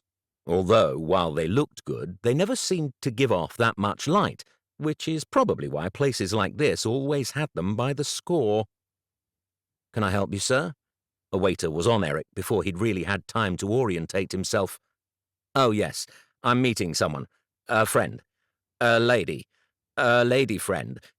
Eric was pretty sure it sounded like he had just inadvertently confessed to meeting an escort. Fortunately, the formally dressed waiter didn't bat an eyelid. Ah, yes, sir. I believe the lady in question is waiting for you at table 6. Please follow me. They made their way towards the other end of the room and a particularly large display of oversized light bulbs in the corner. Reaching the table, Eric's lips started to form a smile in anticipation, only to freeze mid-movement as Daisy lifted her eyes to meet his. No, he said. You have to be joking. Chapter 15. The feeling of utter disbelief morphed from shock into fury, rendering Eric frozen to the spot for a good half a minute. Is everything okay, sir? He heard words drifting around him, but still he couldn't move. His eyes, like every other part of his body, refused to budge. As he stood in front of her table, his date returned his look of confusion with one of her own. Eric? She stood up, a deep crease furrowing her brow. I'm Marguerite.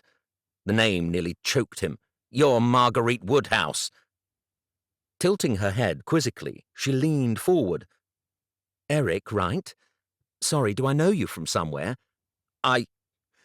Her mouth fell open, and she stepped away from the table as the penny dropped. You were at the protest, she said. The one for the allotments thingy in Burlam. Allotments thingy? The fury threatened to boil over. Sorry, I didn't mean to offend you. Oh, no, of course not. You wouldn't do that. Eric, You're far too busy getting little old women arrested. What is this, some kind of sick joke? You go online, give yourself a different name. She drew back. My name is Daisy. Marguerite is the Portuguese translation of Daisy. Daisy/Marguerite began to bristle slightly with her own indignation. Just that no one outside of work or my grandparents ever call me that. Daisy is a fairly common abbreviation. Obviously not common enough, Eric said, before turning away from the table. What? You're not seriously leaving, are you? She had moved behind him. Close up, he could smell her perfume. Something crisp, not too sweet. He shook his head to clear it before turning back to face her. I'm not staying. I'm not doing this. Why? Because of my job? Come on, Eric, be reasonable. It's still me. His body was shaking so much he could hardly speak. His jaw had now locked shut, and the words hissed through his teeth. You? I don't even know you. This was a mistake. I should never have come here. He went to move, but she sidestepped past him and blocked the way. That's it, she said. You don't want to have a drink, to actually get to know me. 5 minutes ago you were pretty excited to be meeting me, unless I've read the last week completely wrong. That was before I knew you were... Were what? Successful? Hard-working? Career-driven? I already told you all of that.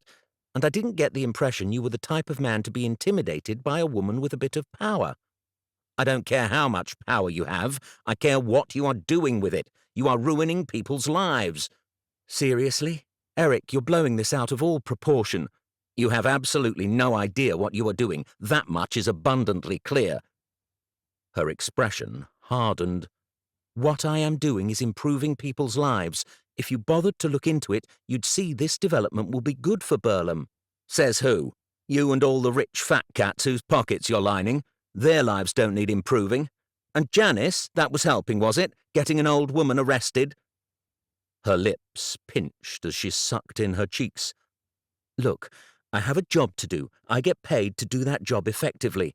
And be damned who you hurt along the way. He'd had enough of this. It had been going on long enough. I'm sorry. I enjoyed talking to you and the messages we shared. I genuinely did. But you're just not the person I thought you were. So that's it. The conversations we've had, the stuff you've told me, the stuff I've told you, all that means nothing? I guess not, he replied. Her lips twisted, and she nodded slowly. There was no emotion on her face, no raging anger or brimming tears. Then I guess that's that. We just end it now. There's nothing to end, Eric stated. Well, I'm sorry you feel that way, because I thought there was. He wanted a drink. He needed a drink. Or, better still, several, he thought, as he marched away from the restaurant as fast as he could. So much for thinking that no date could go as badly as the first. How was it even possible? Of all the millions of women in the country, why did that woman, his woman, have to be her? He pulled out his phone to call Chad. He probably hadn't got far yet. Yvette would be so disappointed. She'd had such high hopes for this evening. Then again, so had he. He put his phone back in his pocket and considered his next move. If he got on the train and headed to the Sailboat Inn, Hank would probably be there, wanting all the details. Or others, wanting to talk about the protest and what had happened with Janice. What he needed was a break away from Burlham, away from real life. And so, with a plan half forming in his mind, he pulled his phone back out, scrolled down, and pressed call. It was answered after 2 rings. "Hey, fancy meeting for a drink?" he asked. The bar was one that they had frequented for years when Eric lived in London, and the decor seemed exactly the same. Despite the smoking ban being in place for years now, the aroma of stale cigarettes still clung to the walls and cushions.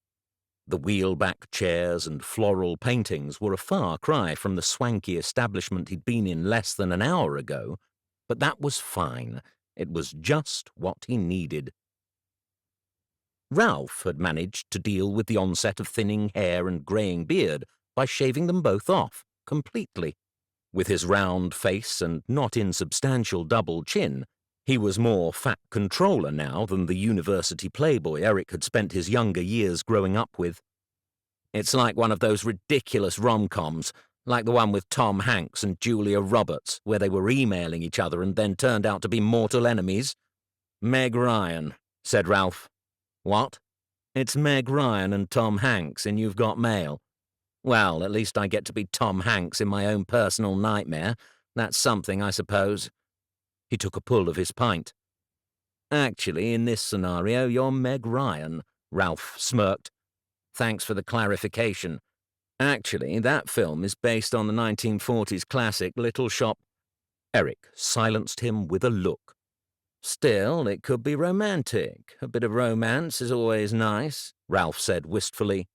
Romance? You are joking, he spluttered. No wonder she didn't want to talk about her work. So, she knew about your involvement with the allotments? Well, I don't know. But still, Daisy, that's what she said her name was.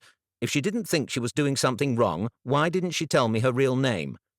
Eric gulped back yet more of his drink. Anyway, I don't want to think about it. How are you and Sarah?"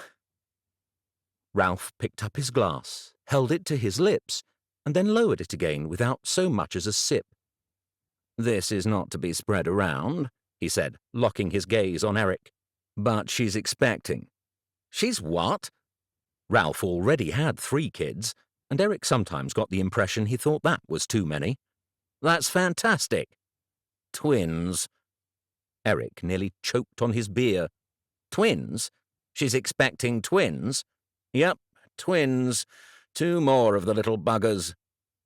Several drinks under his belt meant that it took Eric a moment to do the basic maths. "So if you're having twins, that means you'll have 5 children." "5?" "Yep." Ralph took another swig. "And another 18 years of school runs to go, another 2 to get through university, and another God knows how long of being a bloody taxi service." Eric looked at his friend. Despite the morose attitude and deliberately melancholy tone, there was an undoubted twinkle in his eye. Ralph, the father of 5. 20 years ago it would have been impossible to believe. Now Eric couldn't imagine it any other way. "Perhaps these 2 won't be very bright and you can skip the uni expenses." "Here's hoping," Ralph laughed. "Come on, we should celebrate," Eric said. And then, for the first time in probably a decade, he uttered the words, "Let's do shots."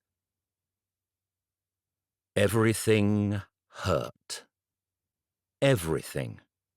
And not just the usual places, like his head and his stomach and his throat, but really odd places, like the gaps between his toes and his armpits and behind his kneecaps. Even his ankles hurt. What the hell had he done that made his ankles hurt that much? Worst of all, though, were his hands, which felt like he'd been grappling with a porcupine. He opened his mouth to yawn, only to experience another shooting pain, firing all the way across his skull and searing his eyeballs. "Jesus," he said, clutching his temples and curling up into a fetal position. "Eric, is that you? Are you still here? I don't think I can open my eyes. Ralph, where are you? Where are we?" "We're at home, I think. Yours or mine?" "Ours. And the amount of noise you 2 made coming home last night, you're lucky I didn't put the deadbolt across and leave you both out there to freeze." "Morning, Sarah." It had been several years since Eric had seen Ralph's wife, given that Ralph would use meeting Eric as a solid excuse for getting out of the house, and his first instinct was that he needed to get up and give her a hug. "Twins," he said. Lifting up his arms, not unlike Mabel would do when after attention, he went to stand. It was upon attempting to achieve this that he discovered his legs were no longer connected to his brain in any meaningful sense. There was also, he noticed, a collection of traffic cones in one corner of the room, with a large, parrot-shaped balloon perched on top. "What are those doing there?" Eric asked, although as he spoke, vague recollections of walking up and down the street with one on his head while pretending he was Harry Potter flashed through his mind. He suppressed them as best he could. "Did we bring those?" "No," Sarah said, her voice dripping with sarcasm. "They are part of a new avant-garde decorating style I'm trying out." "She's joking, right?" Eric checked with Ralph for clarification. He nodded emphatically. "Yes," Sarah said, "of course I'm joking. At least I managed to persuade you to leave the hedgehog outside." "We had a hedgehog?" Ralph asked. "That explains all these marks," Eric said, looking down at the pattern of red dots on his palms. "Don't worry, I made you both disinfect your hands, but, that said, maybe a shower wouldn't go amiss." She sniffed pointedly. "And maybe a tetanus shot, too." The hangover lasted 3 full days, during which Eric could barely cope with any sounds above 1 decibel. Sunday was an utter bust. By the time he'd reached home, he was so exhausted that he had to go straight back into bed. "But it's family walk day," protested Abby. "We always go on our walk on Sunday. Griff will be waiting for us at the shed. He'll have got your extra black pudding waiting." Eric's stomach lurched at the thought of Griff and his fry-ups. Let's let your dad have a bit of quiet time, shall we? Yvette advised, ushering Abby out of the room while giving Eric a knowing nod. So it didn't go well then? Chad inquired as he placed a can of Red Bull and a pack of ibuprofen in front of him. What happened?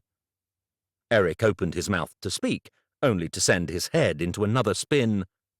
It doesn't matter, he mumbled. Whatever it was, she's really done a number on you. You can say that again. Ah, well, plenty more fish in the sea and all that. On Monday, Eric discovered that if there was one thing worse than having a hangover at home with 2 girls, Lulu, and an overly chipper in-law, it was trying to teach 14 teenagers. I don't understand how I still feel so rough, he said to Donna as he knocked back his second coffee of the morning. His head went down on the office desk again. 36 hours since he'd declared, "Let's do shots," and all he had managed to keep down was half a dozen rich tea biscuits that he'd found at the back of the cupboard. Even the smell of moderately tasty custard creams nearly sent him over the edge. It's what happens when you get old, Donna replied. You should know that by now. Everything's worse when you're old, and it's only going to get even worse as you get older. Nothing can be worse than this, Eric insisted. This has to be the worst of the worst. It has to be. Wait till your hips and knees and eyes start going too. Then you won't know if you can't see because you're still pissed, or you can't see because you couldn't see in the first place. Eric wasn't sure whether she was trying to be comforting or not. Forcing himself to move, he pulled the mug of coffee that Donna had poured him towards his nose and sniffed. It smelt doable. Aren't you teaching period 2? Donna asked. Somehow, he mumbled. How long do I have until it starts? It's already started, she replied. 5 minutes ago. Crap, he said, jumping to his feet. As expected, chaos reigned. Keisha was busy painting Casey's toenails on a desk, while Trent and Melissa were having an exceptionally loud battle of old-school Pokemon cards in one corner. Meanwhile, the rest of the class were fashioning paper airplanes to launch at each other. Okay, I'm here, Eric said. Sorry I'm late, I got caught up in a meeting.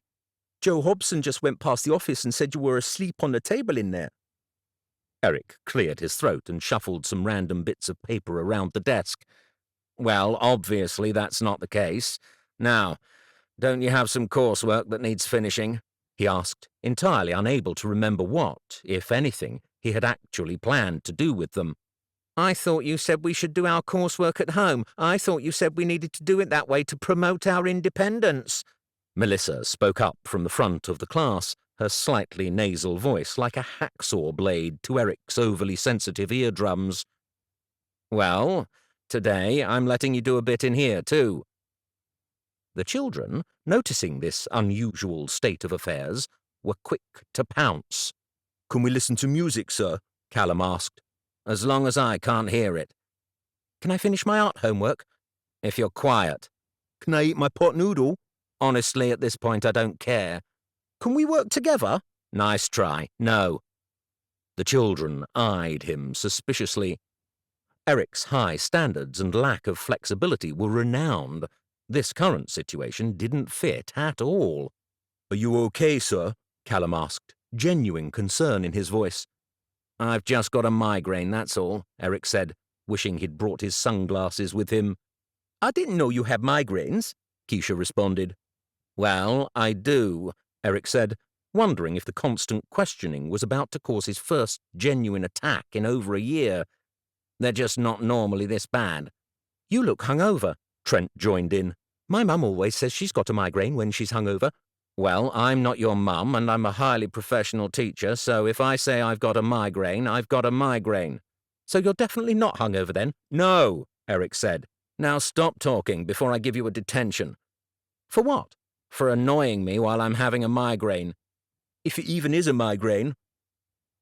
For the first time in the history of the school, when the bell rang, it was Eric who was the first one out of the classroom.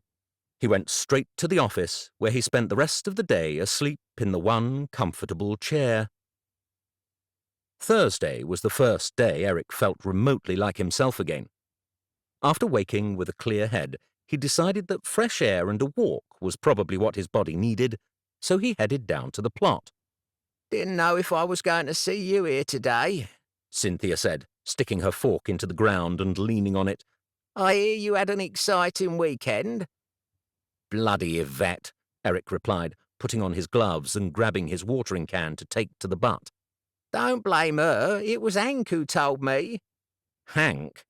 Eric didn't think he'd spoken to him that week. You sent him a voicemail, apparently.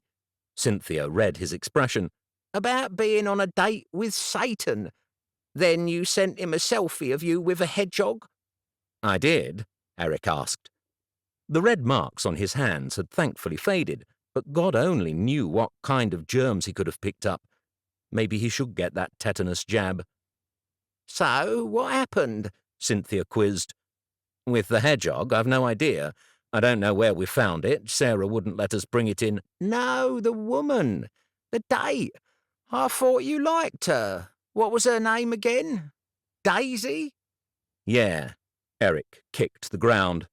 Did you know that Daisy's actually an abbreviation? Cynthia tilted her head. It's short for Margaret, I think. I had an aunt called Margaret, but we used to call her Daisy. That's right, Margaret. Or, sometimes, Marguerite. Margaret? Oh, Eric, no. Her hand flew to her mouth. It wasn't. It couldn't have been.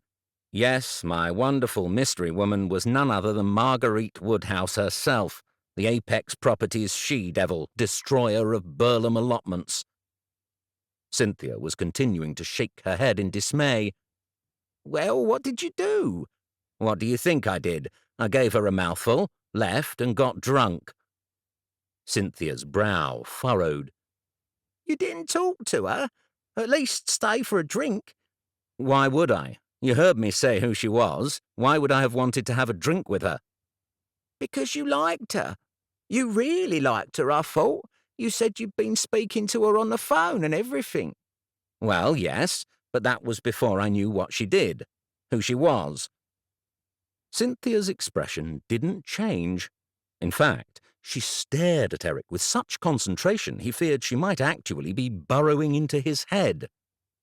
Why would that change anything? It's just a job, isn't it? If you two had a connection, you shouldn't just throw it away. After all, you liked her. Having filled up his watering can, he promptly threw the water straight over his potatoes. Liked her? I didn't even know her. A pause followed, and Eric got the distinct feeling he was being judged.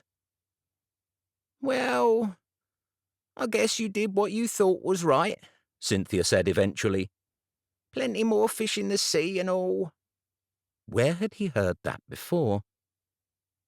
Yet, later that night, when the girls were in bed, Eric's thoughts refused to settle. His eyes could barely focus on the television screen, constantly wandering back to his phone, hoping, or at least half hoping, that it would buzz. Had he liked her? That was the question he turned over and over in his mind. Maybe it had just been having someone to talk to he had liked, someone to make the evening hours a little less lonely. Half watching television, half on his laptop, he tried to convince himself that this was the case, but memories refused to shift. Memories like the way she had made him laugh so much with her silly little games and anecdotes, and the way speaking on the phone had felt so natural. It was like they had known each other for years. He had always said that no one had ever been able to make him laugh the way Susie had, but something about this woman, Daisy, something had come so close. Plenty more fish in the sea. That was what Chad and Cynthia had both said to him. So why did it feel like his ocean was so empty? After an hour going back and forth in his head, Eric picked up his phone and let his fingers move across the screen.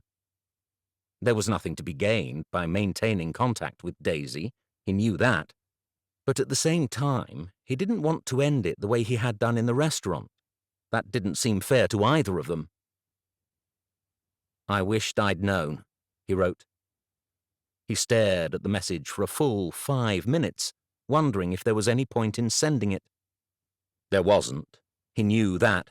All he'd be doing was opening up a can of worms he knew he needed to keep the lid on.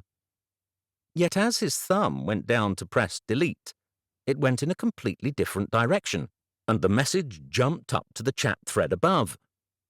Disbelief and regret immediately flooded through him.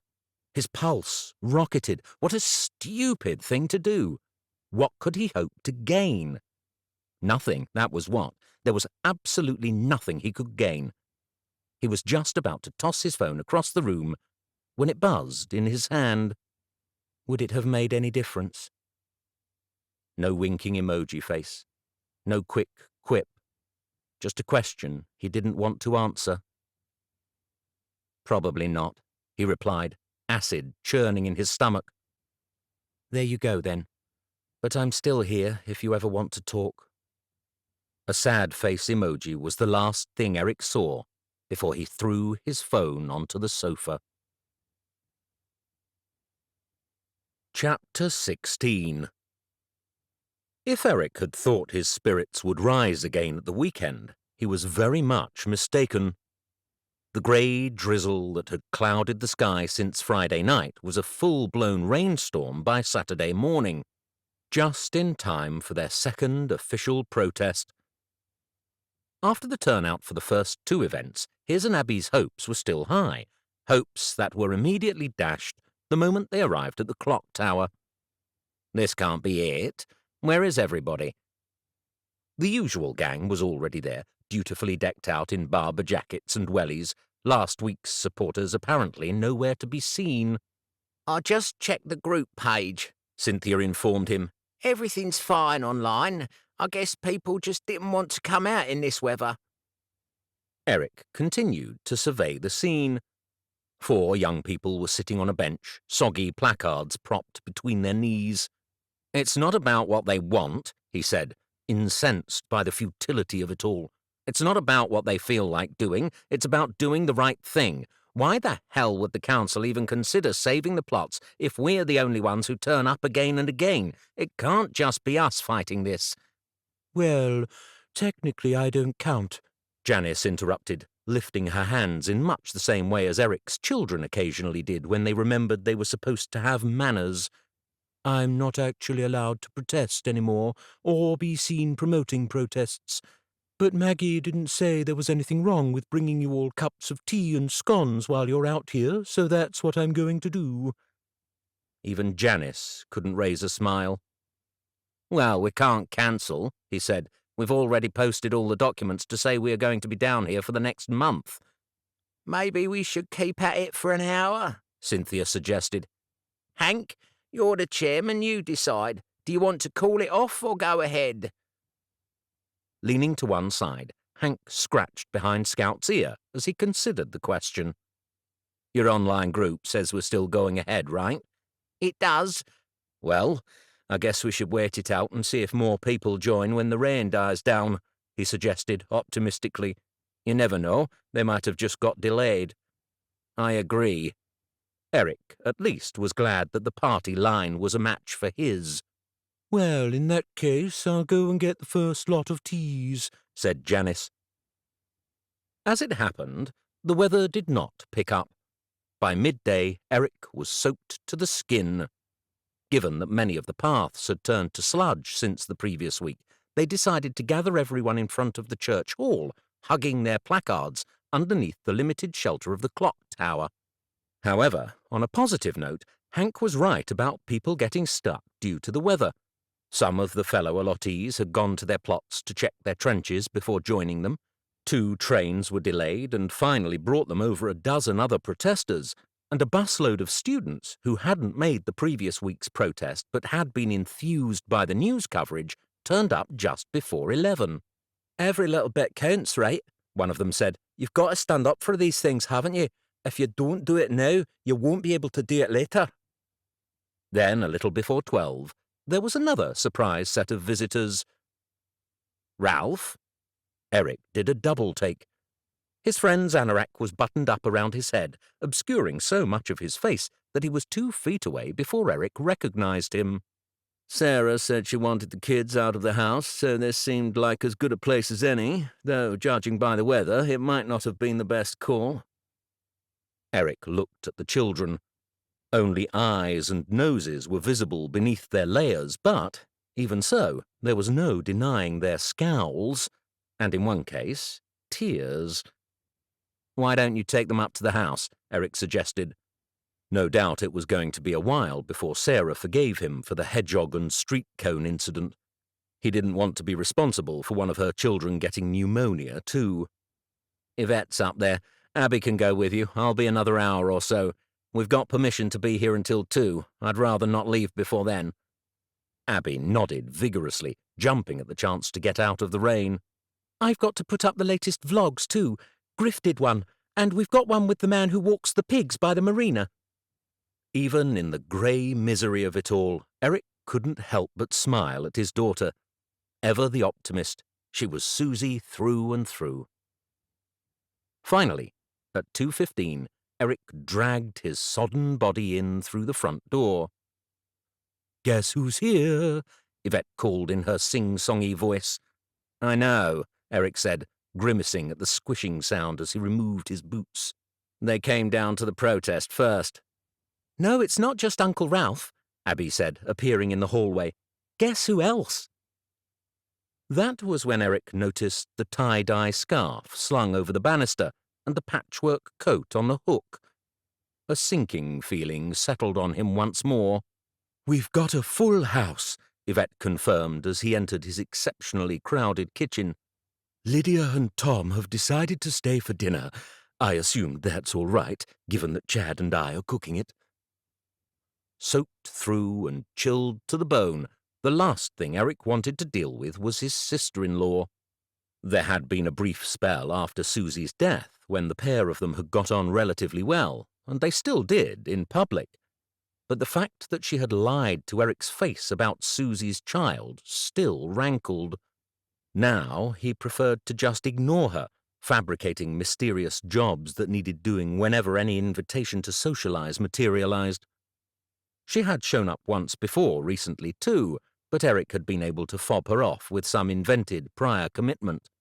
Only today, hiding himself away would also mean not speaking to Ralph, which, considering the journey his friend had made and the fact that Eric probably owed him a new carpet after the events of the previous weekend, seemed more than a little rude.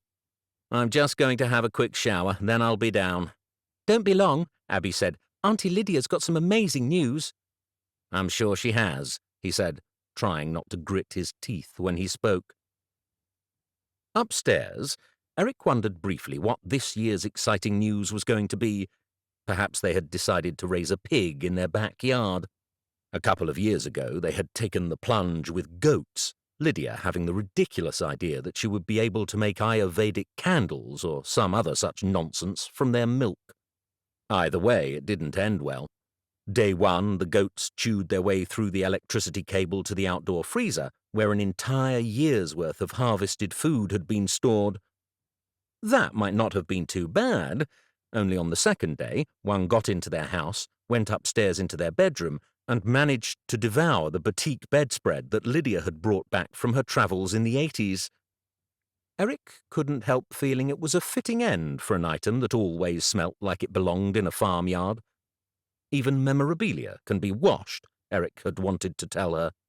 So they had given the goats back to the rescue centre. But Eric had no doubt that when enough time had passed and Lydia had forgotten the trauma, she would manage to persuade Tom to try something new.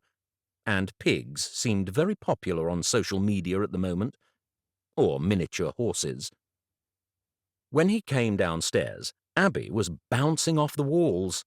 "Guess what? Guess what Auntie Lydia's done?" "Decided to emigrate to Southeast Asia?" Eric asked hopefully. Lydia ignored him.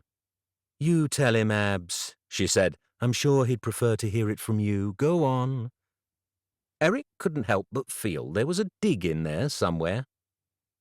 "Auntie Lydia's taking us all on holiday for half-term, all of us, and we can even take Lulu, and there's going to be water rapids and pancakes and everything, and I can take my bike, and Mabel can—" "Hang on," Eric said. Step back a bit. What are you on about? We're not going on holiday for half-term. But Auntie Lydia's paid for it all, haven't you? His brain was having a hard time catching up with what his ears were hearing. Sorry, hang on again. Explain it all to me properly.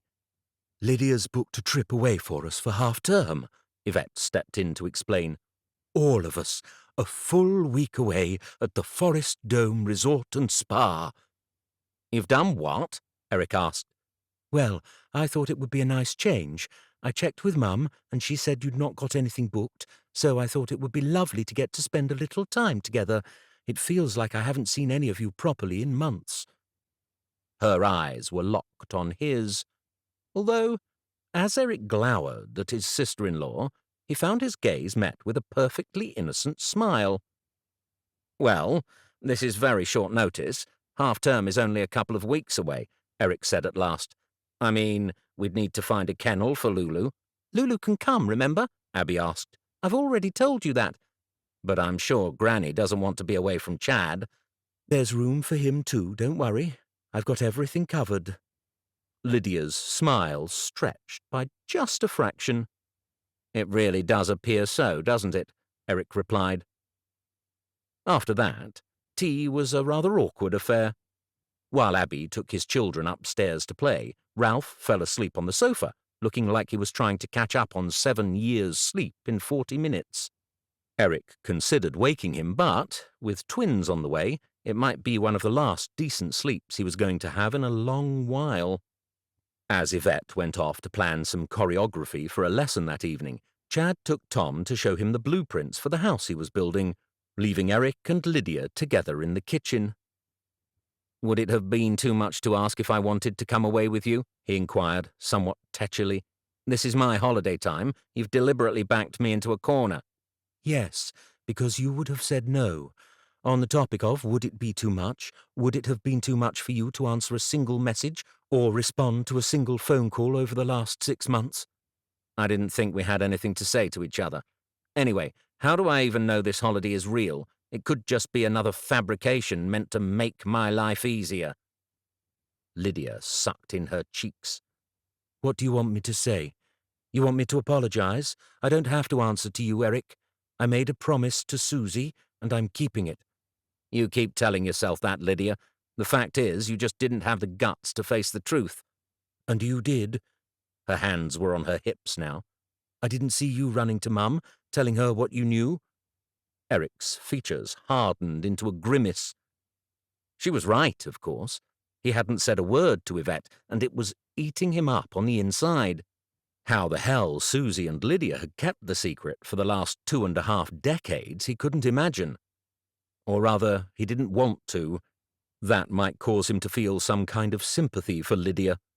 So what, you're just going to corner me into situations to get your own way? Until you start behaving like an adult and let me spend time with my nieces, I guess I'm going to have to do just that. So that's it. My half-term holiday has just been hijacked by you? Is that what you're telling me? Unless you can come up with some excuse that's not going to leave both Abby and Mum utterly heartbroken, then yes, pretty much. Eric deliberated for a moment, knowing he had absolutely no way out of the situation. Fine then, he said, but I won't forget this. Of course you won't. Chapter 17. Given that Lydia had commandeered not only his Saturday afternoon but also his next holiday, Eric spent the following week trying to ensure he had a little bit of time to himself. While he planned on 3 full afternoons down at his allotment, digging up all the parsnips and carrots before they turned, he discovered instead 101 jobs that needed doing before they went away. The car hadn't been in for a service for what felt like years. Lulu was in desperate need of a trip to the dog groomer, and no one in the family owned a swimsuit that actually fitted. When Susie had been alive, she had done all of the clothes shopping with Abby. Nowadays it was usually Yvette, something they both much preferred to him getting involved, but this last-minute trip meant that she was trying to squeeze in the private lessons she would have taken while she was away, and so the duty fell on Eric. "Can we go after school?" Abby asked as Eric told her his plans for Tuesday. "I want to choose my own." It's a swimsuit, Abby. How hard can it be? She then gave him the look that had been passed down through at least 2 generations of the women in his family. I'm in secondary school, Dad. No one in secondary school has their dad buy their clothes for them. Please, I'll miss the school newspaper activity. We can go straight after lessons. You have to let me. Knowing that delaying his plans by a couple of hours was going to be substantially easier than surviving a holiday with her moaning about how he'd bought the wrong thing, Eric relented. Fine, we'll go after school. Still, he tried to get in as much time at the plot as was possible during the day. With sad nostalgia, he wiped a cloth around the outside of his greenhouse. I guess we should think about selling all this stuff. His eyes went from the greenhouse to his little shed to the one next door, with its fresh coat of paint and little veranda. It was Cynthia's now, but, before, it had been her husband's, grumpy old Norman Kettlewell. He and Norman had sat there together for many an hour, putting the world to rights. I'm sorry, Norman, thought Eric. It didn't seem possible that in less than a month it would all be gone. What do you think you're going to do? Eric asked, moving his eyes away from the shed and back to Hank. I saw the notice about the council offering us plots when they come up in Malden. Are you going to apply for one? Hank grunted. It's bloody miles away. And have you seen those plots? Nope. Like it or lump it, Jerry's going to have to give up some of his ornamental roses back at home. It's me who does most of the pruning anyway, so I figure I'll just swap them out one by one. A couple of runners this year, maybe a few tomatoes next. Eric laughed sadly. He had planned the same, to convert an area of his back garden into a mini-plot. The soil was just as good, if not better, and he'd be able to grow the exact same things. The problem was, the allotments had never been about what he could grow down there, but who he could grow it with. Eric, Hank, a voice called to them from the other side of Eric's plot. He turned his head to see Eves traipsing through the mud. Brilliant. I was hoping I'd find you two here. Panting, he finally reached them. Stopping, he rested his hands on his knees to catch his breath. Is everything okay? Eric asked. You should have rung us. What is it? Is it the council? Still taking a moment to regain his breath, Eves righted himself and looked at the pair. Sorry, I jogged part way here. I thought it might be a good workout. Turns out I'm completely unfit. Was out of breath by Dunkirk Road. I should really start going to the gym again. It's about the appeal. Eric and Hank exchanged a look. We still don't have anything, Eves continued, causing Eric's fleeting moment of optimism to evaporate. But we have a court date. A barrister in Chelmsford is taking the case for us. So it will go before a judge? Eric asked. They'll hear the case. Eves squinted. This doesn't mean we've got any more chance than before. We still need to get some facts sorted out and take some testimonies, but it should be enough to get the council and Apex Properties squirming a little bit at least. Eric felt the slight glow of optimism returning. But we have a chance, he asked. His moderately positive mood was shot to smithereens during their third lap of the multi-storey car park in Chelmsford. He had immediately regretted his choice not to go earlier in the day, as lines of cars trailed around after one another, anticipating any spot that might suddenly appear. To add a further complication, neither Yvette nor Chad had been able to babysit Mabel, so she'd had to come too. Maybe they're doing their Christmas shopping, Abby mused. In October? Eric questioned, although he wouldn't have been surprised if she was right. They did, after all, put Easter eggs out in the shops as soon as New Year was over. There! Abby yelled, pointing to a space just up ahead. Eric shot his foot down on the accelerator and quickly claimed it. Right, this is not going to take long, do you understand? He asked, switching off the engine and unclipping his belt. Swimwear, that's all we're here for. What about Mabel's new shoes? Mabel has new shoes. No, but she needs them. Don't you remember her trainers don't fit anymore? That's why she's wearing her welly boots everywhere. Eric glanced in the back, first at Abby, then at Mabel. It was true. He'd forgotten. The rain hadn't helped. He would have been dressing her in wellies regardless, but Abby was right. She probably needed at least one new pair. "Shoes," said Mabel. "OK then, swimsuits and shoes, that's all we're getting." "And swim nappies." "Swim nappies? Does she still need swim nappies?" "I don't know. You're the adult. Does she?" "Nappies," Mabel repeated with glee. Eric cursed himself for his daughter's imperious attitude, undoubtedly encouraged by him. She was right, of course. He had no idea if they still had any and, if so, whether they would fit anymore. "All right. Shoes first, then," Eric said as they made their way out of the car park and onto the street. The first piece of good luck was when they found the shoe shop was near enough empty. The problem came trying to get Mabel to swap her wellies for new shoes, about as straightforward and enjoyable as putting a tutu on a bull mastiff. "Mabel, don't do that," hissed Eric as she picked up a sandal from the shelf and hurled it into the others like a bowling ball. "Look, we've got these for you to try on. Sit down, let the nice lady put them on your feet." "Sparkly shoes. Sparkly shoes." "They don't have sparkly shoes in your size." "Want sparkly shoes." Eric smiled apologetically at the saleswoman, who had either the patience of a saint or had become entirely desensitized by her job as, still smiling, she wedged Mabel's foot into a gender-neutral grey and turquoise trainer. "Sparkly!" Mabel continued to scream. Behind him, Abby sighed and then cleared her throat. "Dad, there's a clothes shop across the road. Why don't I go in there and see if I can find a swimsuit? It would save you time." "You're not going anywhere on your own." Eric's response was automatic, as was Abby's groan, which followed it. "Look, it's just across the road. There," she pointed. "You can even see it through the window." Eric glanced up momentarily. "Nope," he said again. "We'll all go together as soon as we're done here." Abby's sigh was this time accompanied by her flopping down onto one of the stools that everyone knew were meant to be reserved for people trying on shoes, but were more often than not occupied by spouses or other family members being dragged along shopping under duress. "We'll only be another 5 minutes," Eric assured her. "These ones look like they fit well enough, don't you think, May-May?" "I want sparkly shoes!" Mabel yelled.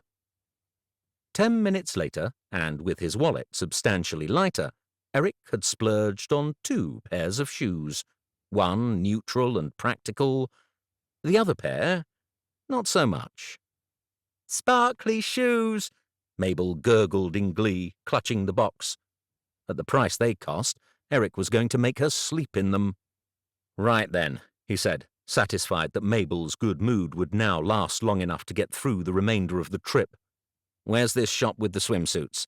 Then we'll get the swim nappies, then we can go home." "It's just across the road." When they stepped into the clothes shop, Eric's mood plummeted.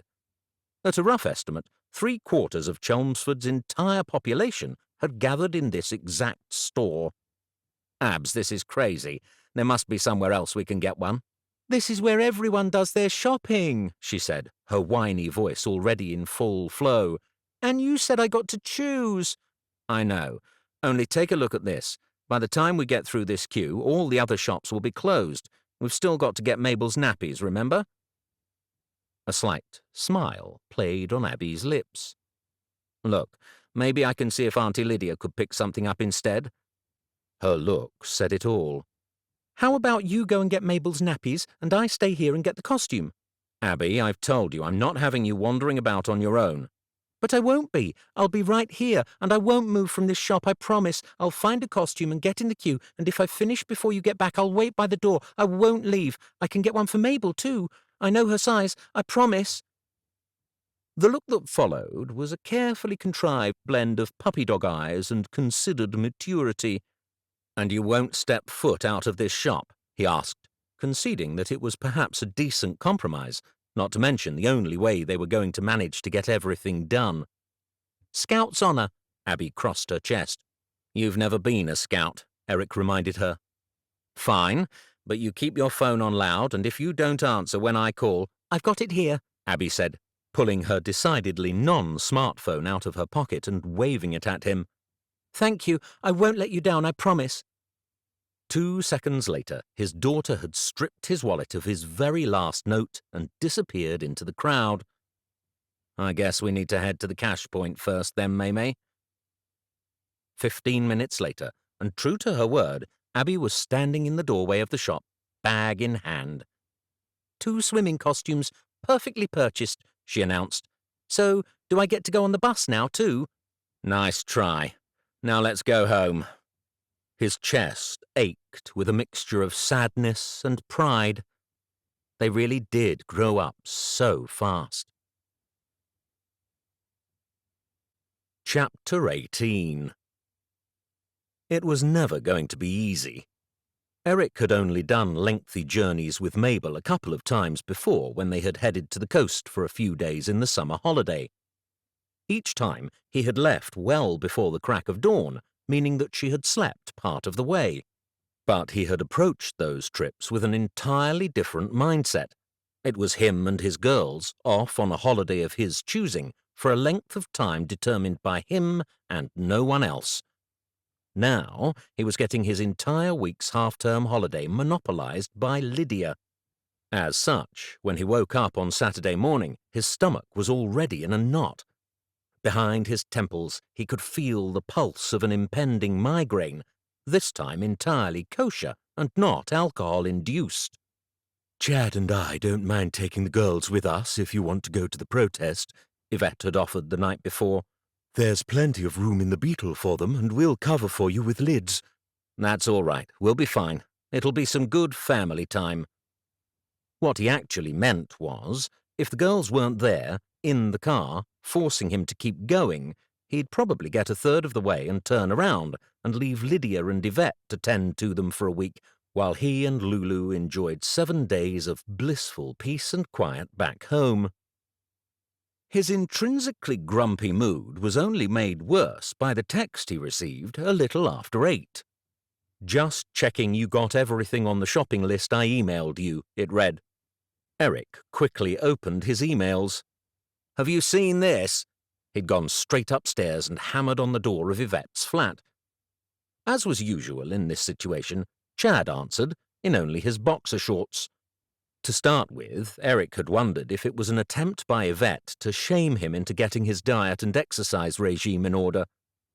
Occasionally, Chad's perfectly toned body did cause such thoughts to cross his mind. However, at that precise moment, it just made him want to thump the guy. "Have you seen this?" he repeated. "Lydia's gone and sent a bloody shopping list. I'm expected to do bloody shopping for this." Yeah, Lydia said she was going to send that last weekend. I thought you agreed. "When? When did she say that?" He shrugged. During dinner, I think. "When? All I remember her saying is that there would be no washing up. Why are we buying food then? If we're buying food, there's got to be washing up." During Eric's mini-rant, Yvette had glided out of her bedroom, draped in a satin dressing gown. "Are you talking about Lydia's shopping list? I know, it's ridiculous, but you know what she's like. If we don't get it all, she'll just spend the week sulking about how we don't really take anything she says seriously. That girl thoroughly lacks a sense of humor, but her heart is in the right place." Eric groaned inwardly. She was right. It was easier in the long run to just go with whatever Lydia wanted. After all, it was only 1 week, and he had managed to avoid her for pretty much a whole year. "I guess I'll go in a minute then. Do you want me to get your things too?" he asked, secretly hoping that Yvette would switch the offer around and do it all instead. "Oh, that would be fantastic, thank you. We were just talking about how we fancied hopping back into bed for another half an hour, if you know what I mean." "Please don't." So, while his mother-in-law was enjoying far more action than he'd seen in years, in a granny flat that he'd paid for while being entirely celibate, Eric was traipsing around the co-op. Mabel was squeezed into the child's seat of the trolley, and Abby was sulking that she wasn't allowed to be left at home on her own. Wondering if it was too late to feign some sudden bout of illness, Eric wandered around, picking up things off the list one by one.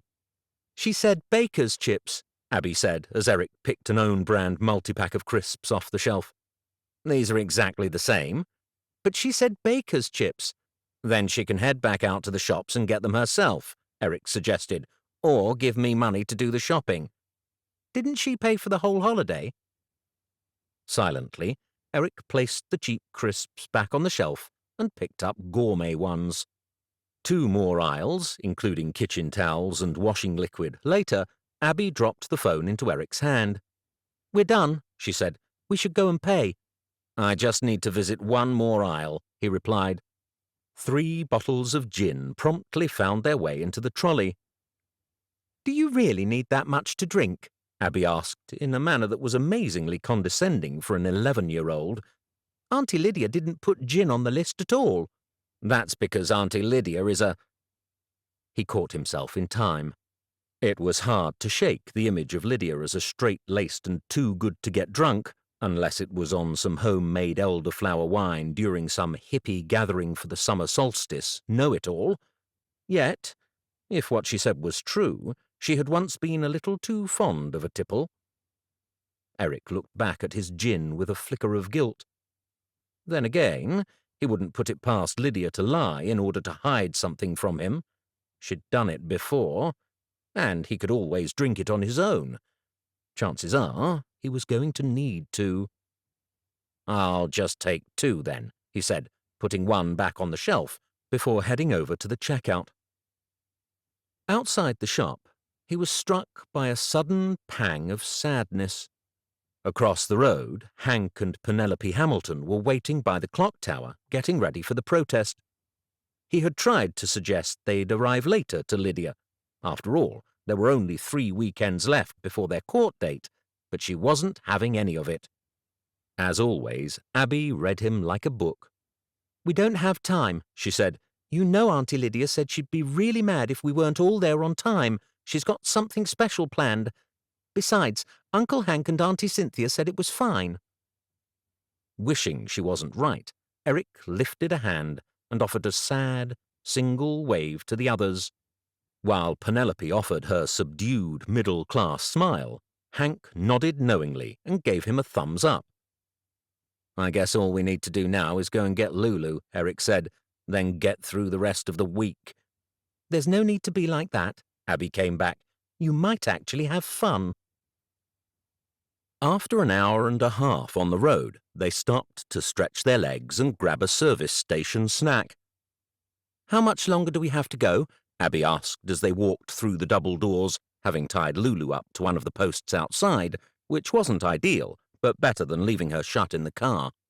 "The sat-nav says it's going to take another 2.5 hours, Eric replied. Abby's eyes bulged. "No way. You can't be serious." "So, anything you can do to keep your sister occupied would be great." The traffic had been terrible, meaning that Eric didn't feel in the slightest bit guilty for taking an extra long break and treating himself to an extra large egg and bacon butty and cappuccino. Sipping his coffee, he watched as Mabel ran up and down between the tables. He had picked a good viewpoint from which he could make sure Lulu was doing just fine too.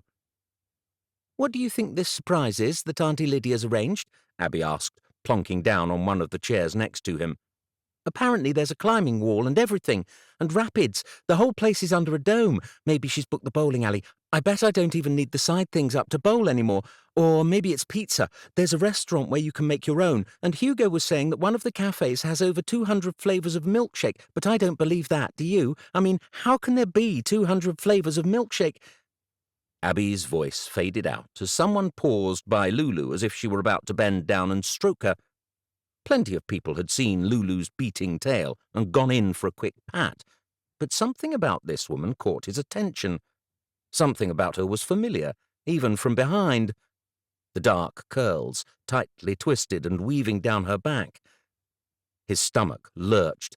His heart began to pound. It couldn't be her. There was no way. He felt himself rising to his feet, his body moving involuntarily towards the figure. "Dad!" Eric blinked, suddenly back to the present. Abby was looking up at him expectantly. Half paying attention to his daughter, his eyes flicked back out through the window. Lulu was on all fours, but the woman was gone. "Dad," Abby repeated, "Mabel's just stolen that woman's cake off her plate." His eyes shot across to where, sure enough, Mabel had just helped herself to something from another woman's table. "Mabel!" Eric dashed across the room. A fresh cake and several apologies later, Eric, the girls, and Lulu were back on the road. At 3:20, 5 hours after leaving home, they finally arrived at the Forest Dome Resort and Spa. The last hour had seen Eric come as close to losing his mind as at any other point in his life. In her attempts to keep Mabel occupied, Abby decided to try and set a new world record for the number of times she could sing the Baby Shark song in one sitting.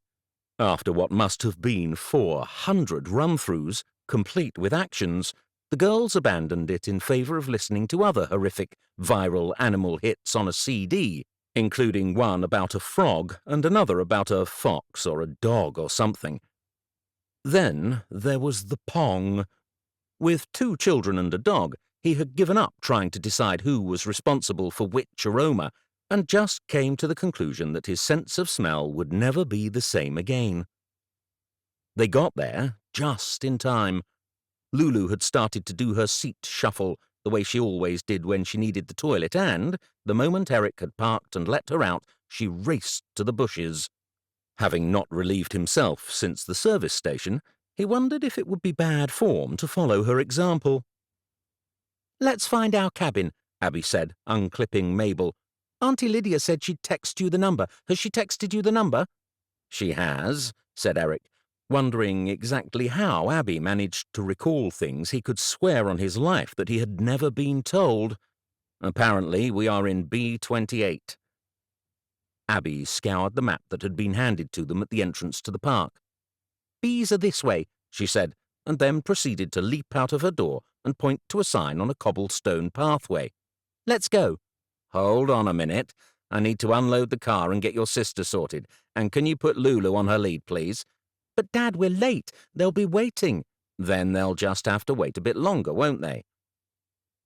It was no easy feat walking with bags slung over his shoulder, dog lead wrapped around his wrist, and Mabel tottering in front of him. Teenage Abby had well and truly returned, having apparently developed acutely selective hearing. With one small rucksack on her back, she had disappeared off along the forest path in front of him. Well, at least he could now hand her over to someone else. That had to be one good thing to come out of this. "No, Mabel, don't go there. Stay on the path. Yes, that's right.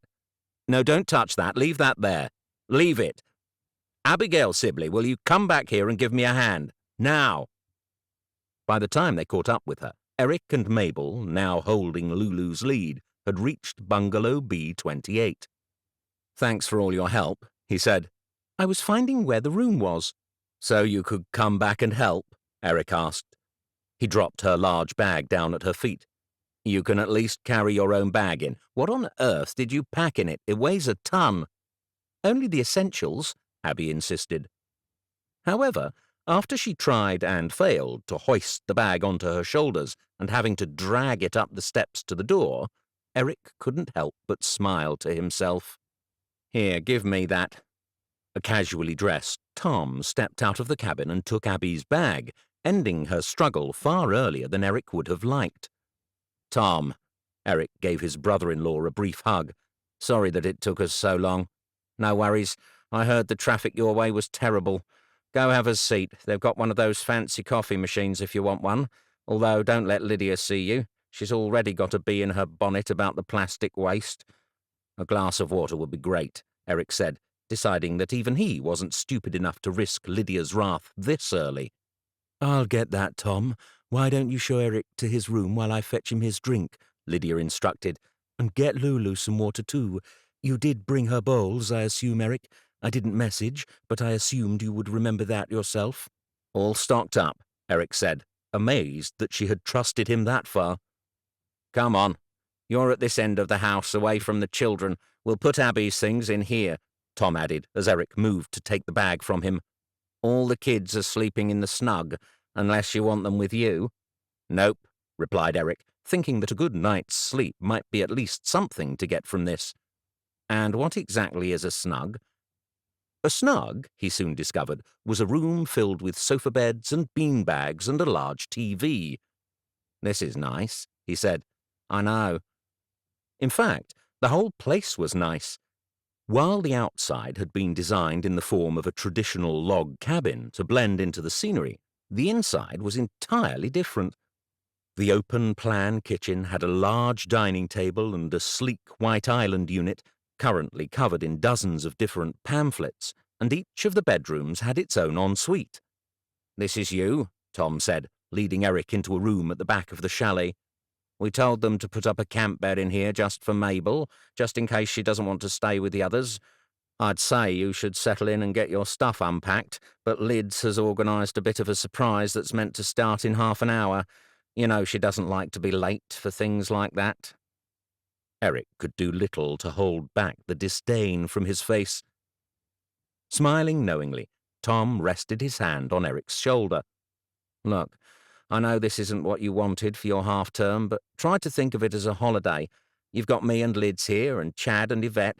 You should just take some me time. Do some reading. There's a great spa here too. Might help you unwind a bit." At the word spa, Eric felt the knots in his back all the more acutely. Perhaps that was something he could do, a long soak in a jacuzzi and some relaxation in a sauna. And, as Tom had already pointed out, a little bit of babysitting was the least that they could do after dragging him all the way out there. "Perhaps I'll go and have a look at that spa," Eric said, with just a hint of positivity in his voice. "After we've done Lydia's thing," Tom reminded him. "Of course. How could I forget?" With everything Abby had been saying about the place, Eric had somehow got it into his head that the surprise was going to be about food. Maybe a trip to the massive ice cream parlor or whatever it was she kept talking about. While the whole family trying to decide which out of the 200 flavors they wanted didn't seem like a small feat, Eric did like the idea of food. The service station meal had been hours ago, and, despite all the bags of crisps and tubs of hummus he had been forced to buy, they had all been put straight in the fridge on arrival, with no indication of when they could actually be eaten. However, 10 minutes into a trek up a narrow path, for which Lydia had insisted they all wear flat shoes and comfortable clothing, Eric had the distinct feeling he was going to be disappointed. "Just a little farther," Lydia called from the front of the group, her sing-songy voice like grating metal to Eric. "You're going to love this. I'm so glad I booked it early, though. I hear they sell out really fast, and you never know, if we all love it, maybe we can give it another go later in the week." Despite his misery at the lack of food, there was no denying that the walk was a pleasant one. Chad and Yvette had arrived at the resort just 10 minutes after Eric, and they were now busy entertaining Mabel. The sound of birdsong was thick in the air, and squirrels scuttled around them, crossing the pathway and running up trees, keeping Abby and her cousins, Hugo and Ellery, perfectly occupied as they tried to chase after them. "So, what do you think?" Lydia asked, coming to an abrupt stop. A little clearing spread out before them through the trees. There was a small hut with a couple of youths in park uniforms standing in the doorway, waving enthusiastically. That was when he saw them. "No," he said. "No way." Chapter 19. Eric was never opposed to a little exercise now and then. He and Susie had even bought bikes together early on in their marriage, with the idea of making some epic trips all around Europe. Their plan hadn't panned out exactly as they'd hoped, so, because of that, he always looked at bikes with a sense of longing and nostalgia.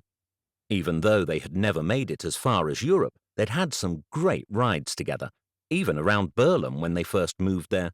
Some of his most precious memories of Susie were of time spent out on the open road, him watching the wind in her hair as she pedalled in front of him.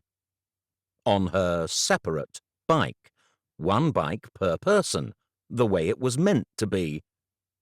"Tandems," Eric groaned, his eyes locked on the mutant vehicles in front of him. You want us to ride a tandem? Tom and I had great fun on these back in Bulgaria once, didn't we? When I saw they had them here, I just knew we had to have a go. You want me to ride on a tandem? We've only got them for a couple of hours, so let's get going, shall we?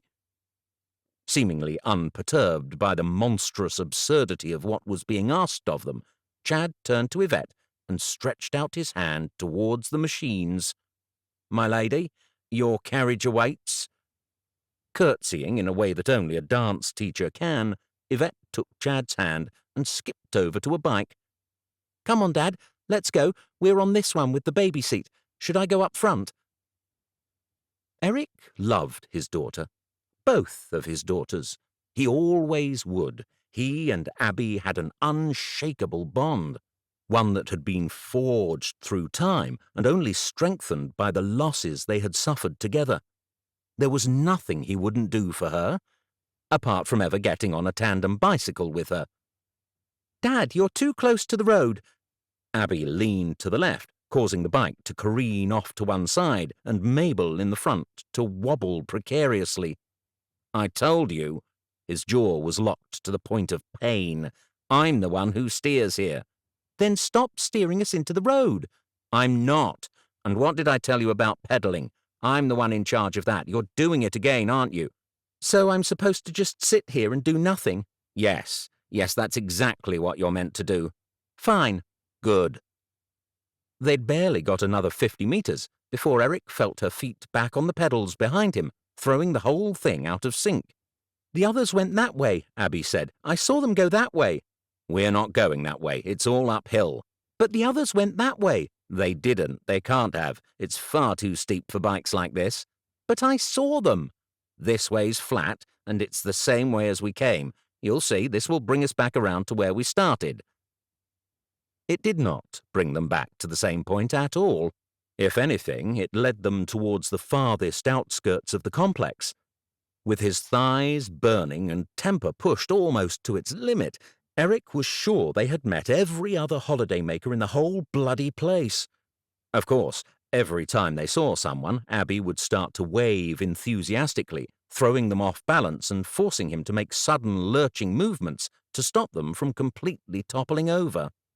By the time they had managed to find themselves back on a familiar path, he felt he'd cycled far enough to get all the way to Burlham and back. Then, to cap it all, the weather took a turn for the worse. Fearing Mabel's coat wasn't suitably waterproof, he had taken off his and draped it around her for extra protection, meaning that he was rapidly getting soaked. By this point, Abby had stopped pedaling completely, which should have been a blessing, only somehow she'd become more of a deadweight. Next came the screaming. "Off, bike! Off! Off!" "I know, May, we're nearly there." "I want to get off now!" The screaming moved up another notch with the next demand. "I need a wee-wee! I want to get off! Stop, Daddy, stop! Stop!" "Great." "We should just stop here," suggested Abby. "Let her go in the bushes." "We're nearly there," Eric replied, almost certain he was right. "Wee-wee! I need a wee-wee!" There! Like a vision from a dream, the bungalow came into sight. Nowhere near where he thought they were, but it didn't matter. The torture was nearly over. Whipping Mabel's straps off in record time, he rushed through the front door with her, leaving Abby in charge of the tottering bike. "There you are. Where did you—" "We got lost. Where do you think we were?" interrupted Eric, not waiting to hear the end of Lydia's inane questioning. Racing into the bathroom, he was only 2 feet away from the toilet when a distinct feeling of warmth spread down his hip and onto the top of his thigh. "I did a wee, Daddy," Mabel said, her voice full of remorse. He couldn't be cross. After all, it wasn't the 3-year-old's fault she had been dragged from pillar to post that day. He placed her down on the bathroom floor and was part way through pulling off her leggings when Lydia's head appeared at the door. "You're not allowed to bring their bikes back to the chalets. You were meant to take it back to the hut. Why did you bring it here?" And then, because Eric had recently resolved not to swear in front of his children, he stood up and slammed the bathroom door directly in his sister-in-law's face. While Chad, ever the peacekeeper, returned the tandem, Eric assessed his clothes situation. Unlike Mabel, who had about 40 different outfits packed just in case emergencies such as this one arose, Eric only had 2 pairs of jeans. For one to be out of action after the first afternoon was less than ideal. "There's a launderette in the centre of the resort village," Lydia informed him. "We just need to wait until we've got enough clothes to make a full load. We really can't justify a wash with just a few items. We really should consider water wastage." Water waste is all I am thinking about, Lydia, and it's not staying on my jeans any longer, thank you. Eric had made himself an illicit coffee and was sitting at the kitchen table, flicking through all the promotional paraphernalia that had been left there. As he sifted through the flyers and pamphlets, one in particular caught his eye. Deep purple and on thick paper, it was the only one of the 24 or so brochures that wasn't plastered with faces of overly smiley children. "This is the spa?" Eric asked, lifting it up to show Lydia. "Yes, and it's got wonderful reviews. According to the website, it only uses organic, non-GMO—" "Are you okay with looking after the girls for a couple of hours if I go?" he interrupted, folding the pamphlet and slipping it into his pocket. "Just that, after the drive and everything, I could really do with a quick soak in the jacuzzi." Eric wasn't sure what reaction he'd expected. Possibly a standard Lydia tut at the fact that, despite having spent the last 8 hours in very close proximity with them, he was leaving his daughters on their first evening of holiday. Possibly a comment about the cost. Whatever he'd expected, however, it wasn't her putting down her mug, walking across the room, and wrapping her arms tightly around him. "I would like nothing better," she said. And Eric sensed, for the first time, that this holiday might not be as bad as he'd feared. He took his jeans and the girls' wet clothes to the laundry, which was entirely empty, and set the machine for a quick wash. Then it was off to the spa. Unlike the rest of the buildings he had seen in the resort, this place was built with actual bricks, with glass windows from floor to ceiling. Inside, dozens of little glass jars holding single flowers decorated the entrance, and it was clear that this was a place reserved for adults. Back in London, Greg and some of the others would often go for a quick massage at a day spa after work on a Friday, but Eric had never found it that appealing. He would rather sit at home on the sofa with Susie and let her work out all the knots and kinks of the week with a relaxing foot rub. Not that he was going to get anyone to massage him here. All he wanted now was a long soak in the hot jacuzzi. He was somewhat nervous as he approached the counter, where a man dressed in purple linen stood behind some kind of scent diffuser. "Good evening, sir. How can we help you?" Eric cleared his throat. "I'd like to use the spa." "Of course." The man smiled broadly and with just the slightest hint of condescension. Obviously, Eric wanted to use the spa. He had come to the spa. It was like walking into the dentist and saying you'd like someone to look at your teeth.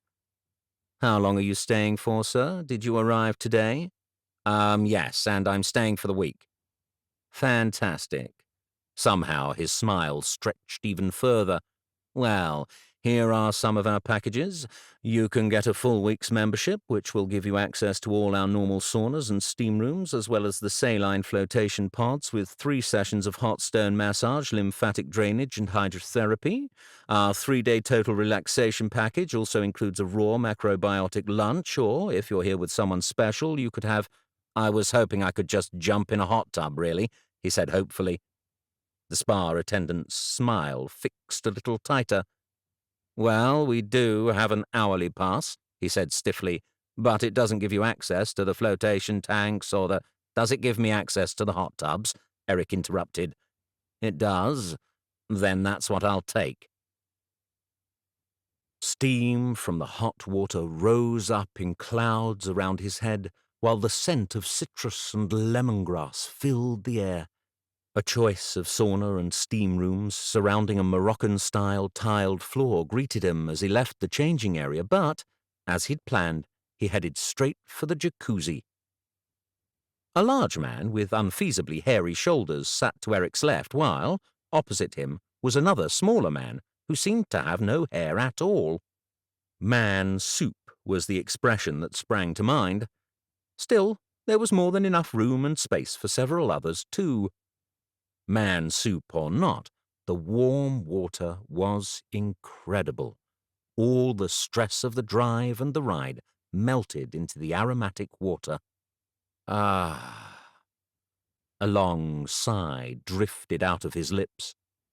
This was just what he needed. He would spend the week here, morning, afternoon, and evening. He didn't need a Turkish hammam or a Thai reflexology massage. Nope, he would soak away all of his worries in the warm comfort of this bodily broth. On his walk-through, he had spotted some swinging sun loungers too. Maybe tomorrow he could grab his book and spend an hour there. As he sat with his eyes closed, dreaming of all the possibilities, a sudden splash was accompanied by a swell of water. One of the men was obviously getting out. Eric didn't care. He didn't care about anything other than lying there, letting the world roll by without him. Eric had almost dropped off when, only moments later, there was another splash. As long as no one started kicking him, he would be fine. He was just considering the etiquette of falling asleep and snoring in a spa when someone spoke. Eric? His eyes pinged open. In less than a second, all the tension had flooded back, and then some. "What the hell are you doing here?" he blurted out. Chapter 20. The temperature in the jacuzzi rocketed, and Eric's muscles, which had only just started to relax, became rigid. Standing on the edge of the jacuzzi with a spa robe draped across her shoulders was Daisy. Her face flickered with a myriad of expressions before finally settling on confusion. "What am I doing here? What are you doing here? I told you I was coming here, remember?" I... As much as he wished it wasn't the case, Eric was having a hard time focusing his mind. Attractive was not the right term. Beautiful didn't even cut it. This woman was striking, bold and strong, even with her face creased in puzzlement. "Eric, look, I'm sorry about—" "Are you getting in or not?" The hairy man pushed himself up in the water, obviously having had enough of his quiet time being disturbed. Guiltily, she dropped her robe onto a nearby lounger and stepped down into the jacuzzi. All the while, her eyes never left Eric. "I'm here with my family," he spluttered, unsure why, but it just seemed better than staying dumbstruck. "That's nice. You're here with Mabel and Abby. You know, I really am sorry." Something about the relaxed way she said their names and the sincerity of her apology made things worse. "Uh-huh, and a few others." He rubbed the steam from his eyes. He had barely blinked since she'd appeared, and his mouth was growing drier by the second. Swallowing a gulp of hot air, he struggled to think clearly. He didn't want them to sit together in silence. That would be even weirder. "What about you?" he asked as she settled herself into a spot almost opposite him. "Who are you here with?" "My sister. I think I told you we were going away. You know, when we spoke on the phone before." "Of course. The teacher, is she here?" Looking up, Eric cast a quick glance around, just in case there was some kind of bizarre hot tub ambush about to happen. "No." Daisy's jaw tightened. "My sister's not so great at timing, or organization. She left 2 hours later than she said she would, only to find she had a flat tire as soon as she left the drive. The last time we spoke, she was about 50 meters from home, and that was about an hour ago, so I thought I'd come and chill here." "Where does she live?" "She's coming from York." "Jesus, that's a long trip. Why didn't she take the train? Surely there's a station near here." "Yep." Daisy made no attempt to hide her annoyance. She was worried about the train being cancelled. Ridiculous, right? That girl, she does get some strange ideas. Honestly, I despair sometimes, but she is my little sister, so what can I do?" She grinned in a way that Eric felt himself involuntarily reciprocating. My guess is she's going to end up getting lost, too. Either that or run out of petrol. It wouldn't be the first time. Out of the blue, her expression changed to one of concern. If you're here, who's got the girls? Is there a kids' club or something? No, they're with Lydia, my sister-in-law, Eric explained. Yvette's here, too. That's your mother-in-law, the one with the toy boy boyfriend. Is he here, too? What did you say his name was? Brad? Chad. Eric felt his cheeks colour. He hadn't realised how much of his life he had revealed to her. Yep, they're all here, the whole family. So you've escaped to the spa? After a 3-hour tandem bike ride, half an hour of which was in the pouring rain. There are 3-hour cycle routes here. No. They shared a small laugh. 2 elderly ladies appeared, clearly looking for a place to enter the jacuzzi. Without thinking, he slipped across and slid into place next to Daisy, giving them room to get in. As his legs moved into place, his hand brushed against hers. A shock went through him, that same energy he'd felt on the phone all those times.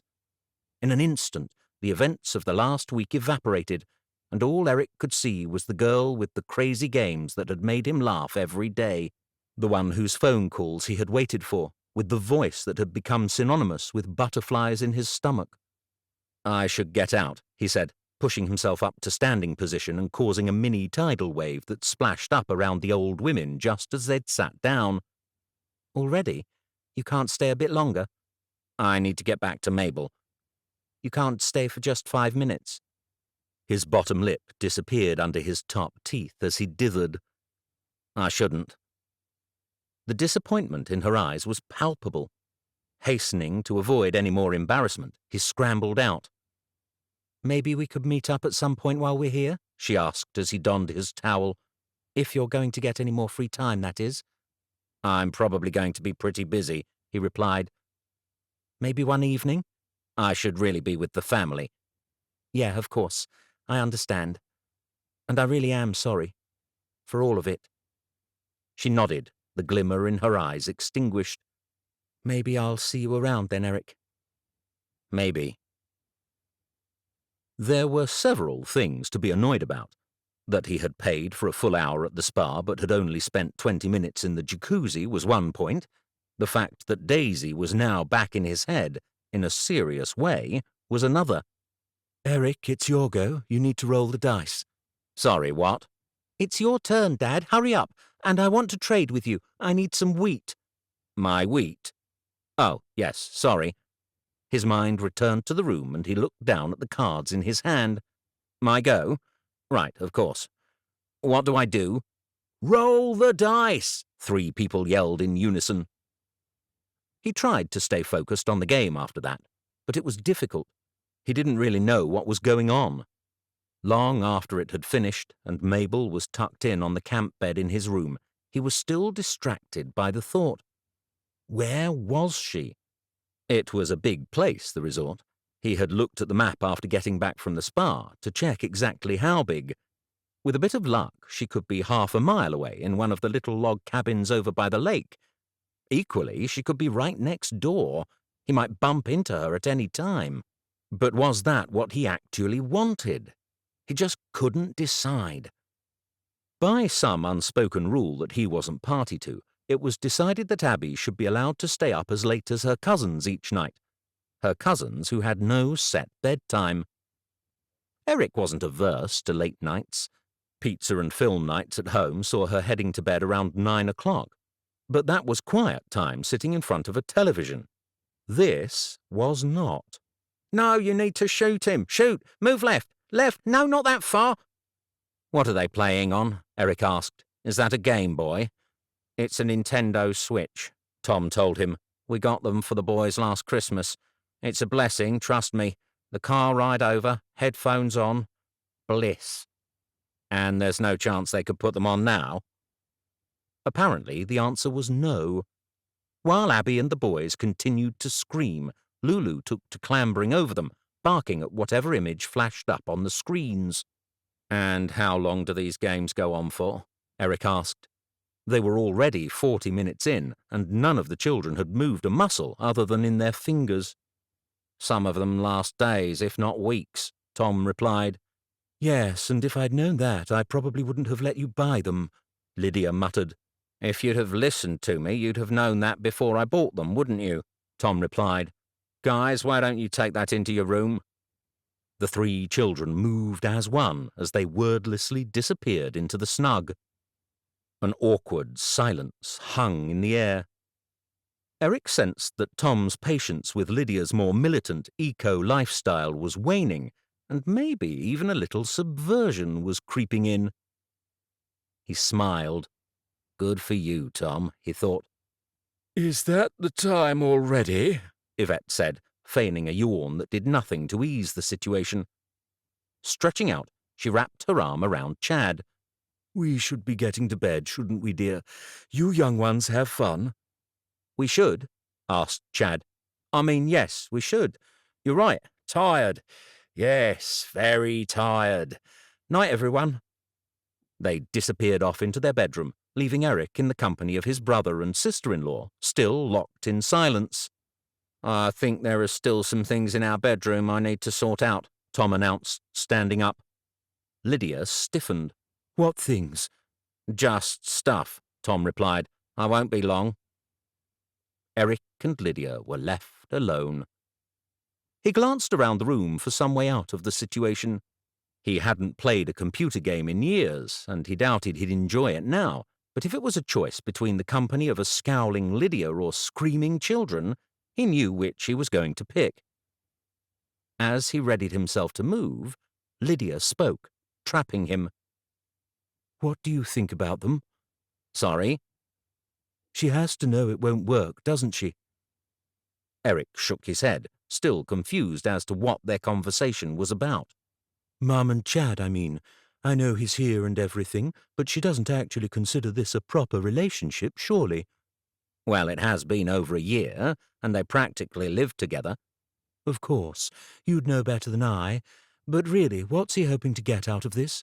I mean, I know there's not much money, but that's my children's, our children's inheritance. Sorry? Eric blinked, rubbing his temples, not too sure he'd heard her correctly. You think Chad's after Yvette's money? Well, why else would he be with her? He studied Lydia's face for some hint of jest or irony, but found none. You're serious? Of course I am. It's not right. It's not normal. All of a sudden, Eric felt very uncomfortable.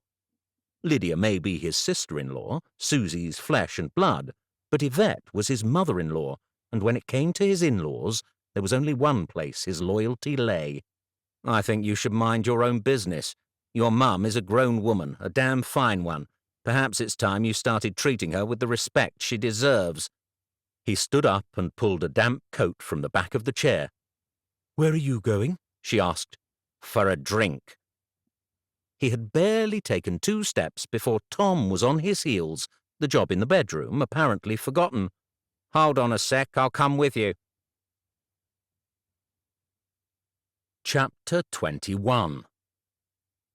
The resort village boasted 3 places where Eric and Tom could get a drink. The first 2 were family-friendly restaurants where children were running wild, so they went to the adults-only pub. I can't believe we haven't even been here for a day yet, Eric said as he handed over his card, without even checking the price of the 2 pints he'd just bought. He was going to carry on drinking regardless. It was better that he didn't know. I know, and she's got a plan for every day of the week. We're doing circus skills on the trapeze tomorrow. You're joking. Eric sighed, with the deep satisfaction that only comes from that first sip of beer hitting the back of your throat. Nope, I'm just hoping it doesn't rain. If it does, she's got us booked in for a family art class. With another sip of his drink, Eric contemplated his next comment. Lydia had always been intense. Homemade Christmas gifts, hand-woven housewarming presents. Her generosity was certainly something Eric could never fault. But this, the holiday, the planning and effort that must have gone into it, this was taking even Lydia to the next level. Tom's gaze had drifted into his glass. He had never been much of a talker. It was probably quite difficult to get a word in edgeways when Lydia was your wife, but he too seemed to have become more introspective. "Is everything all right?" Eric asked. "With what?" "Everything. Lydia, you and Lydia." Tom's eyes returned to his beer, where they lingered for a long while. The pub was busy. A group of girls on a hen-do, dressed as cowgirls, were in one corner of the room, while several other tables were occupied by couples or groups of friends. "You should know that I know." Tom's sentence hung in the air. It took a moment for Eric to realize what he was talking about. When he'd figured it out, there wasn't a reply he could offer. "I've always known about Susie and the baby, since before we were even married. I told Lydia that she was wrong keeping it from you after the accident. I told her you had a right to know, and I told her it would come out in the end. And you know Lydia, she doesn't like to be proved wrong about anything." "I'm well aware," Eric agreed, unable to hold back the resentment he felt towards his sister-in-law. It wasn't the fact that she'd kept Susie's secret while she was alive. He had made his peace with that. But Lydia's subsequent deceit, that was what Eric was having a tough time forgiving. "And I know she won't admit it, but she feels it's because of her lying that she doesn't get to spend as much time with Abby and Mabel," Tom said, as if reading Eric's mind. "Well, it is. I know that, and you know that, and the fact is, she knows it too. It's tearing her up, Eric. It was tearing her up before. I don't know if you know about Lydia's past, about some of the difficulties. I know a little bit. Well, you can understand why I'm worried, can't you? She's trying to pretend it's normal. She's trying to pretend that everything's hunky-dory, but she's been such a mess since Susie died. And then there's all this business with, well, you know, and then Yvette and Chad." Eric raised his hand. "You're not serious about this too, are you? Honestly, the pair of them, they dote on each other, him even more so than her. And trust me, he knows she's got no money. You can't honestly think that's why he's with her." "I don't. And to be honest, I don't give a monkey's what Yvette does. She's a grown woman, it's her life. But after the way Philip hurt her, Lydia's worried. You can understand that." "Of course I can." "Then you'll ease up on her for the week. I know it's a lot to ask, but please, if you can, just cut her a little slack. I'm not sure I can afford a divorce, but if something doesn't improve soon, she's not going to leave me many more options." "It's that bad?" Eric asked, struck by a possibility he hadn't even considered. "Yes. No, maybe. Who knows? We'll work through it, we always do. It's just a tough time, that's all. That's why I could do with a little help here." Eric nodded slowly. Everything Tom said made sense, which was why it was all the more frustrating. And the last thing he wanted was to put pressure on a marriage. He had been there before. He knew how it didn't take much to send these things spiraling out of control. "Fine," he said. "I'll try." And with that, he returned to his drink. After polishing off the first pints, their talk drifted back to Burlham and the allotments, a topic of conversation that Eric had very much wanted to avoid, mainly to keep thoughts of Daisy out of his head. "There's another allotment site in Burlham, though, isn't there? Behind the big church? And right on the marshland. It's a floodplain. That's why it has so many empty lots. Everyone's trying to move across to ours. You can't actually grow anything there." "So what are you going to do?" "What can we do?" Eric asked. "We're not going to give up, that's for sure. We'll just keep fighting until the end." "But if you don't win?" "Then I'll think about that then." 2 pints in, Eric considered the fact that they should probably head back. With Yvette and Chad otherwise occupied, it didn't seem fair to leave Lydia to try and get all the others to bed. Plus, Lulu would need to be taken out before they all retired for the night. "Can we do this again before the week is up?" Tom asked as he picked up his coat from the back of his stool. "I needed this." "I can do beer every night," Eric assured him. "Great." They headed out together. Eric's hand had just reached the door when it swung inwards, causing him to jerk back. "Sorry, Eric?" Her response was reflexive, the blush, the embarrassed shrug of her shoulders.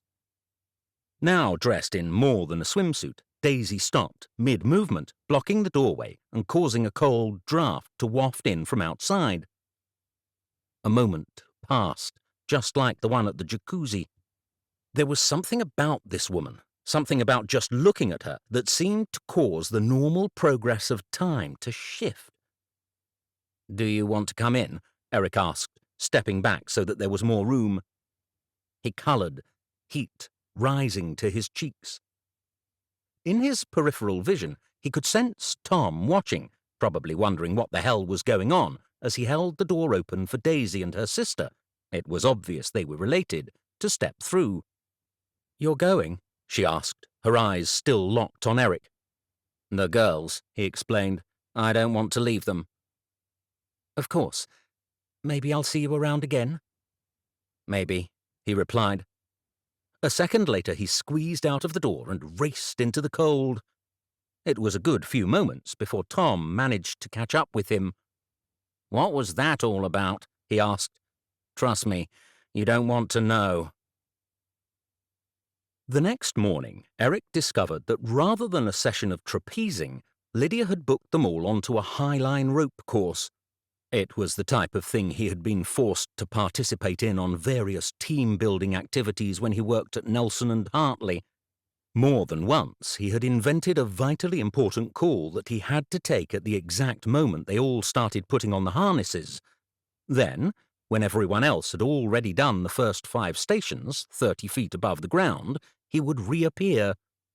He didn't mind doing that type of activity. He just liked to do it at his own pace, without a crowd cheering him on, or, as was more often the case when the likes of Greg were involved, jeering at him.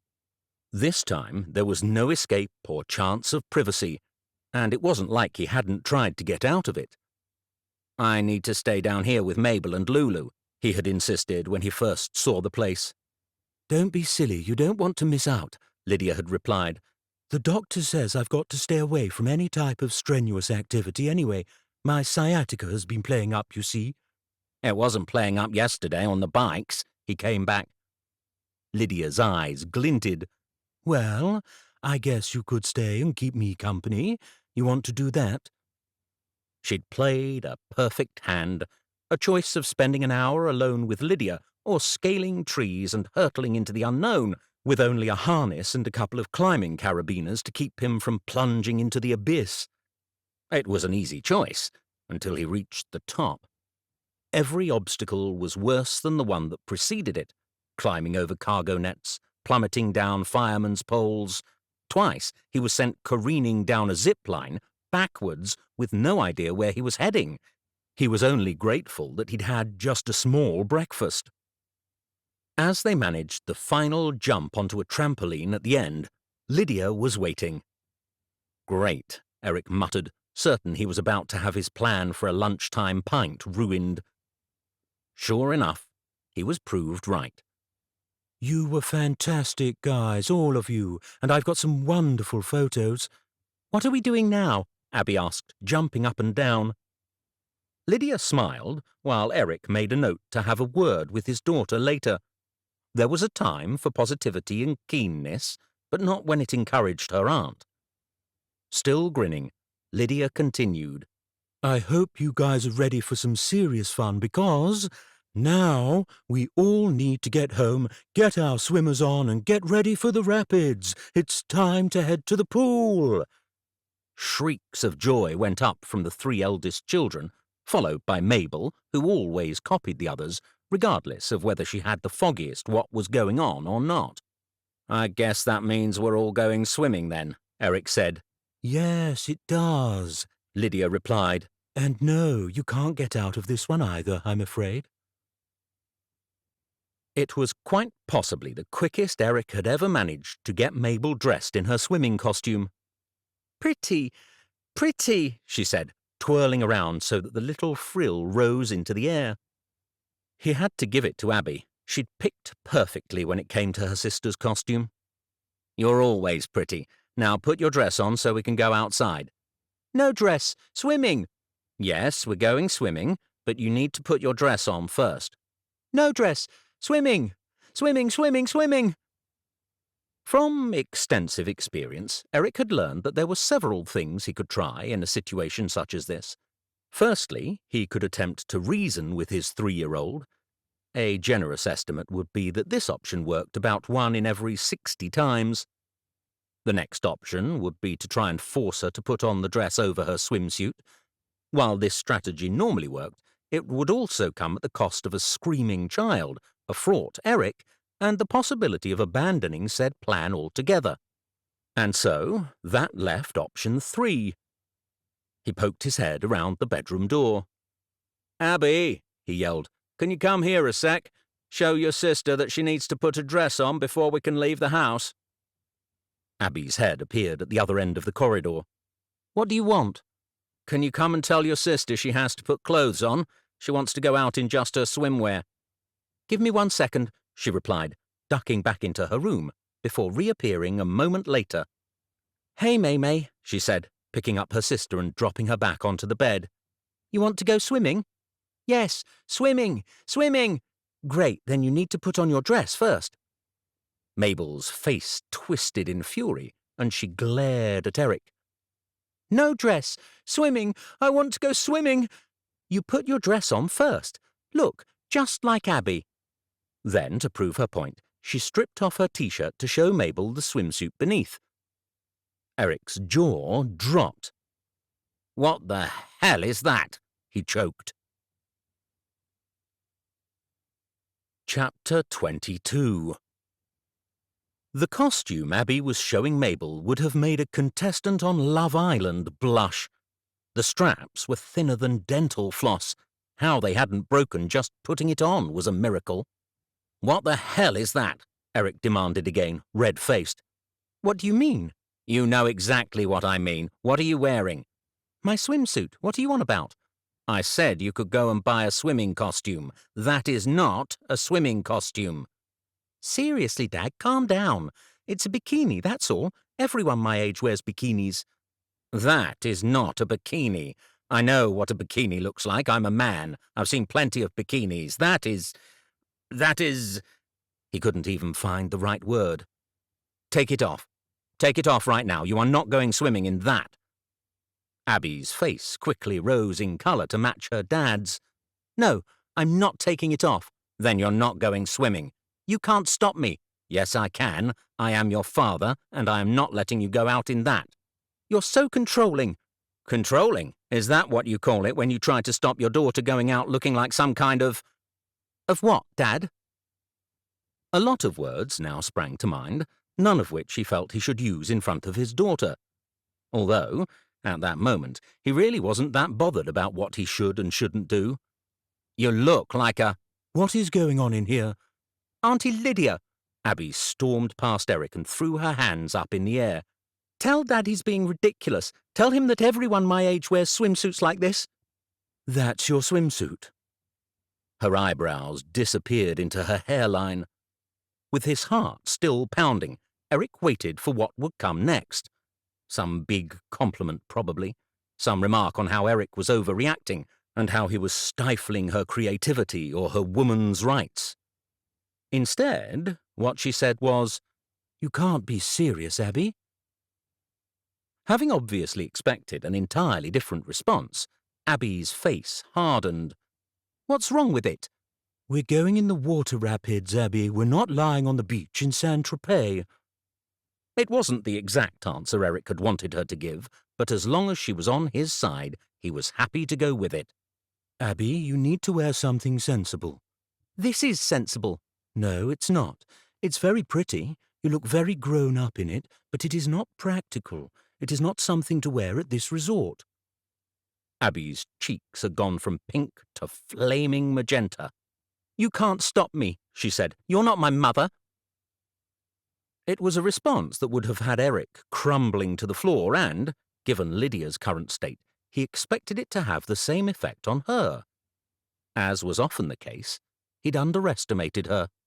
No, I am not your mother, but actually, yes, I can. I can stop you from going to the pool, just like I can stop you from going to any of the other activities here this week. I'd rather not have to. I'd rather you take mine and your father's word for it when we tell you that your attire is absolutely unsuitable. But if you want to go out there and realize this for yourself, be my guest. Just don't come crying to me when your perfectly beautiful bikini is torn to shreds in the rapids and you're banned from the swimming pool for being indecently dressed. That's all. It was brilliant. Fantastic. The speed and eloquence with which Lydia had responded had Abby dumbfounded. That, combined with the fact that she hadn't, unlike Eric, criticised the complete inappropriateness of her outfit, other than in a practical sense, was something he was going to try and remember when she purchased her first miniskirt. Eric used the moment of stunned silence to slip Mabel's dress over her head. At least that was one situation resolved. "Well, I don't have anything else to wear," Abby continued to pout, "so I guess I'll just have to take the risk of it breaking." "It's fine," Lydia said. "There's a shop outside the pool. Go and put a coat on. I'll take you there now." When Abby didn't move, Lydia held her gaze. Hands on her hips and huffing like the most wronged teenager in all of existence, Abby swept past Lydia and out into the hallway without so much as a glance at Eric. "Thank you," he said, dropping down onto the bed with a sigh. "I don't know how to speak to her when she gets in one of these moods. I just want to lock her in her bedroom until she turns back into my perfect little girl." "Yeah, that's never going to happen. Trust me, I know. And I'm always here to support you. That's my job, to support you and the girls." An unexpected lump formed in Eric's throat. "Thank you," he said again. "You're welcome." It took approximately 6 minutes at the pool for Eric to discover that he was getting, if he wasn't already, far too old for these activities. With no time to get his bearings, Mabel had forced him to drop their towels and bag on the nearest sun lounger. "Slides, Daddy! I want to slide!" "Here will do," Yvette said, dropping her copious green beach bag down with Eric's things. "Not many people here. It'll be fine." "Slides, Daddy! I want to slide!" "I know, I'm coming. We're coming." While every other person at the pool seemed to glide down the slopes with effortless ease, Eric was having a disastrous time, constantly spinning around, scraping his knees, colliding with other holidaymakers, and chafing himself on the fiberglass as he did his best to protect Mabel. 2 goes were all he needed to realize he and rapids were not a good combination. "I can't go straight," he screamed at the rest of his family as they tore away in front of him, now finding the safety of the lazy river. "I know, that's the fun bit," Abby shrieked back. It wasn't. It wasn't fun at all. He was certain there were going to be some serious burn marks visible when he inspected himself, not to mention a possible dislocation. Still, there was some enjoyment, watching Abby laughing and screaming and attempting to dunk her cousins, and seeing them jumping in from the sides, trying to dive-bomb each other. Eric hadn't realized how much she had been missing that family connection. She'd been an only child for so long that he'd thought having Mabel around would be enough. Now he knew that wasn't the case. After one more unexpected turn, he spilled out of the rapids into the relative comfort of the lazy river. He lay back and let the water take him gently along. "Hurry up, Dad," Abby called from way out in front. Lydia had managed to find a good compromise on the swimsuit, a one-piece with cutaway sides, which Eric thought was still far too grown up, but which was nonetheless a drastic improvement. And, as Lydia had pointed out, it wasn't likely to come flying off, unlike Abby's previous purchase. She had refused to take any money for it, but he would try again later. Or maybe give Tom the money if that didn't work. Anyway, he didn't need to think about it now. Now, he needed to relax and get his heart rate down as much as possible before they hit the next rapid hit and the danger of more friction burns. "It's good to see you 2 building bridges." Eric lifted his head. "That's a striking ensemble, Yvette." "I think it's rather eye-catching, don't you?" Gliding effortlessly along, she was dressed in a 1950s halter-neck swimsuit, complete with a floral bathing cap. The style hadn't seen the light of day for the best part of 60 years, should have looked out of place, but this was Yvette. She was never one to shy away from a unique look and, he had to admit, in this instance, it was a pretty brave choice. "Where on earth did you find it?" Eric asked, wondering what it was with the women in his life and ridiculous swimwear. You can get anything online. Actually, I thought I might set up a synchronized swimming group at the pool in Malden. I'm sure I'd get plenty of takers. It's all about the outfits, you know. Eric was pretty sure it was more about the swimming, but he decided not to comment. You and Lydia seem to be making amends, she continued, now alongside him as she swept her arms through the water in a flawless breaststroke. "Lydia and I always get along fine." With the slightest purse of the lips, she raised an eyebrow. Yes, well, I don't ever expect you two to tell me what's going on. I know I'm always the last to know everything around here, but it's nice.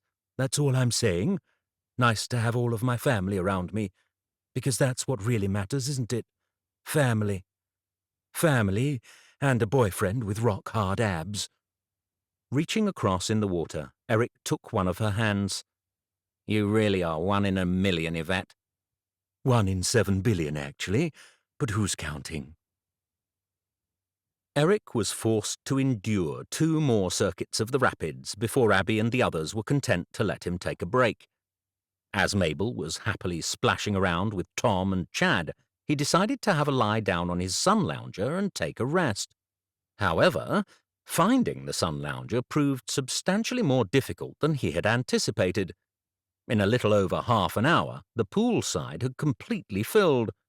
Not only were there no spare loungers left, but every one of them was covered in the same yellow and blue resort towel, making it impossible to distinguish one from another.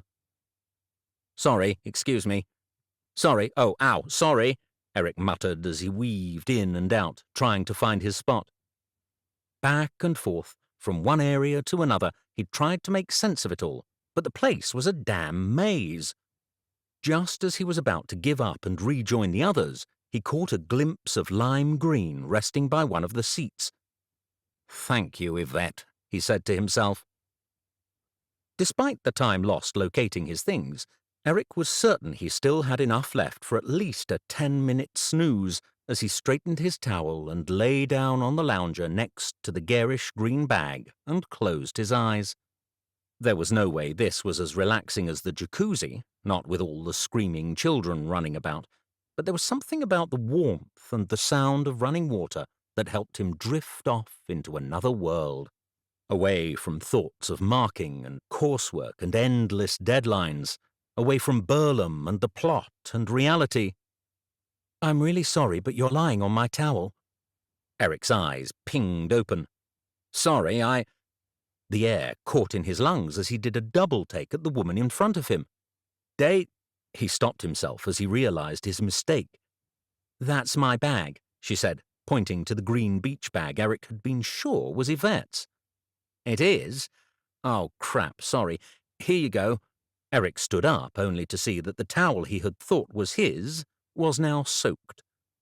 "Let me find mine," he said, his head going from side to side, as he desperately tried to find a way out of a situation that was growing increasingly more embarrassing by the second.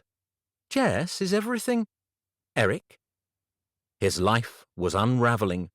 Lying on a random woman's beach towel and soaking it was moderately embarrassing, but of all the people in the resort, he had to have picked Daisy's sister. "What's going on?" Daisy asked. "Everything okay?" Whether it was the mass of people or the heat from the water, he didn't know, but the temperature in the place seemed to be rising rapidly. "Just me," Eric said, wishing there was some way to stop the sweating. "I'm in the wrong place. I'll find another towel, if I can just work out where I was sitting." He turned around again, trying to spot something familiar. Why did they not put up signposts like in a car park, big letters and numbers in different colours so he knew exactly where he was, or should be? And why were there so many slides? Did they really need that many? "Dad, can I have some money for an ice cream, please?" "Abby?" Eric spun around. Nothing was making sense. How could any of this possibly be happening? "Can I have some money, please? I want to get an ice cream, and Uncle Tom left his wallet in the chalet, so I said I'd see if you got yours. Have you?" "Have I what?" he asked, feeling like his whole world was spinning out of control. "Some money," she repeated. "And why are you over here? You know all our stuff is over there by the water slide, don't you?" Eric's brain finally caught up with what he was seeing. His daughter, his eldest daughter, standing next to a woman he really didn't want her to recognize, for multiple reasons. "I didn't bring my wallet either," he said, "and there are a lot of water slides." "Yeah, but only one that's like a snake. See, it's just over there. Granny told you to make a note of it. She brought her wallet, didn't she? Do you think I could just take some from it?" "Take what?" "Money. For ice cream. Seriously, Dad, you're acting even weirder than usual." After a moment, the penny finally dropped. "You didn't think we were sitting here, did you?" In his peripheral vision, Eric could see Daisy smirking. "No." "You did, didn't you?" "No, I didn't. I know exactly where we are." And then, with absolutely no certainty of where he was going, he turned on his heel and marched away.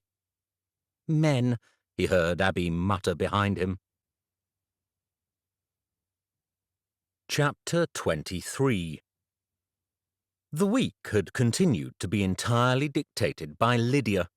They had done archery together, which Eric was extremely good at, bowling, which Eric was also very good at, and rock climbing, at which point Lydia told him it was a children's holiday and asked if he really felt the need to win at everything. He, therefore, took a back seat during the rowing and allowed himself to come in a respectable second at mini-golf. "Has charades started yet?" He smiled as he read the message on his phone. "It's not a charades night," he replied quickly, waiting for the dots of the next message. "Sudoku?" "Who has Sudoku nights? It's Pictionary." They had started chatting again, by text only, after the incident at the pool. He had felt it necessary to apologize for both the awkwardness and the fact that he had left them with a soaking wet towel. "Abby seems like a great kid," she came back. "You mean she has me wrapped around her little finger?" "Pretty much." It was Thursday now, and while they hadn't met up, their messaging was going strong and steady. "So, only a couple of days left," she sent. "What are your plans?" "After Pictionary, apparently some train-based board game." "What do you have to do? You need me on your team. I kick butt at every board game." "Is that right?" "Undefeated champion at Guess Who and Connect 4. She included an emoji of a trophy. "Those are some pretty bold claims." "Too right. Try me. Any game. I'm a board game master." Shouting had erupted from the carpet. Eric wasn't even sure whose turn it was anymore. Clearly he was a superfluous member of his team. "I think I might get a quick pint in. You guys seem to be doing fine without me," Eric tested. Tom and Abby's eyes flickered up to him momentarily, but barely even registered. He looked across to the living room table, where there sat a pile of different games, some of which they'd played, many of which they hadn't. He grabbed one and quickly responded to the last message. "Pub in 5. Sitting one table away from yet another hen-do, Eric couldn't help but feel he was about to make a complete and utter mistake. The last time they had met in public, it had all gone rapidly downhill. Now he was prepared, though. Now he knew what he was getting into. One good thing about the holiday was that it had firmly pushed the chaos of the situation with the allotments to the back of his mind, and, with it, any residual thoughts he'd been harbouring about Marguerite Woodhouse. Whether that would last when he was face to face with her would remain to be seen. 5 minutes passed. Then another 5. He was starting to give up hope that she was actually coming. After his previous form, he wouldn't have been at all surprised if she'd stood him up. It wouldn't be like he didn't deserve it. But finally, 15 minutes after Eric had arrived at the pub, Daisy walked in. Lifting himself out of his seat, he offered a small wave, which she noticed immediately, and returned a broad smile. Reaching the table, her eyes moved quickly from Eric's to the box in front of him. "Wow," she said, sliding into the seat opposite. "You said you were a board game master." "Fair enough. What is it?" she asked, picking up the box and turning it over in her hands. "How do you play?" Eric looked at the item in question. On closer inspection, it wasn't really a board game.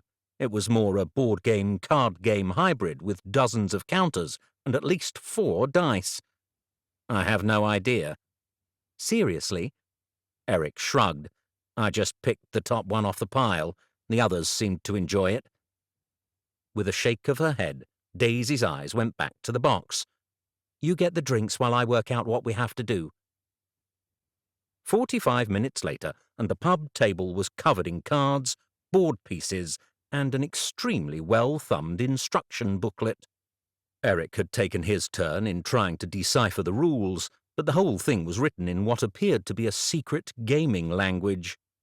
"I give up," Daisy declared, throwing her cards down and finishing off the last of her wine. "Could you not have found something a bit simpler? I'm pretty sure I cited Guess Who as my normal level." "You were the one who said you were a board game expert." "Yes, but this is not a board game." "Well, I could have brought Monopoly, but I know what you're like when it comes to screwing over the little people in order to get a quick sale." He instantly regretted his choice of repartee. A tightness flashed across Daisy's face, and, pursing her lips, she stood up. "Why don't you put all these away?" she suggested. "I'll fetch us both another drink." Whilst stowing the paraphernalia and waiting for her return, Eric considered whether he should bring up the subject they'd been avoiding, the allotments. The issue hadn't gone away. If anything, it was even more pressing than it had been the last time they'd met, but the night was going so well, it seemed a shame to risk spoiling it. They had laughed and joked and were enjoying each other's company. Truth be told, he couldn't remember finding it so easy to spend time with someone like this since Susie. But hiding in this little bubble they'd made themselves didn't address the problem. He just couldn't think of a way to bring it into the conversation without sounding like a complete jerk. Fortunately, he didn't have to. "I think you should know that I don't like my job," Daisy said, coming straight to the point as she slid back into the seat opposite him. "Actually, that's not quite fair. Some days I love my job. I love that I get to go to different places, meet different people." "You could be a cabin crew member and still do that," he interrupted. She shot him a look that said she was holding the floor. "I worked incredibly hard to get to where I am, incredibly hard, and I'm well respected. I'm thorough and I spot things other people miss." "But," Eric suggested, desperately hoping she was going to add something redeeming to her speech. "But I know they're not always great. The company. They do a lot of great things." "They do," she read the skepticism in Eric's expression. "Fine. Maybe not so much lately, but they used to at least. It's difficult for businesses, even big businesses. There's always someone bigger than you, always someone ready to undercut you. You have to be cutthroat if you want to survive." "Excuse me if I don't lose sleep over the profit margins of a multi-million-pound corporation. Besides, this isn't about being cutthroat. This is being malicious towards people who have done nothing to them." "Life's not that simple, Eric." "Life's as simple as you want to make it," he replied. "You can tell yourself whatever you want, about all the good this is going to do, about all the new jobs or new homes or whatever, but it's just bullshit. You know it is. You're just telling yourself whatever you need to sleep at night." He'd pushed it too far. He knew it. Her hand was wrapped so tightly around her wineglass that her knuckles had turned white. Her eyes narrowed in a way that made him unconsciously shift back, anticipating an outburst, although, when she did speak, her voice was incredibly level and calm. "You need to stop this." "What, calling you out on what you're doing?" "No, self-sabotaging." "Pardon?" He sat up sharply. "Tell me, Eric, since you found out who I am and what I do, how many other women have you got in contact with online?" He frowned. "None, but I don't see why that matters." That's what matters the most. Don't you see? You're looking for a reason not to be happy, for these relationships not to work. That's not fair. It's only been a couple of weeks, and besides— Besides what? He couldn't answer her. He just knew he wanted her to stop talking. Unfortunately, that wasn't something she looked like she was planning on doing any time soon. You hate my job, I get it. But relationships, real relationships, they have to suffer a lot worse than not liking your partner's occupation. The thing is, you don't want to risk it. You don't even want to try, because, if you do, that will mean letting go of Susie, and you're not ready to do that. His cheeks burned. That's not fair. You don't know anything about her, about us, about what happened. No, I don't. There's so much about you that I don't know. But I'd love to learn.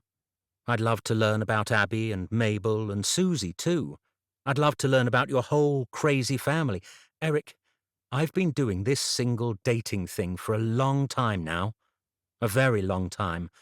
I know that this, she motioned between the pair of them, this easiness, it doesn't come along often.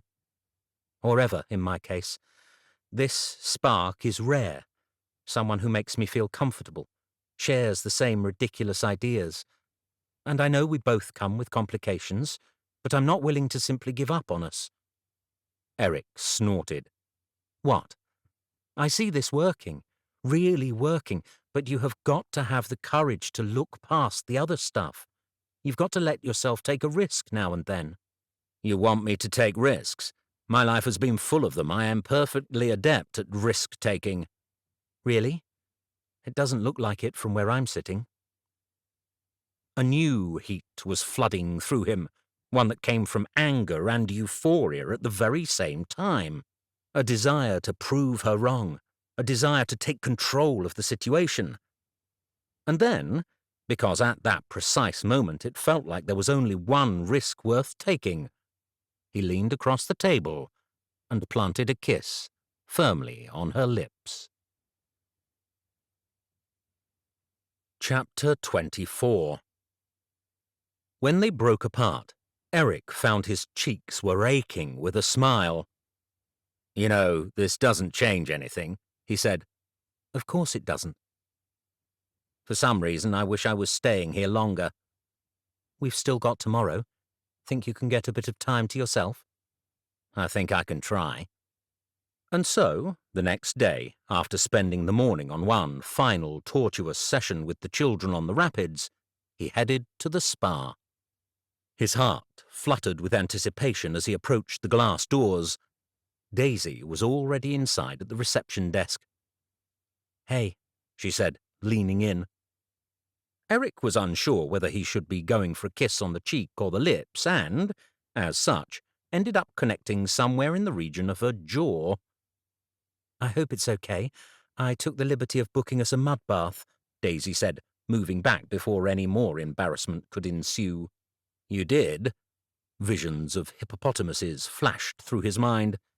"If you want to change—" No, that sounds great," he enthused, and, feeling like he was 16 again, with no idea what he was meant to do with a girl, he followed Daisy into the changing area. "What is going on with you?" Lydia asked at dinner. "You haven't stopped smiling all evening. If this is what going to a spa does for you, maybe we should club together and get you a membership back home." "I don't think it's the spa, is it?" Tom asked, shooting Eric a look. "What do you mean?" Lydia pounced. Tom's cheeks coloured as his mouth moved soundlessly for a moment. "Well, it's the holiday, right, Eric? It's been the whole thing that's put you in such a good mood, isn't it? That's all I was saying." "Well, that's nice, then." While Lydia seemed moderately convinced by the play-acting, Eric reminded himself never to tell Tom anything remotely close to a secret again. The spa had done more than just put him in a good mood. The time with Daisy, those few hours, had made him feel like a whole new man. Or, rather, a man as an individual, as opposed to all his other roles. Father, teacher, in-law, widow. For the first time in years, He had just been Eric. "It has been a great week, Lydia," he said, lifting his glass up to toast his sister-in-law, "and I am incredibly grateful to you for organising it. Thank you." Well, with a reaction like that, I'll book us in again for next year. "Let's not get ahead of ourselves just yet," he replied. Under the table, his phone vibrated. He cast an eye down to the screen. So, do I get to see you when we get back? His stomach lurched. There was so much to do at home. But maybe, if they got the allotments sorted, this thing between him and Daisy could be more of a possibility than he'd first thought. With a smile still firmly on his lips, he began to type his response. "Dad, will you put your phone away? It's dinner time." Abby was glaring at him over a mountain of pasta bake. "Really, where are your manners?" "I don't understand why we have to go so early," Abby whined as Eric hustled her out of the cabin. "And how come Mabel and Lulu get to stay?" The others had, under duress from Lydia, dragged themselves out of bed to wave them goodbye. Still dressed in their pyjamas, they made no attempt to hide the fact that, the moment Eric and Abby were out of sight, they would be heading straight back under the covers. "We must get back for the protest. We need as many people there as possible. Mabel and Lulu get to stay because they can't carry a placard." After Yvette had agreed to bring them home later, Eric had messaged Hank to let him know he would be heading back in time for the start of the protest. He'd also asked about the previous week's event, but hadn't yet had a reply. Still, Eves and the barrister were on the case, and they had money to back them up. They weren't going down without a fight. This thing with Daisy had ignited an even brighter fire within him to get it all sorted. As long as the sale was hanging over them, it was going to prove impossible to take the relationship any deeper, and he was just starting to admit to himself that this was what he wanted. The chance of a meaningful connection with Daisy, and as much distance as possible between himself and Marguerite Woodhouse. The trip back was a full 40 minutes shorter than the journey there, and Abby slept most of the way, so Eric didn't bother stopping for a break. "We'll swing by the house and grab some fruit and snacks to take with us," Eric said when they reached Burlham. "We're going straight down. I don't want to miss the start." "Won't any fruit we have left have gone off by now?" Abby asked, stretching. "Good point. We'll go via the co-op instead." Something about the shop car park gave Eric his first inkling that all was not well. For 10 o'clock on a Saturday morning, the store was busy enough. Just like a normal Saturday, in fact, he supposed. But even that didn't feel right. "What can I have?" Abby asked as they headed up the first aisle. "What do you want?" "Crisps and chocolate." "You can have fruit," he said. "We've had enough sugar and crisps this week to last us a lifetime." "What shall I get then?" "Just get a selection. Get quite a bit so we can share with the others." While Eric was distracted, trying to pinpoint what exactly was causing the uneasiness in the pit of his stomach, Abby took her father's instructions to heart. Only when they were about to pay did Eric see exactly what his daughter had chosen. Along with the normal apples and satsumas, she had added to the basket 2 mangoes, a watermelon the size of a football, and what he was pretty sure was a kumquat, but he wouldn't have bet money on it. "What is all this, and why have you got tomatoes?" he asked, spotting more bags. "You said get fruit. Tomatoes are fruit." "Fine, then you can eat one of those first," he said, at which point she looked a little less sure. With their carrier filled with everything from grapefruit to grapes, they headed to the high street. "What?" Eric exclaimed as he found himself face to face with a crowd of no more than 20 people. "What's happened? Where is everybody?" It didn't take much of a search to find Hank, sitting despondently, propping a placard between his knees. Beside him, Janice was pouring tea from a thermos flask. "Hank? Where is everyone?" "Scared off by them," Janice replied, nodding towards a black BMW from where 2 unassuming-looking men in suit jackets and ties surveyed the scene, one holding a camera at the window. "You know what people are like, so damn easy to spook." What do you mean, scared off? What exactly happened? Who are they? With a heartfelt groan, Hank lifted his eyes from the ground.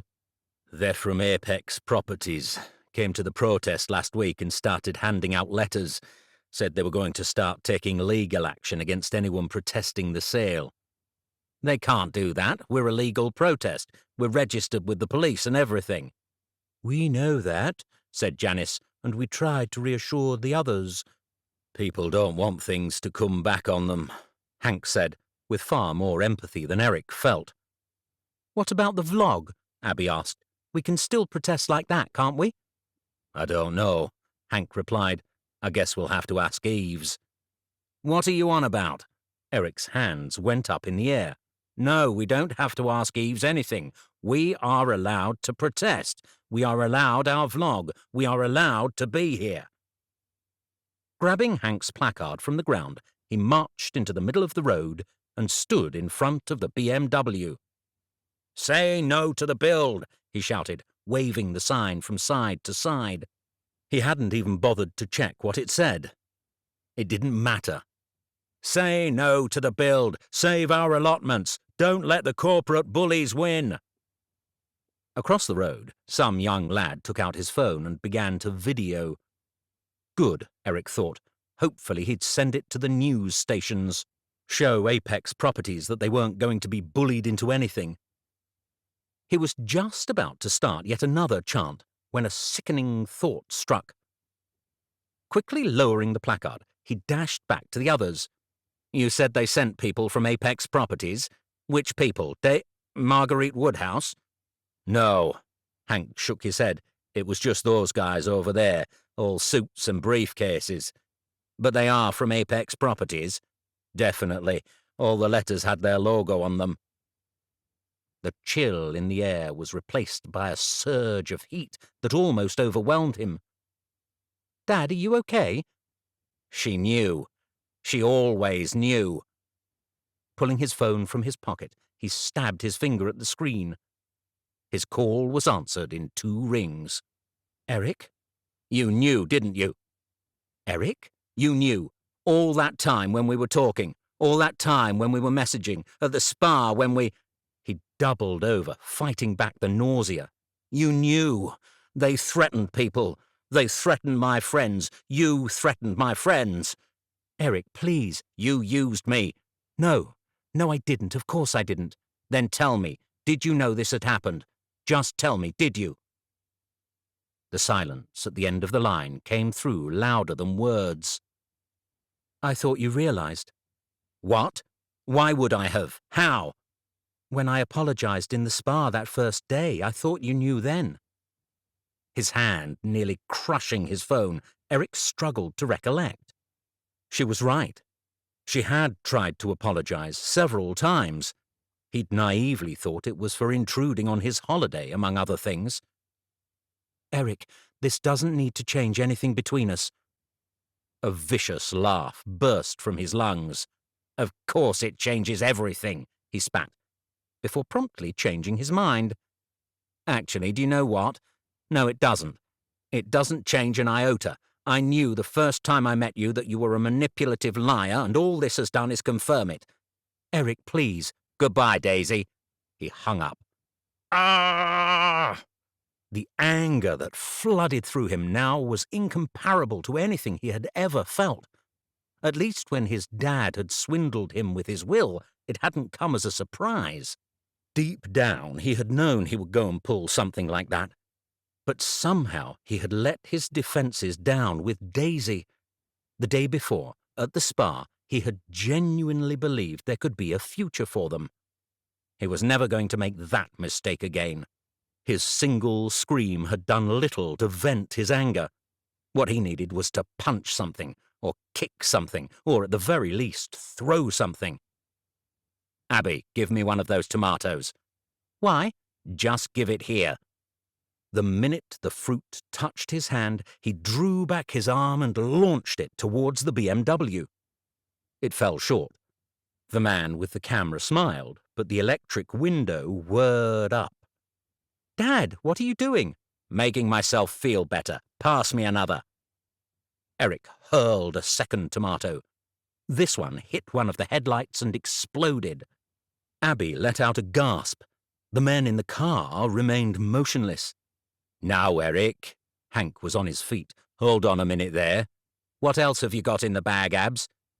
"Grapes?" "Sure, why not?" The bunch of grapes came apart in mid-air and peppered the car. The driver went to get out, but his colleague placed a hand on his arm to hold him back. "Next." "What about an apple? I've got apples." The apple made a satisfying thud on the bonnet. The Satsuma made an even more satisfying mess on the windscreen. Eric turned back to Abby. She was now holding up the melon. Eric looked from it to the men in the car. "Why not?" He took it from Abby. At that instant, the engine of the BMW sprang to life. Eric hefted the melon onto his shoulder like a shot putter at the Olympics and started towards the car. With a sudden expression of panic, the driver shifted into gear and the BMW screeched away and tore up the road. Only when he had placed the melon back in the bag did he realize every person on the street was looking at him, including the man with the phone. "What?" Eric raised his arms over his head. "Never seen someone get angry before?" As faces began to turn away, he caught sight of Cynthia. The old lady's eyes locked onto his. She didn't say a word, though. She didn't need to. Chapter 25. That evening, it was Abby who voiced what Cynthia had been trying to communicate telepathically to Eric, although how the heck she'd worked it out, he had no idea. "That was about a girl, wasn't it?" Abby asked as they vegged out on the sofa watching a movie. Eric had considered cooking, but with only one day of the holiday left, it just didn't seem worth it. So, pizza it was. "Sorry," Eric replied, thinking he had somehow misheard her. "When you got so angry earlier, that was about a girl, wasn't it?" Reaching for the pizza box, Eric shuffled in his seat. "Why do you say that?" She shrugged. "Just a hunch. I don't mind, though, if you want to bring someone round here sometime and do a pizza night or something." She stopped. "Although probably not that girl if she upsets you so much." Putting his plate down, Eric looked at his daughter. "Thank you, and thank you for helping me clean up all the fruit, too. But you know what? Being back home here, with you and Mabel and Lulu, that's all I need. Why would I want anyone else in my life when it's perfect just the way it is?" Abby didn't look convinced. "What?" he asked. "Why are you pulling that face?" Her nostrils flared as she exhaled with a hum. "The thing is, Dad, I'm already at secondary school. It may seem like a long way away yet, but one day Mabel will be there too, and then we'll both be off at university, and if you wait until then to try and find a girlfriend, you might be a bit, well—" "Yes?" "Well, a bit past it, really." A laugh caught in his throat, along with a bit of cheese from his pizza. "Thanks for that, Abby. That really makes me feel better. Anyway, what about Granny? She's older than me and she met Chad." "Yeah, but Granny is awesome." There wasn't much he could say to that. When the film finished, he stretched out and picked up the TV control and, from force of habit, clicked onto the local news. The remote clattered onto his plate. A now familiar scene had flashed up on the screen, but at the center of it was something Eric had not expected to see. "What the hell?" "They didn't get you at a very good angle, did they?" Yvette commented the following day. She had the clip saved on her phone and insisted on watching it repeatedly, even having it out at the dinner table until Eric insisted she put it away. "And you look very red-faced. I mean, you said you were angry, but I never pictured anything like this." "Thanks for that, Yvette." "I never noticed how that vein pops out on your forehead before either. Has it always done that?" "I don't know. Is it doing it now?" "No," she said, giving him a quick glance, "but you want to keep an eye on it. Bulging veins aren't a good look for anyone. I'll bear that in mind next time I'm in a blind rage. I'm only trying to be helpful, she huffed. Eric blew the air out of his cheeks. Unlike every other friend and acquaintance who had rung, texted or emailed just to ensure Eric had seen the replay of his most humiliating moment, Abby had been particularly quiet since seeing her father on the regional news having what might be described as an episode. She had chosen not to come on a family walk with Lulu that morning and had stayed up in her room for the whole day. It took until the evening before he finally managed to get her to open up. "Are you going to go to prison, Dad?" she asked. "What?" "For what you did. For throwing stuff at that car. You could go to prison, couldn't you?" Eric smoothed down her duvet before sitting on the end of the bed. "Abs, what I did was stupid. Amazingly stupid. One of the most stupid things I've ever done, and that's saying something. But no, I'm not going to go to prison for it." "How do you know? Auntie Janice nearly went to prison, and Granny too when she hit Katrina with her handbag." "Okay.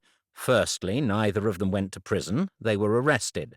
And your Granny was let off with a caution, which is probably the worst thing that would happen to me. Your Granny hit an actual person, remember?"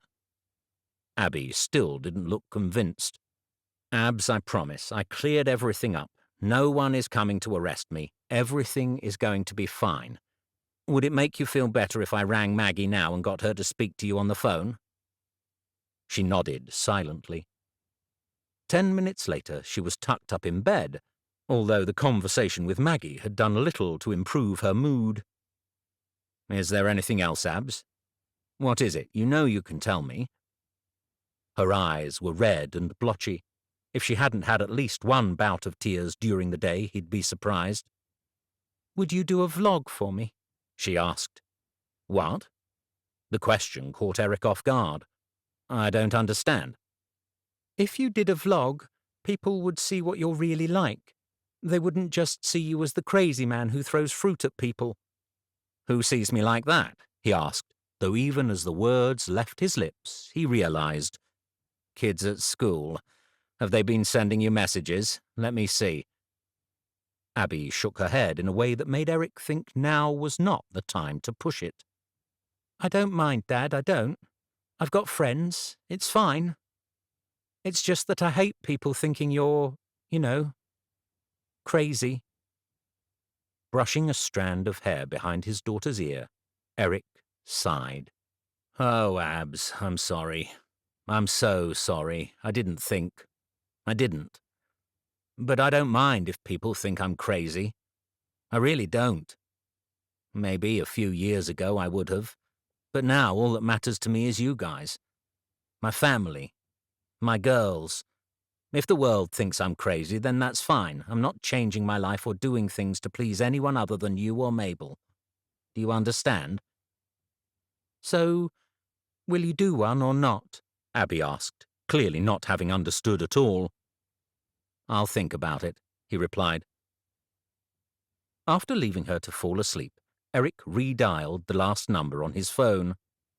"Thanks for talking to Abby earlier," he said. "Just wanted to double-check. They can't actually arrest me for this, can they?" "Well, Apex Properties haven't filed a complaint." Maggie sighed. "And no one was hurt and the fruit didn't damage the car?" "No, I don't think so." "Then I'm sure it will all be completely fine. At least they got away before you launched that melon." "I was never going to go through with it." "Weren't you, Eric?" With that, Maggie hung up, and Eric put down his phone, 99% certain he wouldn't have thrown the melon. A small flicker of relief passed through him. They just needed to get past the court date. Once that was done with, one way or the other they could forget all about this nonsense and start focusing on their lives again. And there was only a week to go. It couldn't possibly be that hard, could it? Monday morning, and Eric was still feeling pangs of regret for his actions. What if they use this against the case? How? Yvette was infinitely more optimistic about the matter. "You're one man, not the entire allotments. Besides, I think it was about time there was a bit of passion behind the cause. You weren't getting anywhere with the protests. It needed to be kicked up a notch. Eric wasn't convinced. He knew they had Jack's financial backing, but unless they got something firm to go on, it felt like it would just be throwing it all away. "I'll go and see Eves tomorrow," he said. "See if he's made any progress. I can't go this afternoon, I've got too much on." As it happened, it turned out Eric had far more time that afternoon than he had anticipated. A lot more time. Even he could feel it wasn't going to be a positive meeting.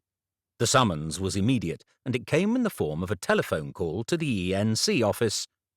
"I've got a class in 5 minutes," he said down the line to Roger's secretary. "Don't worry, it's going to be covered." Once he arrived at the head teacher's office, there was no waiting to be seen. Instead, he was ushered straight inside. "But I've spoken to the police," he protested. "It's not an issue, it's not. I cleared it all up." "I understand that, Eric, and I realize the allotments are something you feel very strongly about, but you have to understand my position. Vandalism is something we have been taking a strong stand against here at the school. Respecting each other's property. For a member of our staff to be on national television—" "Local," Eric interrupted. "It was on local television, not national." "Still, I've already had 3 phone calls from parents. I must be seen to be taking this very seriously. I do take it very seriously. I have to be honest, Eric." He removed his glasses and rubbed the bridge of his nose. "What on earth were you thinking?" The feeling of imminent doom increased, and Eric hung his head. How was this even possible? "I think it's fair to say I wasn't thinking," he admitted. "That much is obvious." "Well, it's going to have to be a 1-month suspension without pay, I'm afraid, and a formal warning. That's the best I can get for you, and for crying out loud, Eric, please don't let anything else happen. Next time, the board might not be so lenient as to just let you off with a warning." Chapter 26. You don't need to worry about the money, Yvette assured him when he got home. The dance classes are going well, and I've got a bit saved up. Chad and I were looking at going on holiday over Christmas, but really, it's not an issue. It's the least I can do after everything you've done for me. "Thanks, Yvette." Eric tried to sound grateful, but it wasn't the money that was the issue. The problem was the suspension itself. "It's like there are 2 of me," he tried to explain. "There's the one who hates me for being so stupid that I put myself in a position like this. Then there's the other one who just hates them. Hates the school, the council, and everyone who punishes people just because they stand up for what they believe in, particularly when they know that it's the right thing to do. Okay, maybe I didn't go about it the right way, but Roger had no sympathy for these protests whatsoever, right from the start. You know he didn't." Yvette reached her hand across the table towards him. You're a good man, Eric. A good man, a great teacher, and an amazing parent. Don't lose sight of that. Shit. In his self-absorbed melancholy, he'd forgotten one of the most important things in the entire equation. Abby. Will she know? Yvette asked. Would someone have told her? No one will need to tell her. This is Burlem. Gossip spreads like wildfire. How long is it until lunchtime? I should pick her up now. I should go and get her. And turn up at school? Isn't that going to make things even worse? Eric chewed it over. In truth, he had no idea. His chest ached. How long ago had it been since Abby had told him about her and Callum? About how hanging around with him had stopped her being seen as just the girl whose mum had died in a car crash? And even yesterday, she'd been getting messages from her friends about his appearance on television. Now she was going to be the girl with a dead mum and a dad who went crazy on TV and got fired. I will go and get her, he decided, rising from the table, only to be stopped by Yvette's hand on his arm. Don't, she said. Abby's her own person now. Let her make a choice in this. If she wants to come home, she'll message you or message me. Or walk home solo if she wants to that much. You turning up at the school and dragging her out of there is not going to help anyone, you included. Slowly, Eric sat down again. Part of her was right, he knew that, but, at the same time, she was his baby girl, and school children could be so ruthless. He saw evidence of that on a daily basis. Just thinking of her having to endure their taunts was enough to start his hands shaking. "I'm going to go," he repeated, standing back up. For a second time, Yvette pulled him down again. You stay here. Didn't Roger say you were to keep off school property anyway? "Well, yes," Eric admitted, "but I think he meant that more in terms of lessons than picking up my daughter." Either way, you don't want to mess up your suspension on the first day. I'll go. Where does she normally hang out?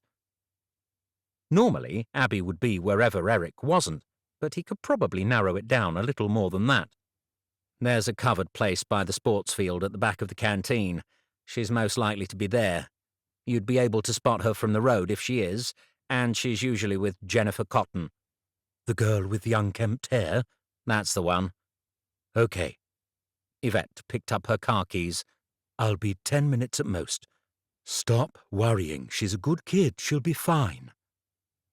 Before she left, she looked at Eric for the longest moment and, when that had passed, she bent down and planted a kiss on the top of his head.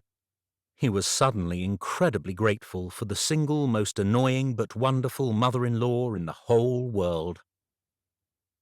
10 minutes crawled by.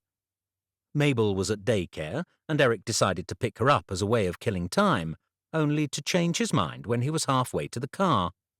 If Abby did need him, he wanted to make sure he was home, ready and waiting when she got back. So, instead, he fetched a ball from the utility room, took it into the garden, and threw it for Lulu to chase back and forth after. He could always ring Jack, he thought. After all, he had said there would always be a job for him back at the company if he wanted it. But that was a long time ago now.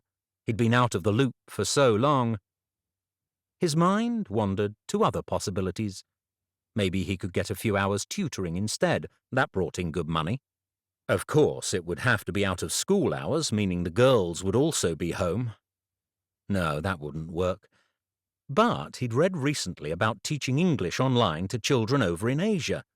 He didn't know what the pay was like, but at least it would be something. Roughly 200 ball throws later, or at least that was the way it felt, Eric finally heard Yvette's car turning into the drive. Abandoning Lulu, he darted back into the house. "Did you see her? Was she okay?" Yvette hadn't even had a chance to take her coat off before he was on her. "Was she devastated? She must be furious with me." I wouldn't say that, Yvette replied, pulling out her phone. See for yourself. His eyes searched the screen, looking for some sign of his daughter in the photograph there. "I don't get it. What is this?" Just keep looking. The image was of a large group of children clustered around a table, all their attention fixed on one child in the centre. "Is that Abby?" he asked. It would appear that way. "Well, what's going on? Are they bullying her?" Didn't look that way. I mean, I was at a distance, but I'm fairly sure she had complete command of the situation. She was laughing. Eric's mind buzzed. His stomach churned. "She must not know," he said. "They can't have told her yet." Then, not sure how he was going to maintain his sanity while he was waiting for her to come home, he plucked his own car keys off the side. "I need to get out of the house. Then I'll get Mabel." With his afternoon free, and desperate for a way to kill a few hours and stop his mind whirring, Eric did what he normally did in such situations and headed to the plot, although any hope that it would somehow improve his mood was quickly extinguished. The place was like a graveyard. Several plots had been left unattended for several weeks by the look of things. Weeds had sprung up between rows of crops, and fallen leaves that would normally be ripe for composting littered the pathways.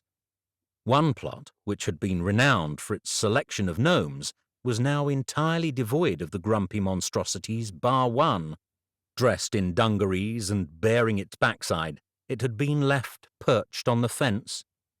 Winter's coming soon, don't forget. Things always slow down here in the autumn. Spinning around, Eric came face to face with Cynthia. They've given up, haven't they?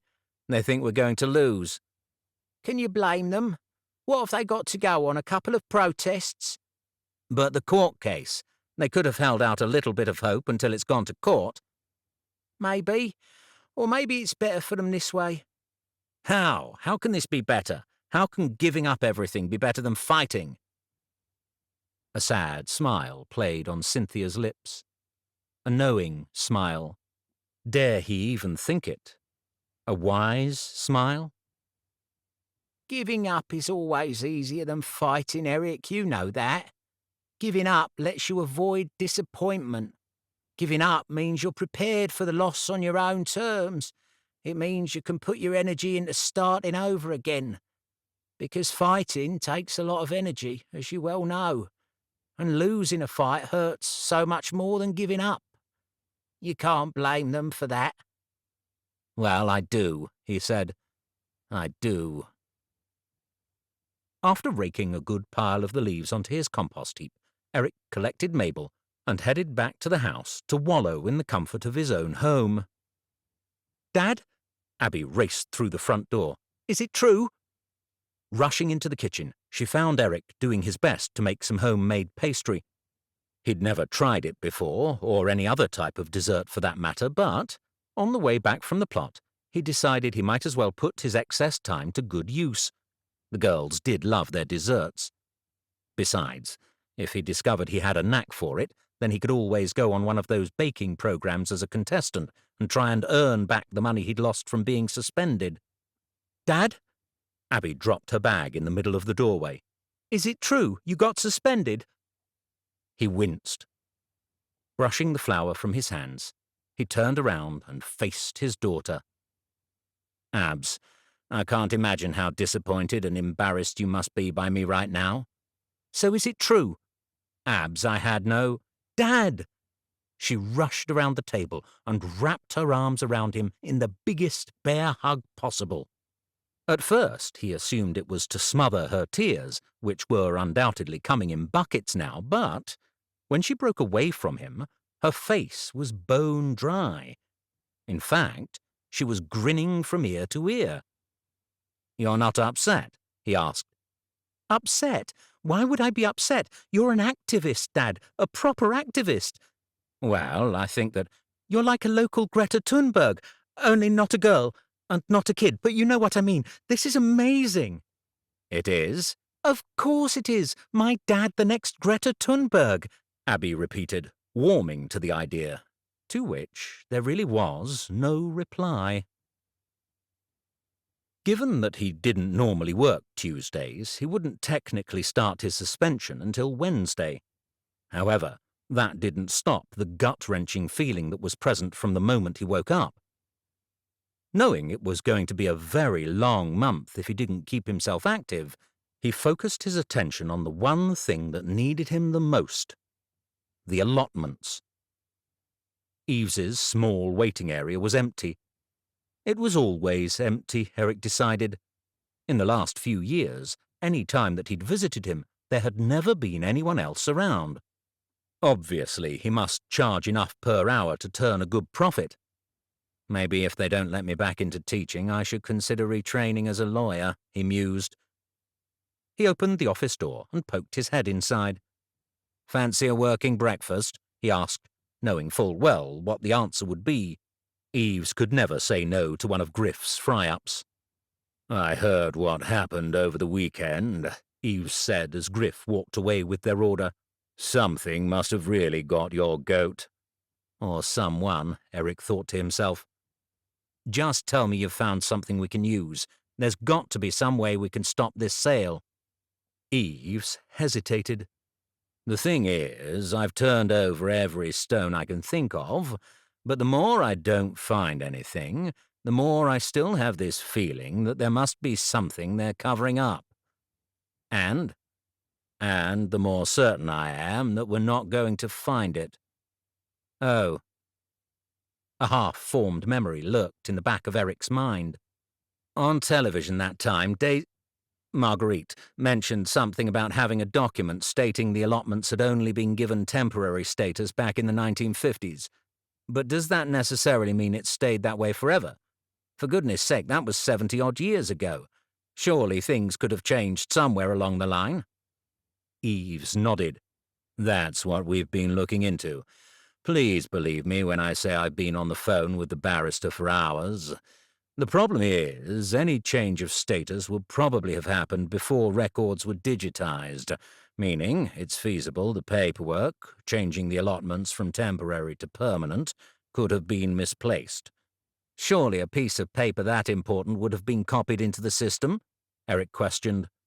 You'd think so, wouldn't you? Silence deepened between them. What about these letters they've been handing out to people, saying they're going to take legal action against protesters? They can't do that, can they? It's not exactly sporting, but I suspect the line they'll pull there will be about some kind of defamation of the company's name. I'm sorry, Eric, I really am, but for the sake of your sanity, you're going to have to prepare for the worst. I know it isn't right, but there's a good chance this isn't going to go our way on Monday. Eric nodded. Also, after your little fruit-tossing episode on Saturday, the police have withdrawn your permission to protest next weekend. Just me? No, everyone. Oh, bugger. Bowing his head, Eric tried to contemplate the possibility of the allotments being handed over in just a matter of days. Try as he might, he couldn't get his head around the idea. It just couldn't be possible. Wednesday was the day when the blues really began to sink in, when he didn't have to get himself dressed for school. He kept Mabel home from daycare and let Abby walk to school with her friends. She'd been begging him to let her do that since the beginning of the year. You know they sell T-shirts with Greta Thunberg's face on it, she said when she got home from school, as Eric fixed her a snack of beans on toast. Maybe we could do the same thing, she suggested. Maybe we could raise a bit of money that way, have a picture of you next to a greenhouse or something. That's a sweet, sweet thought, he said, wiping some of the bean juice from the front of his own T-shirt. But I don't think anyone's going to pay money for a T-shirt with my ugly mug on it. You never know. You wouldn't have thought a video of Auntie Janice would get over 100,000 views, but it has already, and people are still watching it. Did Auntie Cynthia tell you we put her interview up last week too? You did. You know, a supportive father really would be on top of all of this. Debating whether his T-shirt would actually need a wash now or whether he could get another day out of it, Eric sat down and smiled at his daughter. You know, I've been pretty busy for the last few weeks. Yeah, I know, she replied. But you're not busy now, are you? Later, sitting in his jogging bottoms and bean-stained T-shirt, Eric fired up his computer and navigated his way to Callum's YouTube channel. He'd decided to wait until Abby had gone to bed to start watching the video, on account of Mabel being stir-crazy and wanting some time outside. For the briefest of spells, he had slipped off his jogging bottoms and donned a pair of jeans, in order to take both her and Lulu out for a walk along the marshes. The fresh air had been refreshing and all, but the minute he was back home, the jogging bottoms were back on. After all, there was no need to dirty clothes unnecessarily. With a glass of wine in hand, he scrolled through the videos. Janice's was firmly at the top of the most played, but Hank's was hanging in there, as was one by Penelope Hamilton. There was also a clip with a man named Wilfred, who grew the most fantastic orchids, one with a young couple named James and Evelyn, who had a child around Mabel's age that Eric kept thinking he should invite around for a play date, but kept forgetting to ask. For the most part, the videos had slipped to the back of his mind, but not Callum's and Abby's. They had kept plugging away behind the scenes. An ache spread through Eric. She was so like her mother. After finding the video he was looking for, he hovered the cursor over the image and pressed play. This plot belonged to my late husband, Norman, Cynthia started. It's been 4 years since he passed away, but when he was alive, This was the place he loved the most. He'd come down here, do a bit of his garden, then sit on the veranda of his shed, putting the world to rights with his friends. He had a lot down here, he really did. This was his happy place, that garden shed. Eric noticed the cushion in her hands, the one from Norman's seat on the veranda. I know if he were here, he wouldn't give up fighting. Norman didn't know how to give up, not when his heart was stuck on something. He'd be out there in front of the council offices, probably throwing tomatoes at them until he made them listen. With a sudden jolt, Eric looked at the date under the video. He wouldn't have been wrong for thinking Cynthia had made that comment in response to his weekend antics, but it had been uploaded over 2 weeks ago. She was simply talking about Norman, and Eric, it appeared, had turned into him. I just hope we can do him proud, she said. I hope we fight on for this, because it deserves to be fought for. People don't need more buildings. They don't need fancy cars. People need people in this day and age more than ever. And these allotments are about people. Norman knew that. He always knew that. I just hope other people realise it before it's too late. When the video finished, he felt the trickle of a tear rolling down his cheek. After shutting the laptop lid, he finished his drink and headed straight upstairs. Bedtime had been over half an hour ago, but Eric knew exactly what he would see when he pushed open the bedroom door. Lying on her stomach, Abby was lost in a book. Abs? Dad! She sprang up onto her knees and dropped the book onto the bedside table. I was just finishing. I promise I was just about to go to sleep. Paying no mind to her blatant lie, he stepped into the room. Tomorrow, he said, after school, you and Callum. You can do my video then, if you still want to. Abby swiveled around, swinging her legs off the bed. You're serious? If you still want me. Jumping up, she wrapped her arms around her father. You're going to be as big as Greta. Chapter 27. Did you make this much fuss with everybody else? Eric questioned as Abby brushed his hair to the side and then back again. Meanwhile, Callum adjusted the lighting so it shone directly into his eyes. Maybe back that up a bit too, Eric said to him. We need to make sure this is perfect, Abby stated. I can't believe you're actually doing it. What made you change your mind? Callum asked. Just thought it was time. Okay, well, I think we're good to go. You just need to be natural, Abby instructed, somehow transformed into an eloquent, sophisticated television producer. And don't try to crack any dad jokes. They're not funny.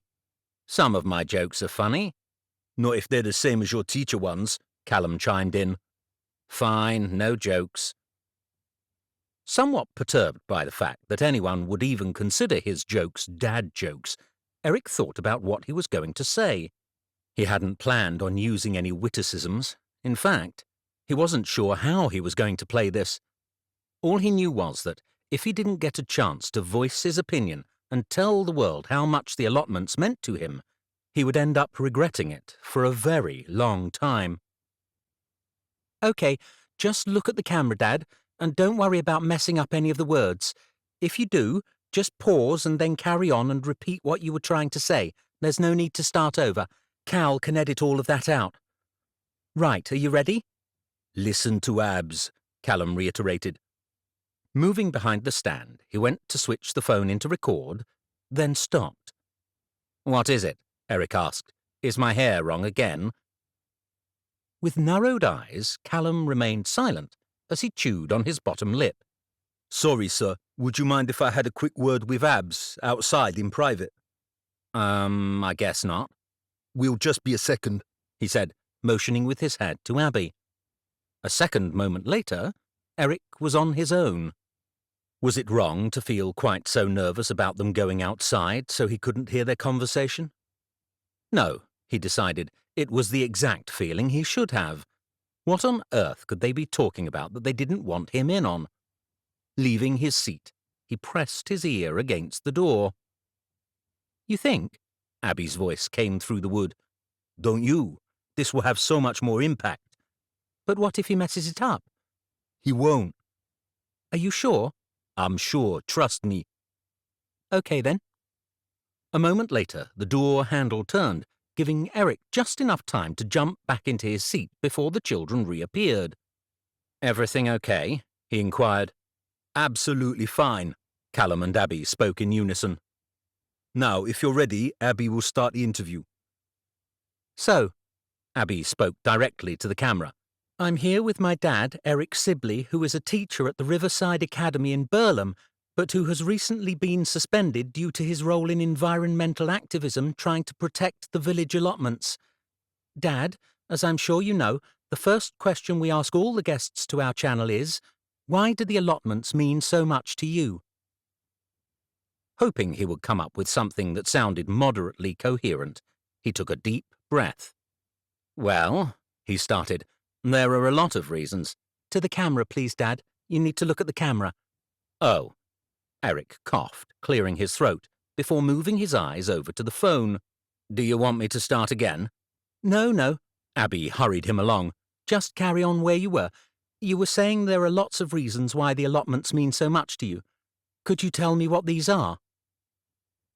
Another moment passed as Eric thought again about the question. "First and foremost," he said, "it's the people, the community. There is a sense of camaraderie among the allottees, a sense of, well, family." Abby nodded.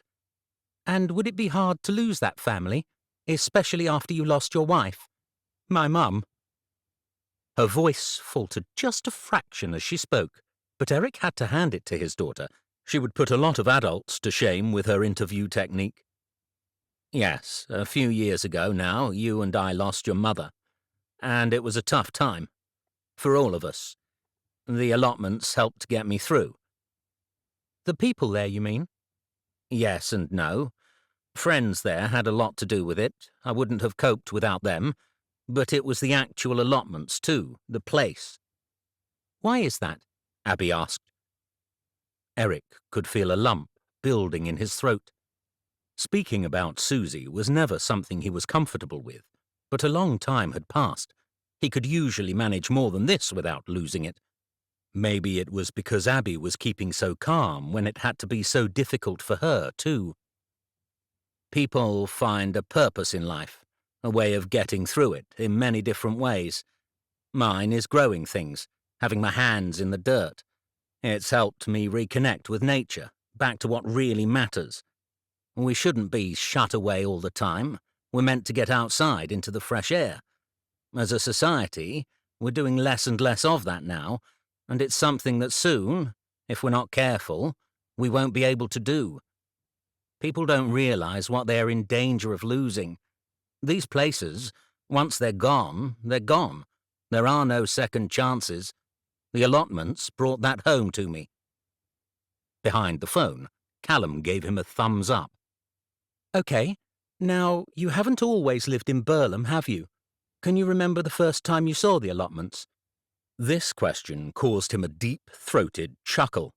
"I can, and I'll be honest, I couldn't stand it there. I couldn't make sense of why people would be so happy to waste hours of their day just tending a few carrots. Then I realized that was the point. When I look at our lives nowadays, we want everything, and we want it now, this minute. We see something we fancy on television, it can be with us the very next day. Food from the other side of the world is waiting for us in our shops. You don't even have to drive anywhere for things anymore. Get them delivered. You want the latest game on your computer? Download it. The latest film is there on your screen. Meals arrive at your door half an hour after you order them. There's no need for patience, which means we don't take the time to appreciate all we already have. Not deep down. It's always a bigger house, a bigger car. And I'm not judging here, please believe me. I don't want this to sound like I'm condemning anyone, because I'm not. I learned my lesson the hardest way of all. I lost your mum, in a horrible accident. A tragic accident. But the truth is, had it not been for that place, for those allotments on Columbia Avenue, I would have lost her long before that. This is what these big businesses don't see. What Apex Properties and all the others like them don't understand. They're not building anything up. They don't make anything grow except figures in a bank balance, and they are stripping back everything that makes us human, everything that gives us something to hold on to. That's why we won't stop fighting this. Why I can't stop. Eric turned to Abby, who was now fighting to retain her earlier professionalism, as her eyes filled with tears. He redirected the interview to something he knew would make her smile. You've started calling me an environmental activist these last few days, and, as much as I wish it were true, it's not. I wish it was. I wish I could stand for something that big, but, right now, all I can do is fight for my own little corner. Do you wish you hadn't been suspended from school? Of course I do. I love my job. I love working with the children, even if they do drive me bonkers sometimes. He threw a glance past the phone towards Callum, who smiled guiltily back at him. But I hope I am raising young people to stand up for what's right, teaching them to speak up when they see injustice. And this is injustice. You shouldn't get to win because you're bigger and can afford fancy lawyers. You shouldn't get to win because you can undercut or outbid everyone else, those around you who are working their socks off just to make ends meet. You should win because you deserve to, and because you're doing the right thing, because your cause is genuine. The council and Apex Properties are not doing the right thing, and they know it. He stopped and paused for breath. His eyes were locked on the phone, and now that he had finished, he found that his heart was racing, fit to burst. At school and at home, I try to teach children that bullies don't win, that playing fair will see them right in the end. When we go to court next week, we have no smoking gun, no rabbit that we can pull out a hat or miracle up our sleeve. But we don't think we need one. We just need the truth to come out. I have to believe the good guys will win this, because if they don't, then what kind of a world am I raising my daughters in? He turned back to Abby, to see tears trickling down her cheeks. I guess that's it. I guess that's all I've got to say. Should we stop filming now? When he looked up at Callum, the boy was biting down on his lip, the phone still recording, and when he went to move, he found himself suddenly pinned down, Abby's arms wrapped tightly around him. I love you, Daddy, she gulped. Chapter 28. And that's it. Live stream ended. Callum unclipped his phone from the tripod and slumped onto the sofa. What do you mean, live stream? I thought you were recording it, editing out all the mumbling and things. Live stuff gets way more views, Mr. S. Look, you've had 2,000 likes during the session. That's crazy.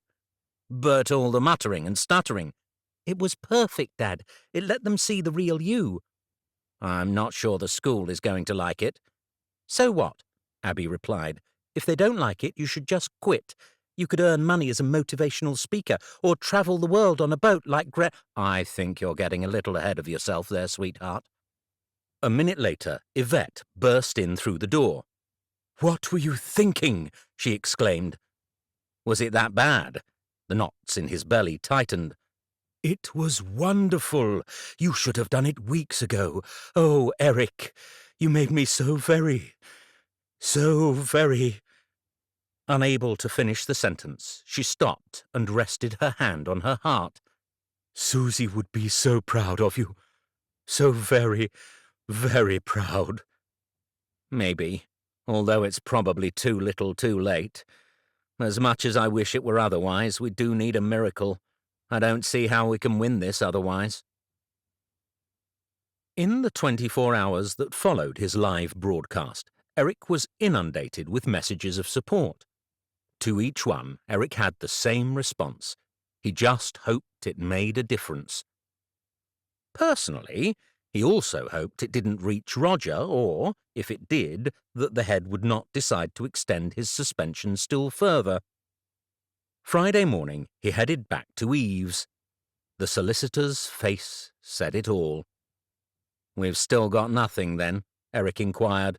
"On the plus side, neither have they. There's a good chance the judge is going to want more than just a 70-year-old document. The case might well go to the High Court." "And then? What difference would it make if we still don't have anything new to offer them?" As much as Eric wanted to go all the way with this, there was Jack's money to think of. He had given it to Eric in good faith when they had at least thought they had a chance of winning.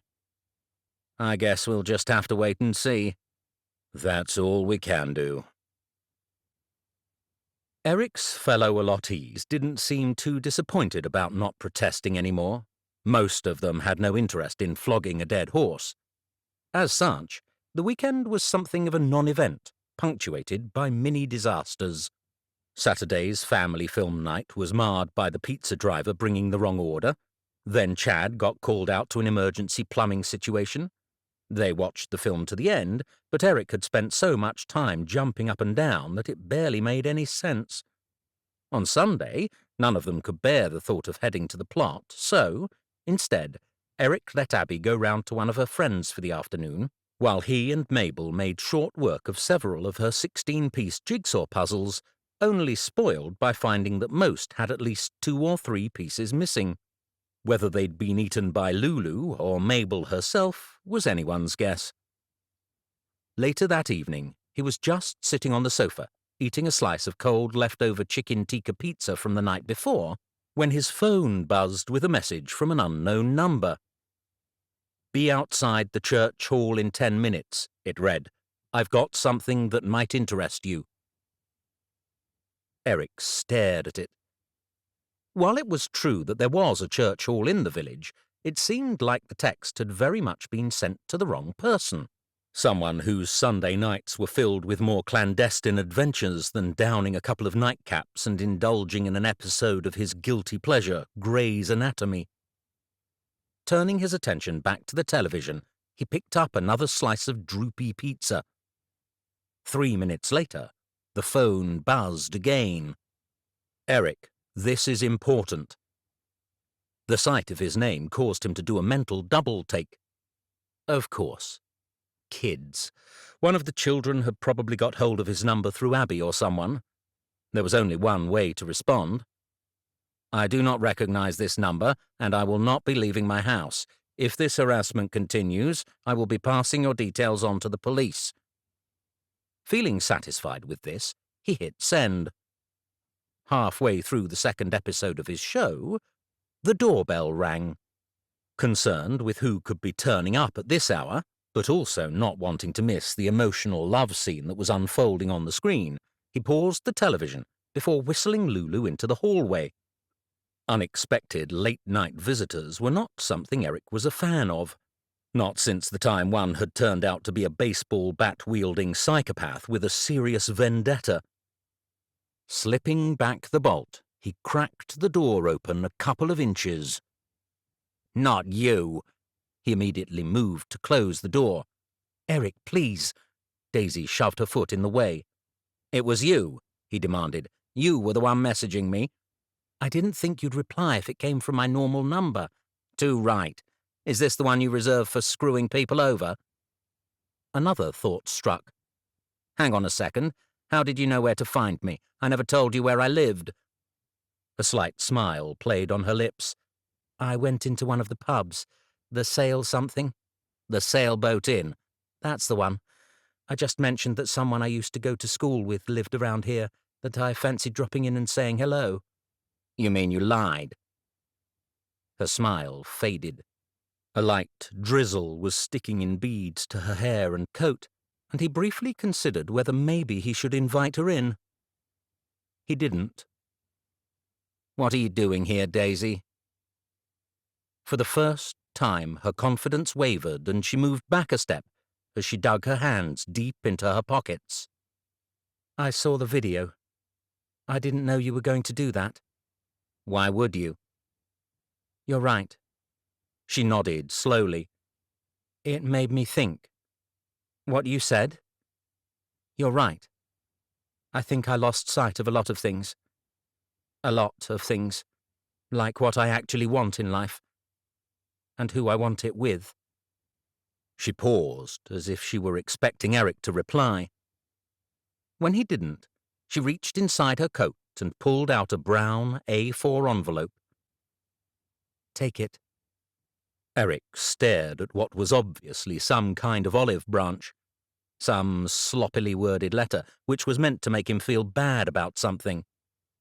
But he didn't need to, he reminded himself. He had no regrets, other than almost opening himself up to this woman. "What's this?" he asked nonchalantly. It should help. She shook her head and corrected herself. This will help. I know it will. With a small sniff, he reluctantly took it from her. "I'll look at it if I have the time," he said. Eric, please. Unable to take any more, he slammed the door shut. He looked at the envelope.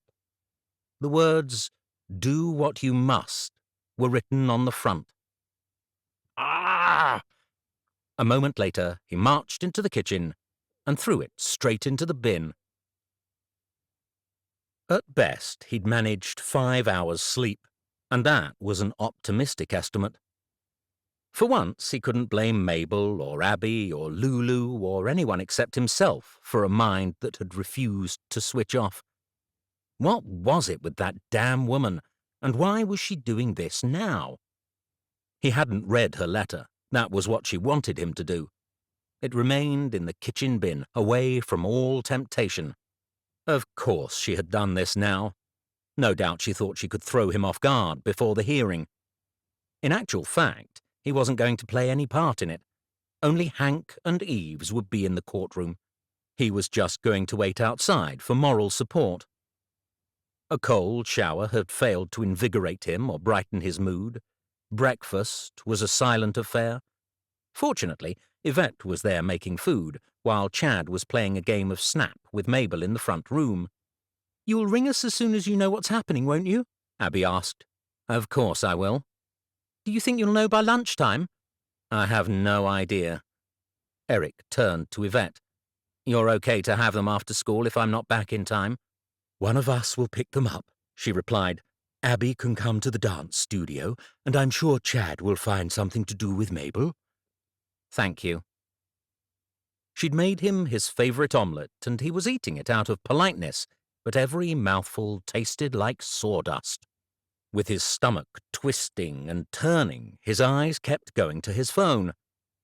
The hearing was at 10, but Eric would have been happier if it had been even earlier. They had waited long enough. Now they needed it over and done with. "Right, I guess I'd better get ready to go." He stood up and took his dish to the sink. When he turned around, Abby was standing right there. Pale-faced and trembling, she looked close to tears. He reached down and took her hands. "It's okay," he said. "Chin up." "But if we don't win?" "Then we appeal. Believe me, as long as my beam poles are still standing, I'm going to be fighting." In the doorway stood Chad and Mabel. Crouching down, he placed his hands on his daughter's small shoulders. "Can you make me a picture today? And Uncle Hank? Can you do one for him, too?" "Draw Lulu." "Lulu. That would be perfect," Eric said. At the sound of her name, Lulu barked. This was it. The whole family there to see him off. "All right, then. Wish us luck." He was already outside when Yvette called him back.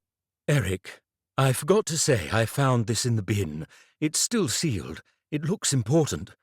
She held it out for him to take. "I'm sure it's just junk mail." "It doesn't look like it. You should at least open it." "Fine," he said, taking it. He folded it up and shoved it into his jacket pocket before heading to the car. "Don't forget to read it," Yvette yelled as he opened the door, climbed inside, and drove away. Great grey clouds blanketed the sky above the courtroom, promising even heavier rain and, quite possibly, thunder too. If he had ever been one to believe in omens, this had to be one, along with the fact that he had forgotten to bring an umbrella. Suitably drenched from his walk from the car park, Eric met Hank outside the courtroom. "How are you feeling?" he asked. "Like someone's about to cut my other leg off." "I get that. Is this where we're meant to wait?" "No, Eve said we should head upstairs. I was just waiting for you." "No, Jerry?" Eric had assumed he wasn't going to be the only one turning up for moral support, but it appeared he was. Due to the council's wish for discretion, which Eric found hilarious given that it had been all over the press, it was a closed courtroom. Standing outside waiting were a pair of sharply dressed men who were, no doubt, Apex's lawyers. The heavy churning in Eric's stomach kicked up another notch. It wasn't that he didn't have faith in Eve's ability, but this wasn't his specialism. Thinking of the man immediately conjured him up, but something wasn't quite right. Blinking, Eric checked again. It was Eve's, definitely, yet for some reason he looked different. "You're in a proper suit, Christian," he exclaimed. "Like a nice expensive one."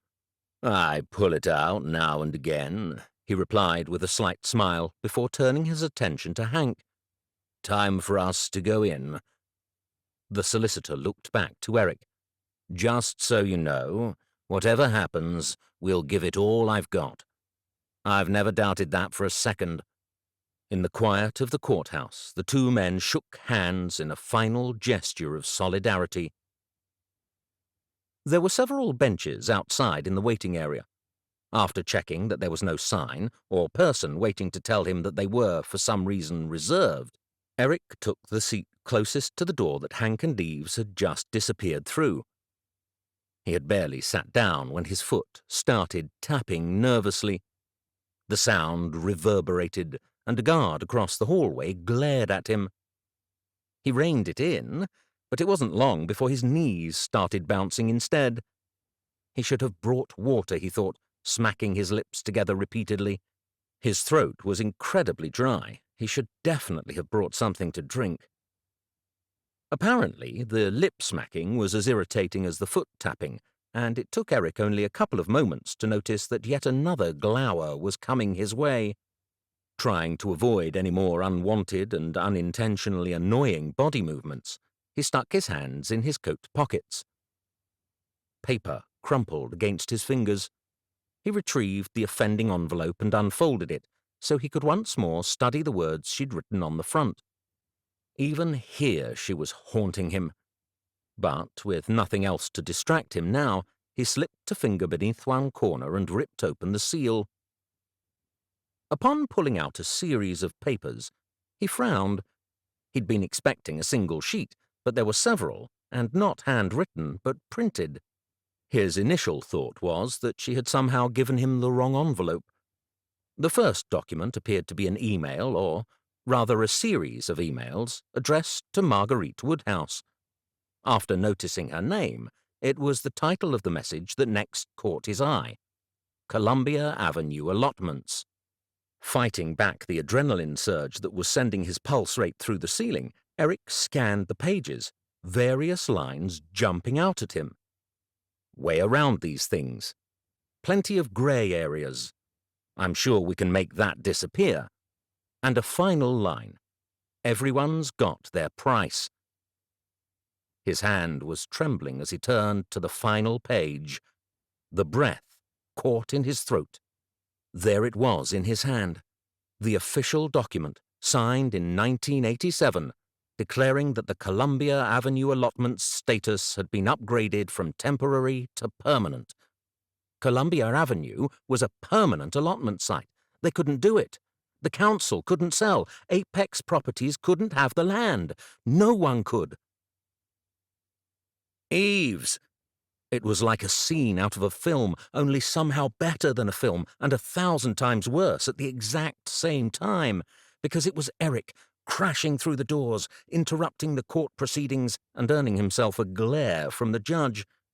He had run less than 10 meters, but his hands were on his knees as he panted to regain his breath. What is going on here? The judge was far younger than Eric expected, although he didn't have time to dwell on this. Everyone was young now, mainly because he was older. I have it. He waved the papers in the air. Have what? Have the evidence. Evidence for what? For all of it. For the fact that Apex Properties are illegally trying to buy the allotment land, that they're involved in underhand dealings with the council, that the council and the company have colluded to hide the fact that the allotments cannot legally be sold. The judge frowned. Who exactly are you? She demanded. Having regained his breath enough to stand up, he stepped forward. My name is Eric Sibley, Your Honor. I am one of the allotment holders at the Columbia Avenue allotments. And you came by this evidence how, exactly? It was brought to me last night. But you decided not to give it to your lawyer because you like to make an entrance? Eric swallowed. Well, I didn't realize what it was. I was given the envelope yesterday, but I didn't actually open it until I was sitting outside just now. It was in my pocket, you see. I hadn't planned on opening it at all, but I had some spare time on my hands, which was why Okay, I get the idea. Please bring it here. With trepidation, he approached the bench. As he passed Hank and Eves, they stared at him in complete confusion. Silence ensued as the judge examined page after page, until she finally reached the last one. Mr. Sibley, was it? Yes, Your Honor. If what you have brought me is genuine, then this has very significant implications. The Apex Properties lawyers began to whisper to each other. I know, Your Honor. And it is genuine? It is. She sighed. So, my question has to be, can you prove it? Can you get someone on this email, this Marguerite Woodhouse, for example, to testify to it? Eric's chest tightened. Could he? Daisy had said herself that she had worked hard to get where she was. If she admitted to this, well, any employer in their right mind would fire her. Could he do that to her? Could he get a woman fired from her job, her career, for the greater good? His eyes went to the judge's hand, the papers she held, and to the envelope sitting on her desk. Do what you must. 4 words written on the front. 4 words he'd assumed were about him. Now, he realized, they were entirely about her. He knew exactly what he must do. Marguerite Woodhouse is the one who gave me the documents, Your Honor. I have no doubt at all that she will testify to their authenticity. Chapter 29. It felt like Christmas had come early and, no doubt, it was going to feel like a New Year's Day hangover tomorrow, but Eric didn't care. Where's Janice? Hank was having a hard time balancing, and it was only 7 in the evening. Janice needs a top-up, I can tell. The afternoon had been a blur. The council knew they had lost and, together with the Apex Properties legal team, who had formally withdrawn their case, had left the courtroom red-faced and with their tails between their legs. There was no way they were coming back from this. It wasn't possible, and they all knew it. By the time Eric managed to call Yvette, he was sobbing so hard with joy that he could barely form a sentence. Oh, Eric, I'm so sorry. But remember, there's still the High Court. You can still fight it. No, you don't understand. We won. We won. At that point, she had shrieked so loudly down the line that he'd thought she'd ruptured his eardrum. Although, even if she had, he wouldn't really have cared. We need to celebrate, Hank had said. We need to get everyone together. We'll have a party at our house. You head home and sort that out, Eric replied. There are a couple of things I need to do first. Number 1 on the list was to call Jack Nelson. Eric, I am so pleased. I am delighted and thrilled for you. I know we won't need your money now, as I'm pretty sure Apex Properties will have to foot the legal costs, But I just wanted to let you know how much it meant to me that you offered. I want you to know how much it meant to me that you asked." A moment passed between them. "So, any plans to celebrate tonight?" "Perhaps just a couple," Eric grinned. "Well, we may currently be sorting out a little party. You are more than welcome to hop on the train and join us. We'll see. You have a good time. You deserve it." There was one other stop Eric needed to make before he could head home. It was a place he never normally went on his own. His monthly trips would almost always be with Abby and Mabel at his side, although he'd sometimes go there just with Lulu or maybe Yvette. Someone was always there by his side. This time, however, it was just Eric. Just Eric and Susie. He had picked up some flowers, which he laid next to the headstone. Silent contemplation had never been one of his fortes. "It's been a tough couple of months," he started. "I've missed you.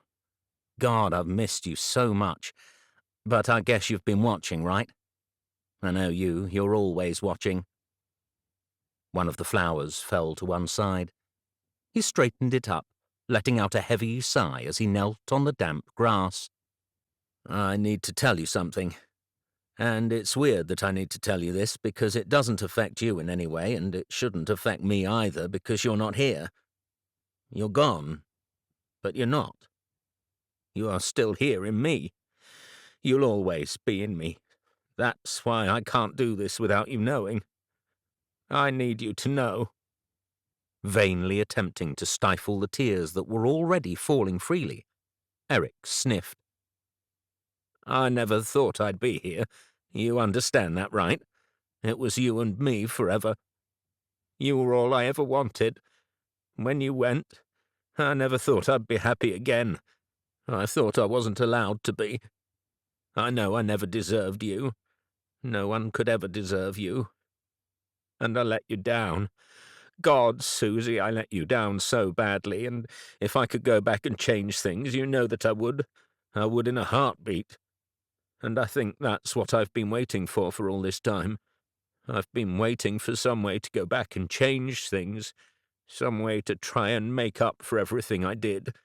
Like this has just been an incredibly long dream, a nightmare. But I know I can't. I do. And the thing is, I think I've found a way to move forward. Not just with the girls, but for me.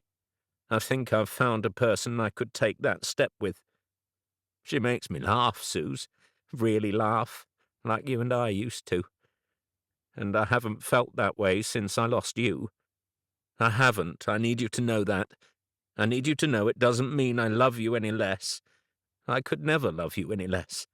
I wouldn't be who I am without you. And Abby, God, Susie, if you could see her, you would be so proud. I know you would. So that's it, really. I came here today because I wanted you to know I'm going to try again. I'm going to try and open myself up. And I just needed you to know." Tears were streaming down now, turning into dark stains on his trousers. Whether kneeling in front of his dead wife's grave, asking her permission to date again, was a sane thing to do or not, he didn't care. Maybe he looked ridiculous, but so be it. With the flowers straightened and secured, Eric moved to leave when a small blue butterfly fluttered through the air and landed on her headstone. "A butterfly in October," he choked, and then more tears fell, because to him it wasn't a butterfly at all. At home, Eric found the doorway entirely blocked by 4 large boxes. "What the hell?" he asked, squeezing his way past them and in through the front door. "You tell me. I signed for them, but they are addressed to you," Yvette said. "They arrived about 20 minutes ago. There's an envelope stuck to the top." In one pull, Eric ripped off the tape, then, for the second time that day, he opened a somewhat mysterious envelope. There was substantially less paper in this one, just a small, computer-printed card. Sorry, I have clients to wine and dine, but I thought you deserved a bit more than a couple of drinks. Fetching a knife from the kitchen, he went back out and sliced the top box open. Is that champagne? Yvette asked, looking over his shoulder. Certainly looks like it. But there must be 24 bottles or more. Yep, you know Jack. He never does things by half. There were, in fact, 48 bottles of champagne, which Eric was pretty sure was over double the amount he'd had at his wedding. The message went out to all the allottees. They weren't waiting for the weekend. Monday night or not, there was some serious celebrating that needed to happen. By 6, Hank and Jerry's was rammed. Janice was using a wooden spoon as a microphone, and Cynthia had called Maggie so she could order pizza for them all in the hope that it would arrive faster if the order came from the police. "We'll take the girls back," Yvette said as she finished her glass. Mabel was teetering on angry tiredness. Fortunately, Chad had it covered. You may as well make the most of being suspended. "Yes," Eric said, throwing up his arms before picking up his own glass from the table and raising it yet again in yet another toast. Here's to being suspended and doing the right thing. Cheers went up around the room. As he looked at his mother-in-law, a warm glow spread through him. I am very glad you two found each other, he said, motioning to Chad. You two, you are my goal in life. You don't care what people think. You love each other so much, and that's all that matters. Pretty much, Chad said. She's also got a mighty fine arse. "That I have," Yvette confirmed. She leaned in and kissed Eric on the cheek. "We'll sleep in your spare room so you don't have to worry about being home late. And if there's anywhere else you want to go, or anyone you want to speak to, now might be a very good time, don't you think?" Butterflies swarmed through his stomach, although, rather than the aggressive ones with steel wings and razor-sharp teeth that had been gnawing at him for the past few days, these were substantially more benign. This sensation was actually enjoyable. Of course, it was highly probable that what he was experiencing came entirely from the copious amounts of alcohol circulating through his veins. As he expected, she picked up on the first ring. "Hey," she said, "I heard you had a good day." "I have," he said, "a very good day." "I'm pleased." He grinned into the phone. Inside the house, Jerry had turned the music up, and Eric watched the dancing silhouettes on the curtains. "What about you?" he said. "How has your day gone?" "Well—" She paused. "I lost my job." "Shit." Eric flopped down onto the wall, the feeling of euphoria suddenly replaced by a heavy weight on his shoulders. "They didn't even give you a chance to explain?" "To be fair, there wasn't really much to explain. I leaked the stuff, and I kind of quit before they actually fired me." "You did?" "Yeah. Figured I needed a change anyway." The weight lessened just a fraction. "Any ideas what you want to do?" "You know, I was thinking I'd quite like to work for an NGO." "Really? That sounds amazing. You'd be wonderful at that." Eric could hear words tumbling from his mouth. "I think you're amazing." "Yes, I am pretty fantastic." Another pause followed. That easy silence, the type he had grown used to, the type he wanted more of in his life. "I was thinking," he said, "you know, you need to look for a job, and I'm also currently suspended." "Yes?" "Well, you know, maybe I could help you job hunt." Silence followed this proposition, and, for a split second, Eric thought he might have got it wrong. Maybe he had misjudged how she was going to react. Perhaps she had done the right thing just because it was the right thing to do. The way he had treated her lately, it was entirely possible he had already burned too many bridges to come back. Maybe her gesture had been just that. A gesture. "It's okay," he said. "You don't have to—" "That would be nice. That would be very nice, Daisy replied. Very nice indeed. So it's a date? Eric asked, the butterflies back once again. Yes. Yes. It's a date. This has been Peas, Carrots and Panic at the Plot, the Peas and Carrots Series Book 5. Written by Hannah Lynn, narrated by Rafe Beckley. Copyright 2021 by Hannah Lynn. Production copyright by Hannah Lynn.